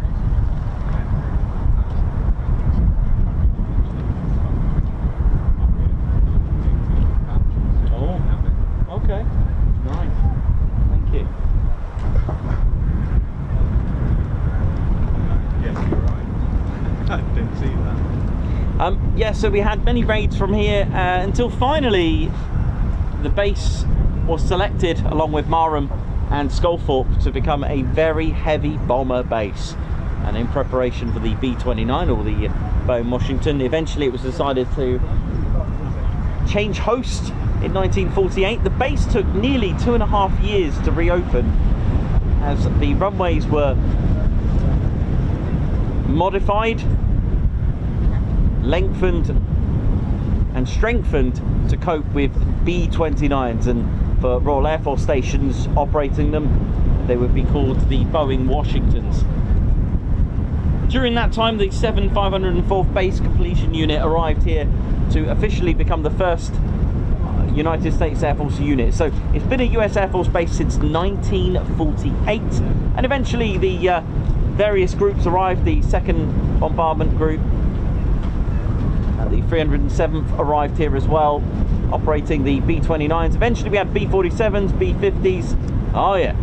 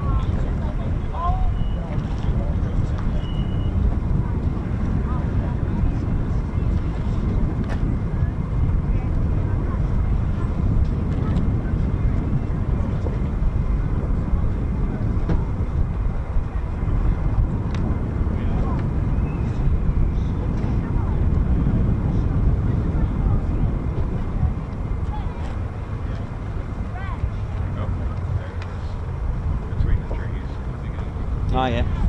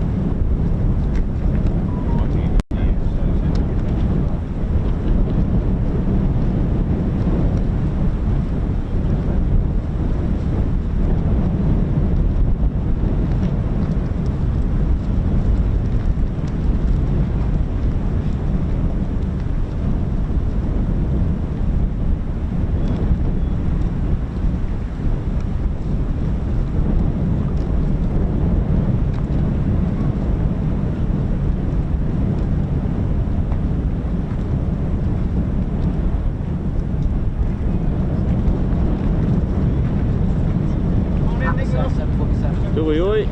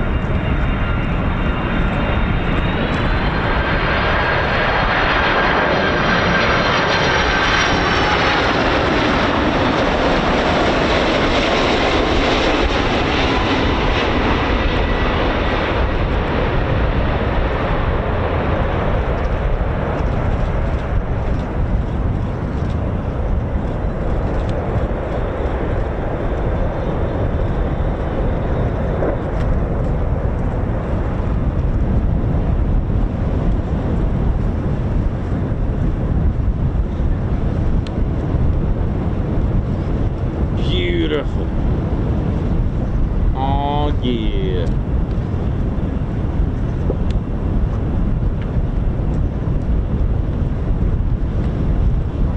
Always good to see something like that here amongst all the fighter jet action. Hey man, how you doing? All right? Good.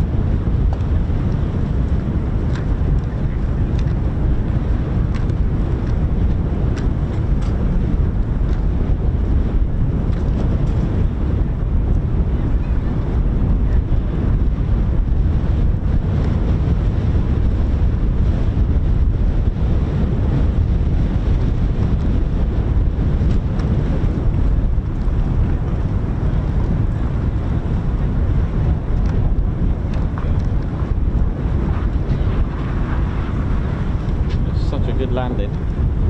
Beautiful landing, isn't it? Yeah, we'll see it then. Yeah, amazing. Love it.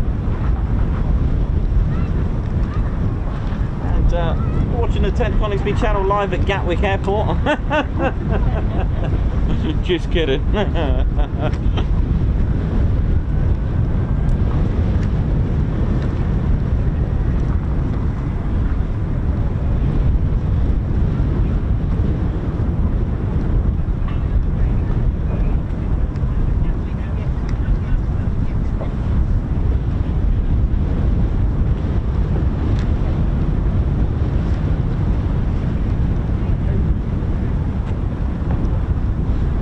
Beautiful.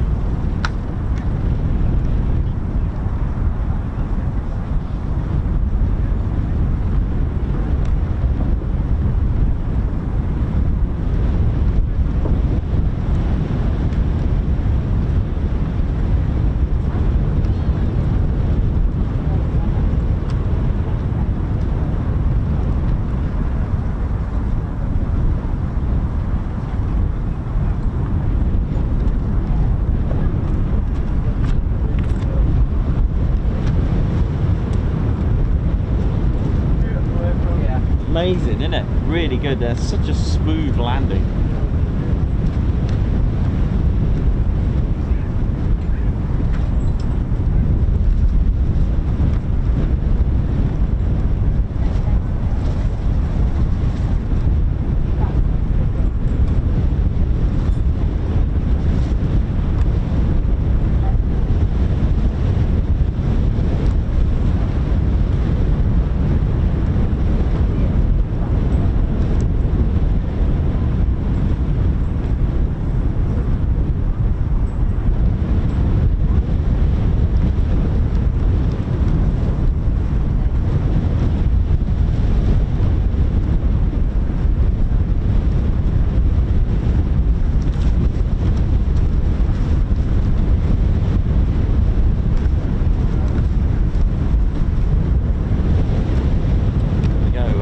There.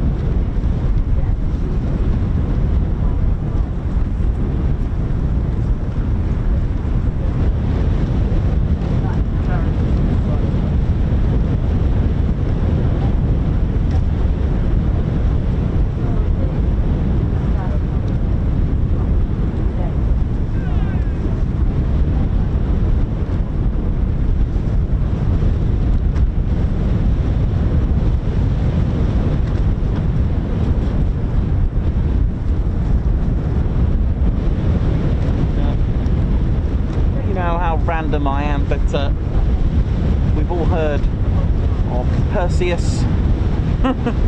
I know, where is Nikos going with that? Well, it's got a link with Atlas there. Of course, I did study, I mean, this is a long time ago, and I'm probably a little bit rusty now, but I did study mythology at Cambridge. I know, how posh. Well, it's not because I was smart, but I picked a smart subject where you could just make up anything and it would be all right. It is mythology, innit? You know, there are, the funny thing is there's so many variants upon variants and upon variants, and it's funny. And I can yes, so as you've seen, Atlas there, bound to holding the earth for the rest of eternity, punished there, which was quite interesting. You've seen the emblem on there, and in Greek mythology, Atlas is a titan, and he was punished by Zeus to eternally hold up the world, the heavens, that went with that. But there is an encounter with Perseus as well, where Perseus was after he you know, borrowed the head of the Medusa. He went over to the Africa, and and he met Atlas, and he said, "Look, I'm son of Zeus." And Atlas was like, "Nah, I don't know. All right, okay, cool. You can stay here for a little bit." But Atlas said, "What's in the bag?" And Perseus was like, "You can't look in the bag. All right, just don't look in the bag. But I can, you know, just don't look in the bag." And what did Atlas do? He looked in the bag, and all behold, he turned to stone. But not only that, he turned into the Atlas Mountains. There you go. That's where that name's come from. And there there he is, now flying on a plane.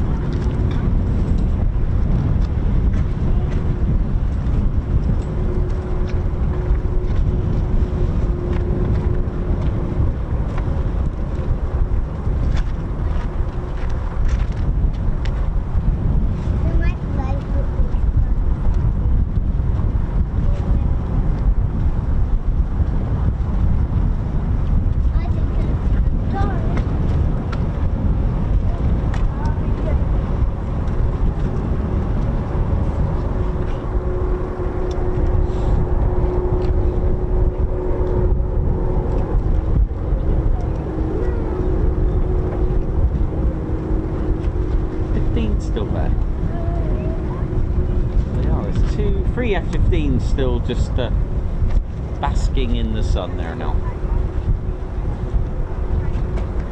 This was an absolutely smooth salmon landing.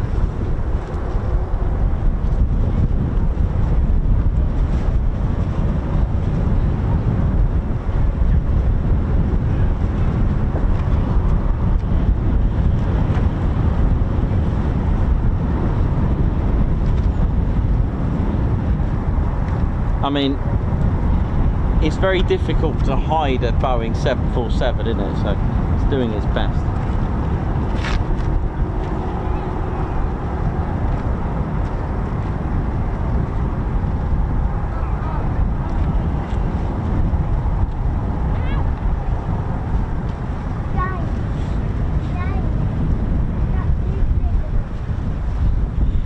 Yeah, so with mythology, there's so many different variants and stories of the same story, if that makes sense. They are written and told in many ways, and translated in many ways, and interpreted in many ways as well. So as long as you kind of had a theory to back yourself up with your thoughts and some sources of where you got the idea from, you're pretty much covered when it comes to mythology. As long as you know the sort of the accepted, it's probably quite loose to even say accepted, but the general story of any mythological story. There were variants in Greek mythology, and even in other countries have their own version of that same myth. So there you go. That's a little bit of background when I was at Hills Road College. Exercise. This is the command post. Alarm condition black. Limited release. Stop. Board all sectors. I say again. Exercise. Exercise. Exercise. Alarm condition black.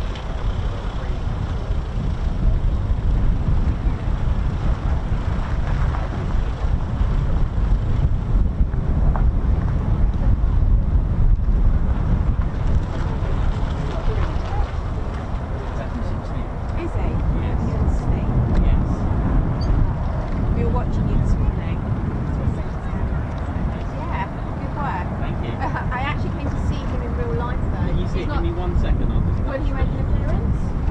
Yes.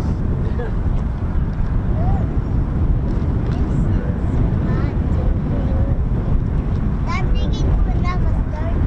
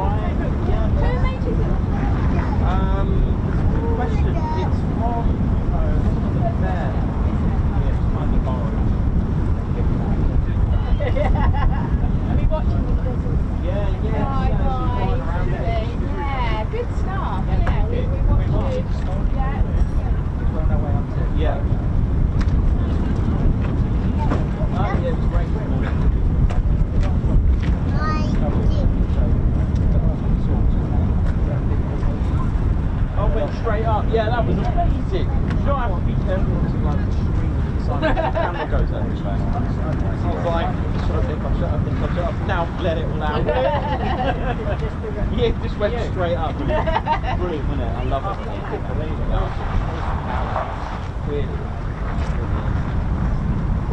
We're quite near to Eastbourne. We were saying like Eastbourne. You were down at Eastbourne there on the view, weren't you? Oh yeah. Yeah, we were seeing you know around here. And we were just saying you get a better view here than you do when you go down like, to the air shows and things. Yeah, real deal. Well, yeah, it's amazing. It's like proper training. Proper. Yeah. The show. Yeah, work. Yeah.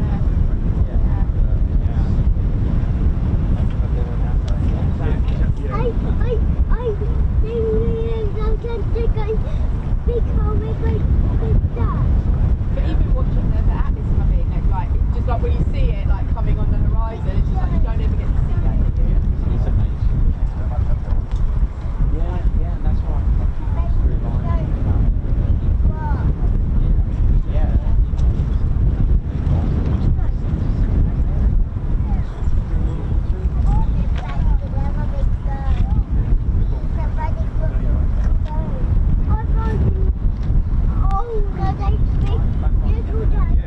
And then some of them, I read some of them, went over there 30. I mean, it takes some. Well, you were saying about how important the pilots are that fly. Oh, they're like they imagine the training. Yeah, Those F-35s. They're probably as valuable.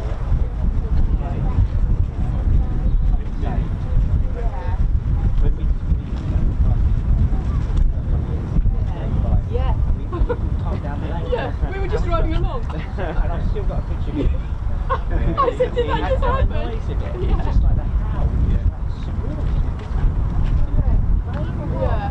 It was just like right there. We were like standing. I looked around. It's good. We was there for the first time. It's just quite phenomenal.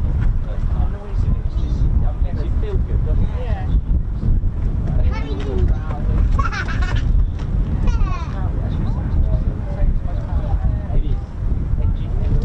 For a fighter, yeah. It's the biggest one for a fighter.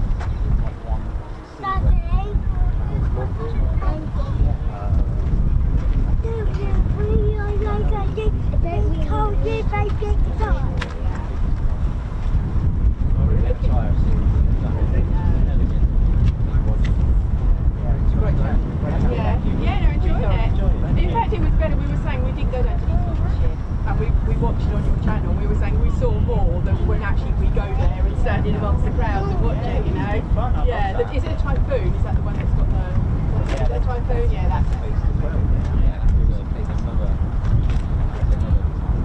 But that doesn't have fantastic display. Just staying like, you know, vertical. Yeah, so we were saying we enjoyed it for watching the channel, but we did actually go down there.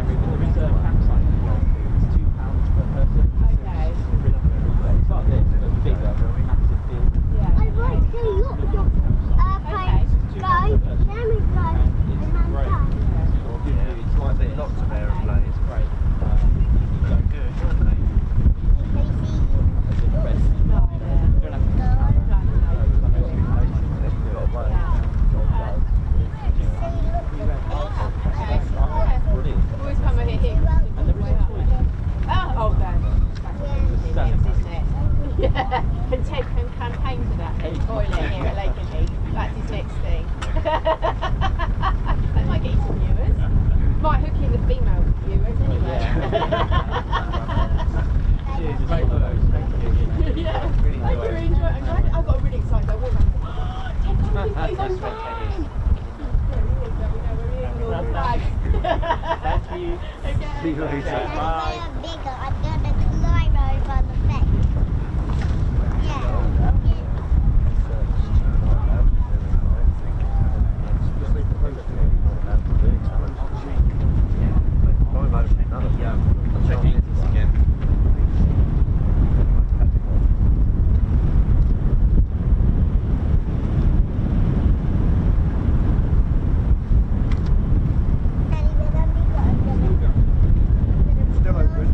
Still officially open.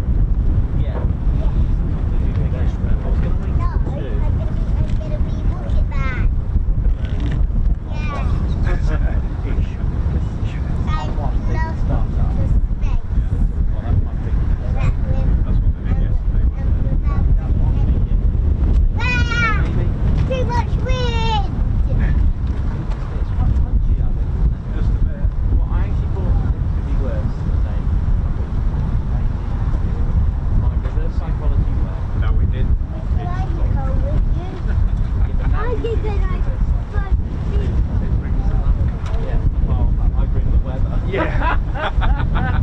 That's pretty emotional weather usually. But I'm trying to think what day. I don't know. I'll probably be here Friday before I go.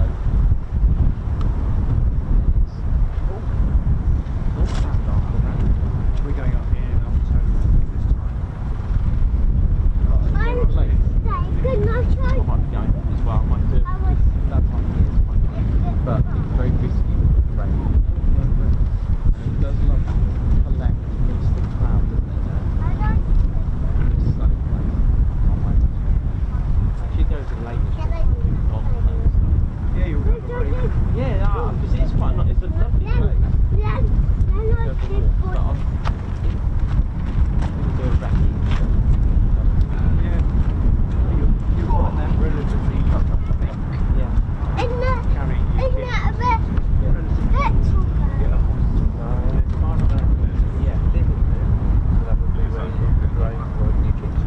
It's a day off. You see the weather? Tomorrow, even if I came here, alright, let's get dots. wet and windy. Yeah, that one.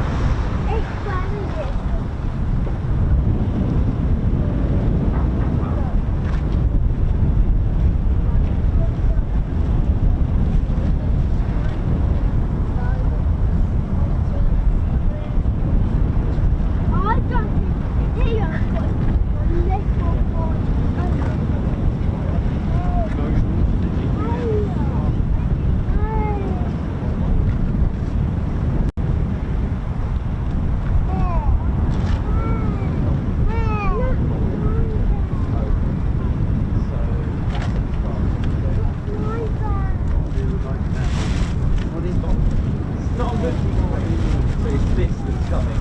That one there. So by that's tomorrow 8 o'clock, which is going to be 9 o'clock.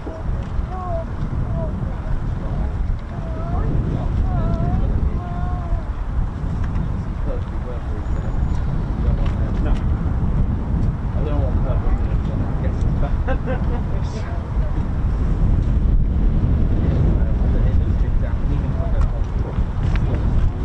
No cover out here, is it?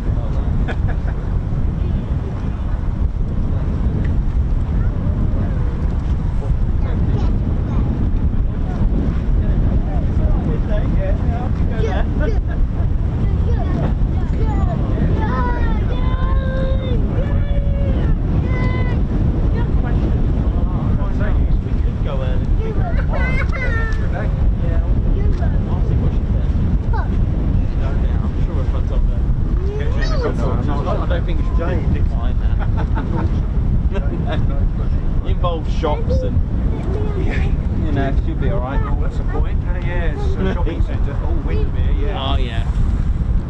It cost you money. How we doing, ladies, gents, teddy bears? Ted Coningsby channel live here at RAF Lakenheath. Hope we're all good. And I've just had a look. The F-15s are still. They are going. The F-15s are finally taxiing back. Finally. No, they're turning left to taxi back to the hangars, I think, by the look of it.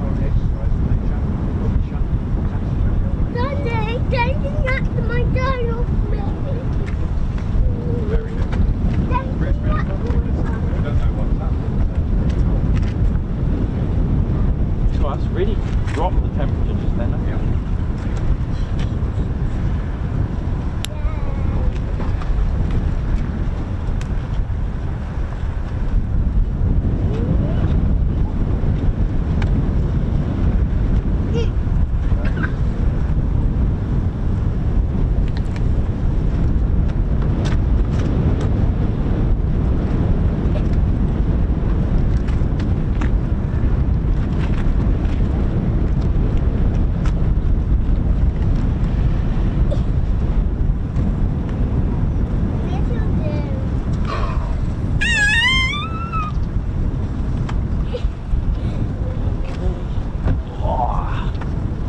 Okay, so that's the F-15s that have just finally taxied back. Now it's just a bit of a waiting game, and it's one of those where, what do we do? Do we go? Do we stay, or should I go? In that scenario, but never mind, it's all good. But yeah, we're gonna wait. I'll wait another half an hour, and then we'll go from there. And then yeah, in the meantime, all we could do would do a Q&A as well. That usually goes down well. Anything about the aircraft? Let's have a little listen. Well, I'm going to be on the chat room now with myself and Ted. If you've got any questions about the aircraft, any of the avionics, DAS or EOTs and things like that, just let me know, and I'll do my best to answer them for you. Let me get my phone to see what...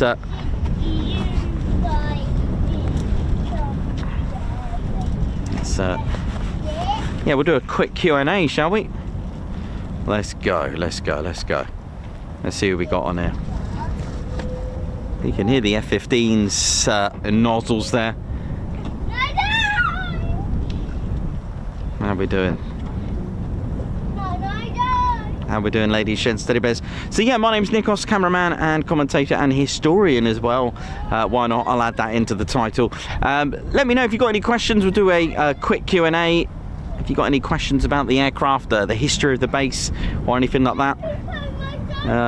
Royal Air Force Cappy, thank you very much. A big shout out to Nikos himself for giving us such some merch. Thank you very much. You're welcome.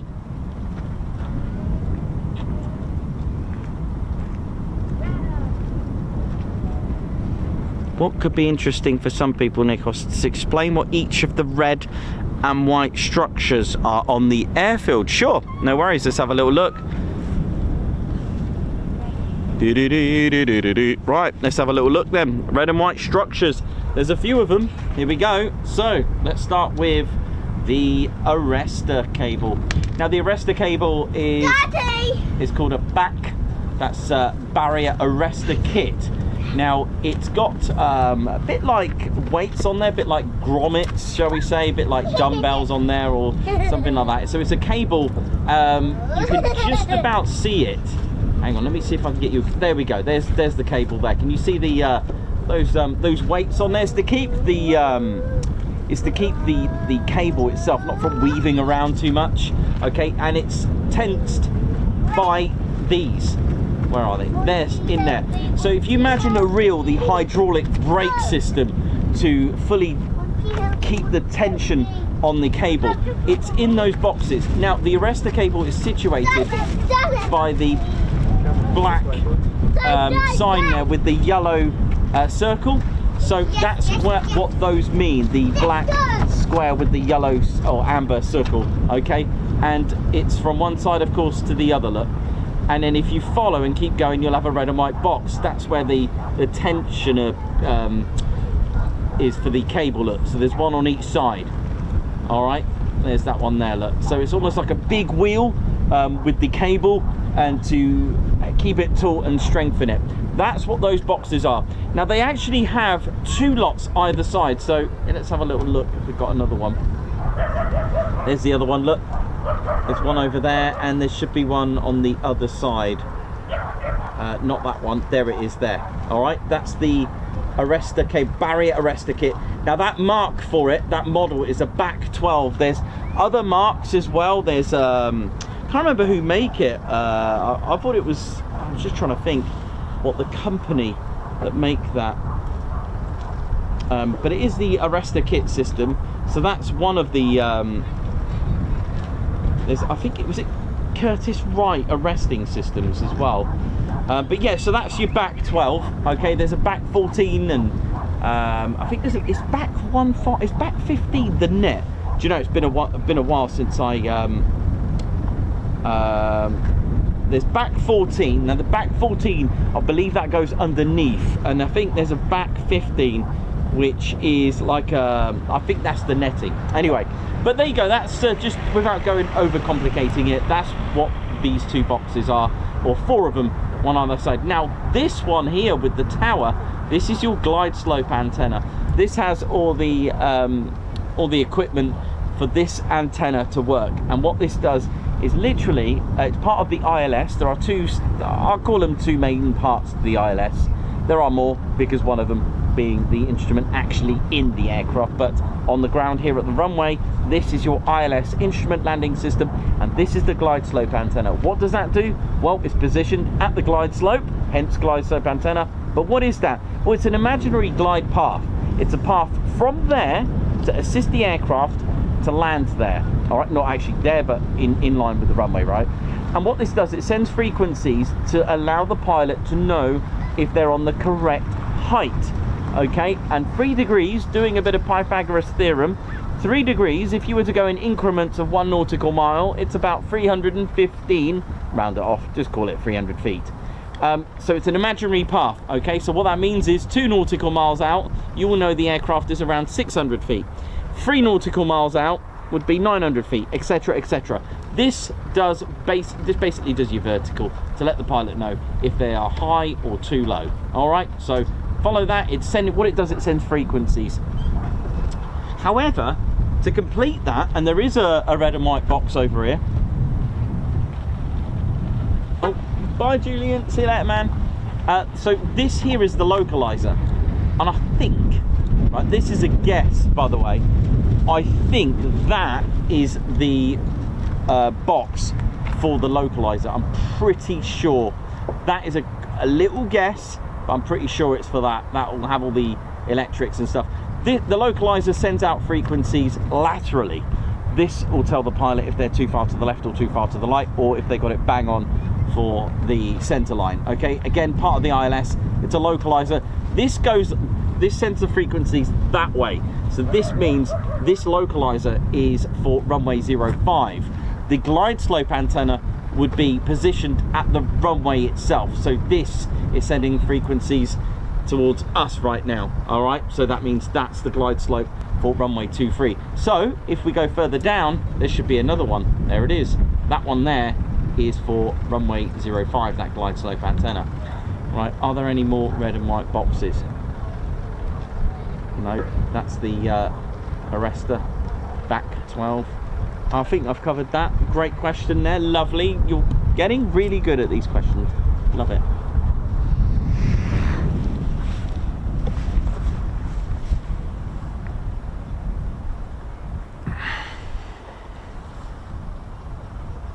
Let's have a look. Da-da-da. Captain A. Which base do you prefer to stream from? Oh, I love a challenge though. I like them all, to be honest. I know it's not the best question, not the best answer, sorry. It's not the best answer that you want, but for me, I like the variety, which is why we like to mix it up. But thank you, Captain A.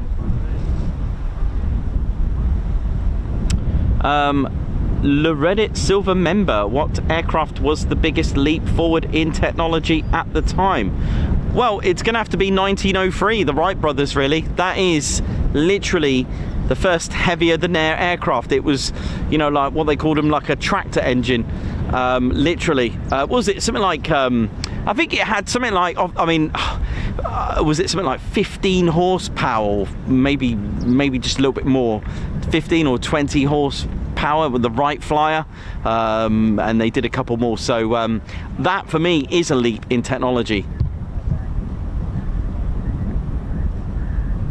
I think I've managed to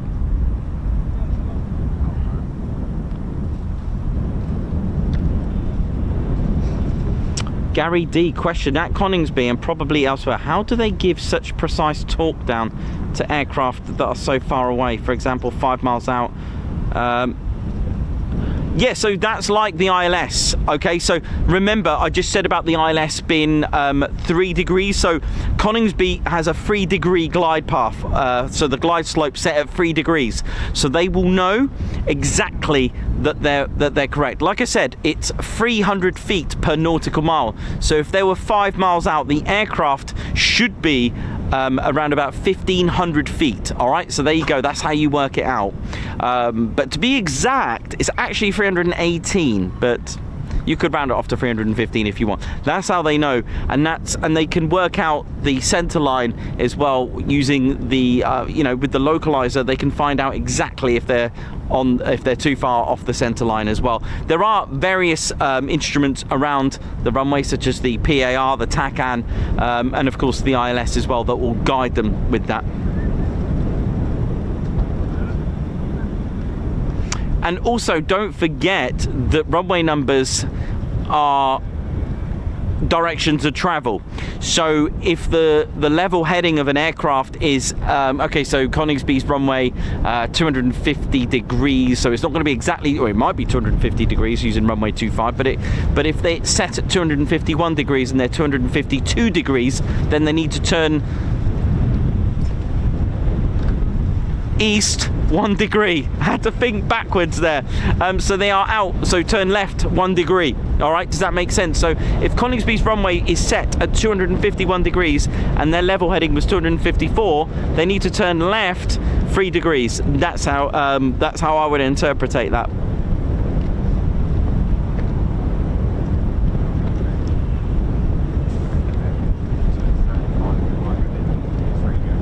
Okay.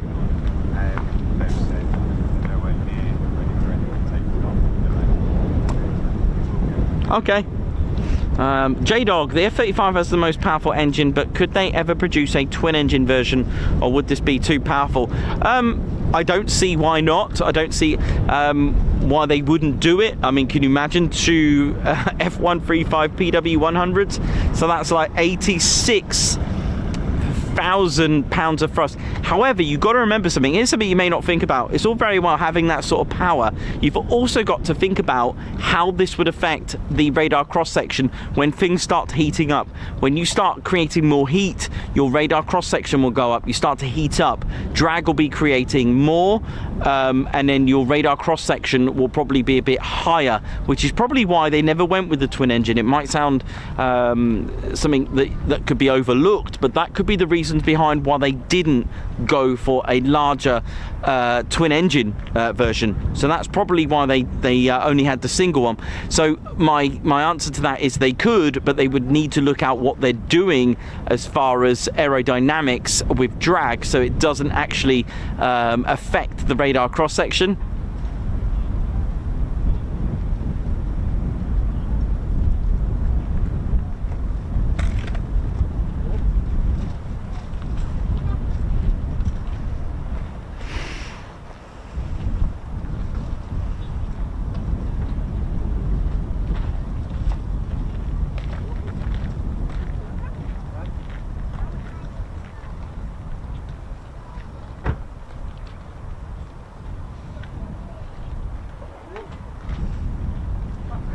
That is a good point about the leap-in technology with jet engines. Yeah, nice one there, Aspen. Yeah, of course, absolutely. The first generation of jet engines, how important that even the designs of, so if you take the ME-262, the Germans were very advanced in that respect to actually realize and understand that swept wings actually gave you more speed. It really did. And, you know, with things like that, it was amazing learning about the technology with the 262. That was a pretty good. That was probably a good leaping point as well. Actually, first gen jet aircraft. Yeah, good point on that one.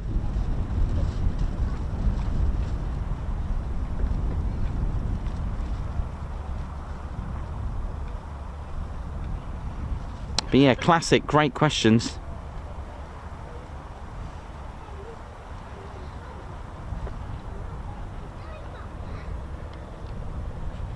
Having a little look, but yeah, nice one. Thank you to all of you: Paul Mayers, Alistair Goodwin, Ian, Chris White, Aspen, Alex Blackcat, thank you very much, and Michael Saxon, Loretta Silver member, nice one. Yep, good questions coming up from all of you actually. 69 Penguin Girl, enjoy, come and get a selfie. Oh, well, is that you, is it? There we go, we've met the Penguin Girl. Aspen, how you doing? G Van Pullim, Captain A. Lots of you on here with great questions. So thank you very much for your questions. I think they were brilliant. So if you got any more, let me know. We're just gonna probably just wait another few minutes before we depart ourselves. So yeah, looking good, and yeah, and then onwards and upwards for the next week as well. It's not Friday today, so I need to get that in my head, but it doesn't look very likely we'll be streaming tomorrow. The weather does look a bit emotional, as I say, but hey, that's the way it goes. And we've had some brilliant fun this year already. Some really good memories made already from the Ted Coningsby channel. It's been absolutely great fun. Cosford, React, and of course, to finish the whole year off, we've got our TED party.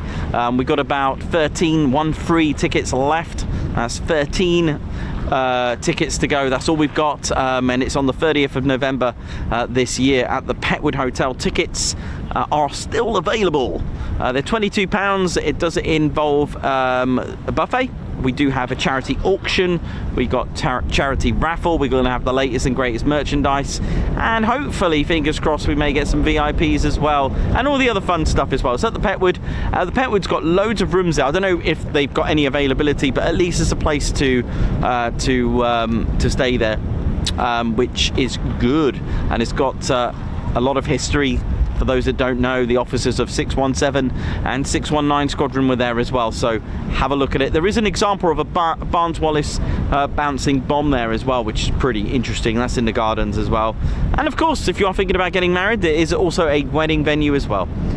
But I can tell you that the 30th of November is booked, because we're there.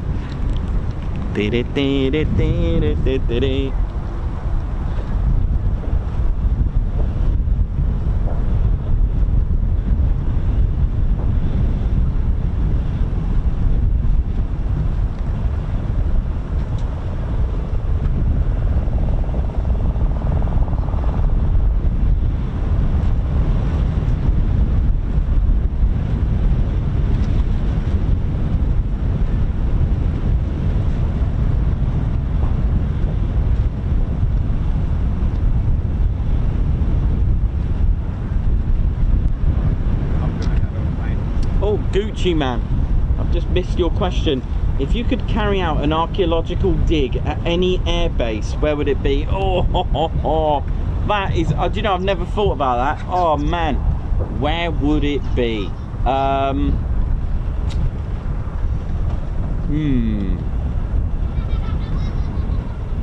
If I was allowed to do an archaeological dig, I would have to do some investigation on that. I'm wondering if that is a really good question, actually. Very good. Nikos is still thinking. It's a really good question, that.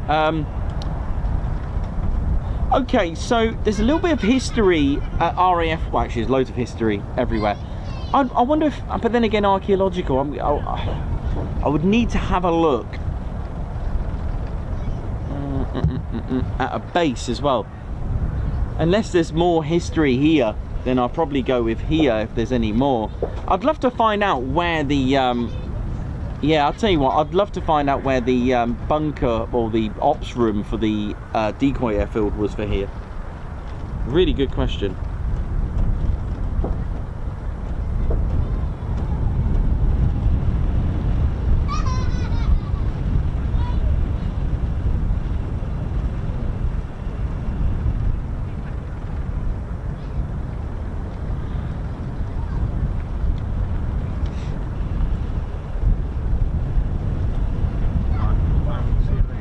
You going, buddy? Yeah, all right, buddy. Thanks for all the bits and pieces as well. Yeah, I'm probably going to rack up as well. Thanks, man. Take care, buddy.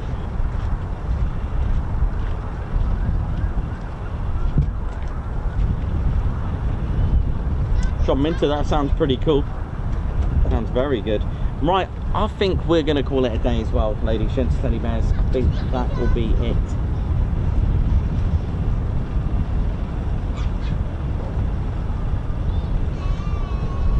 Christopher Clark, high five, welcome to the 10th Coningsby Squadron, a Guards March to you. Kevin Nottingham, thank you very much for the super sticker, Guards March. Alistair Goodwin, thank you as well for the super chat, Guards March to you. Border Raider, thank you as well for the super sticker, Guards March. And Border Raider, another Guards March to you, thank you for the super chat there, who's put for all the education. Thank you very much. Border Raider, again, thank you very much. Another one, another super chat. Thank you very much. Really appreciate that. Guards March from our Ted there.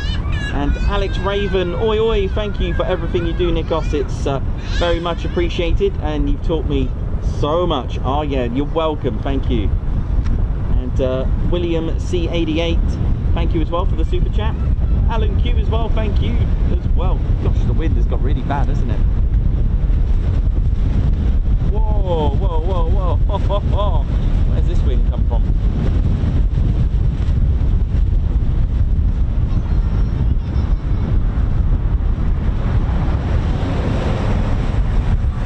Right, that's us done then.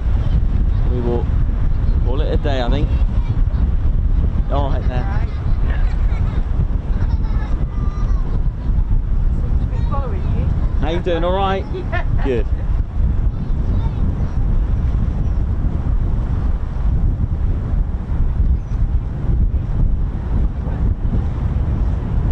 So it's been a great week, and I hope you've all enjoyed it. Don't forget to think about supporting the channel with our membership. And I hope you all enjoyed the adventures from myself and Ted.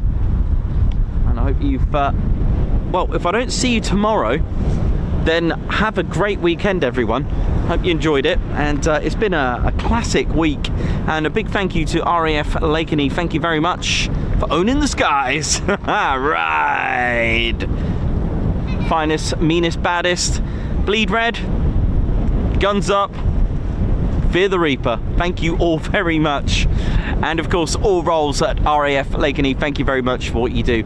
So ladies, gents, teddy bears, of course, our viewers and members, thank you as well for an absolutely great week. And like I said, if we don't see you tomorrow, we'll see you next week sometime, all right, for more Ted Coningsby action. Don't forget, we do post regularly, and our videos keeping you all entertained. So, my name's Nikos, I've been your cameraman, historian and commentator. This is our squadron leader, Ted Coningsby. You've been watching the Ted Coningsby channel live here at RAF Lakenheath. So, for the last time for today, it is see you soon, wish you well.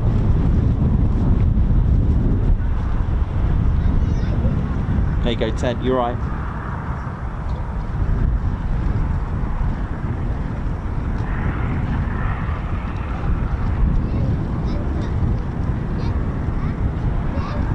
Right, hit the button, Ted. Let's go and get the button. Here to kebab wrap. See ya.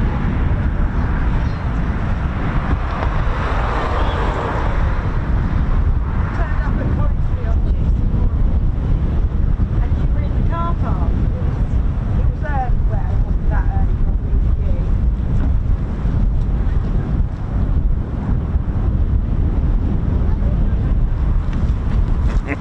Oh yeah, ladies, sheds and teddy bears, welcome to the Ted Coningsby channel membership. I'm Nikos, I'm your cameraman and commentator. This is our squadron leader, Ted Coningsby. Just want to say a massive thank you to all our members. Guns up and oh yeah. Take it away, Ted. Ladies, sheds and teddy bears, we want to say a massive thank you to all of our subscribers for getting us to where we are today. We have gone all over the country, from as far as Lossiemouth to Bryce Norton, and military areas such as air weapons ranges, low flying areas, heritage centres and special flights for TED 2. We cannot do this without your support, and your support will be rewarded. You can now join the Ted Coningsby Squadron and help fund the channel to get us around the country and provide us with the funds for equipment to bring you better content too. We have 3 exciting membership levels with awesome YouTube perks to reward you back for your support. Our first level of membership is the Ted Coningsby Squadron. You'll get a loyalty badge on YouTube, unique TCS emojis that you can use on comments and live streams, members only videos which include behind the scenes, deleted scenes, sneak previews and also music videos that Ted likes to play the electric guitar on. You'll also get access to members only Discord server and discount on all of our Ted Coningsby merchandise. All of this for just $1.99 a month. Oh yeah. Our second level of membership is the Posh Officers Club. This includes all of the squadron perks, private Posh Officers Discord chat room, Posh Officers discounts on all of our Ted Coningsby merchandise, and the poshness of supporting the TCS even more. This is just £4.99 a month. Our third level was inspired by many of our fans who have been supporting the channel massively. So we'd love to reward you back with this, and our third level of membership is the Ted Coningsby Fighter Squadron. This gives you a more personal experience with me and Ted, with exclusive live streams and content. You'll get a free Ted Coningsby Fighter Squadron patch, a private Ted Coningsby Fighter Squadron Discord chat room, a gold colour Discord username, and a higher discount on all of our Ted Coningsby merchandise. All this for just $25.99 a month. Ladies, gents and teddy bears, the Ted Coningsby channel cannot thank you enough for all your support. And it's this support that keeps the dream, keeps the stream. Thank you so much. Oh yeah.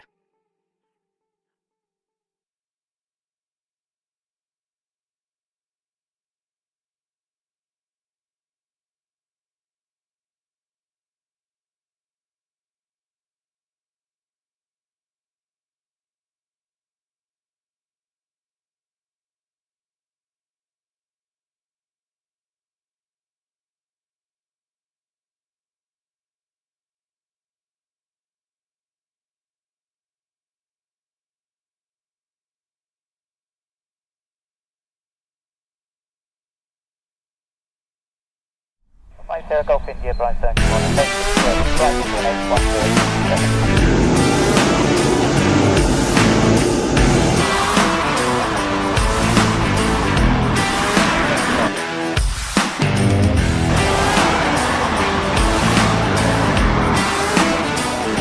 Well done, well done.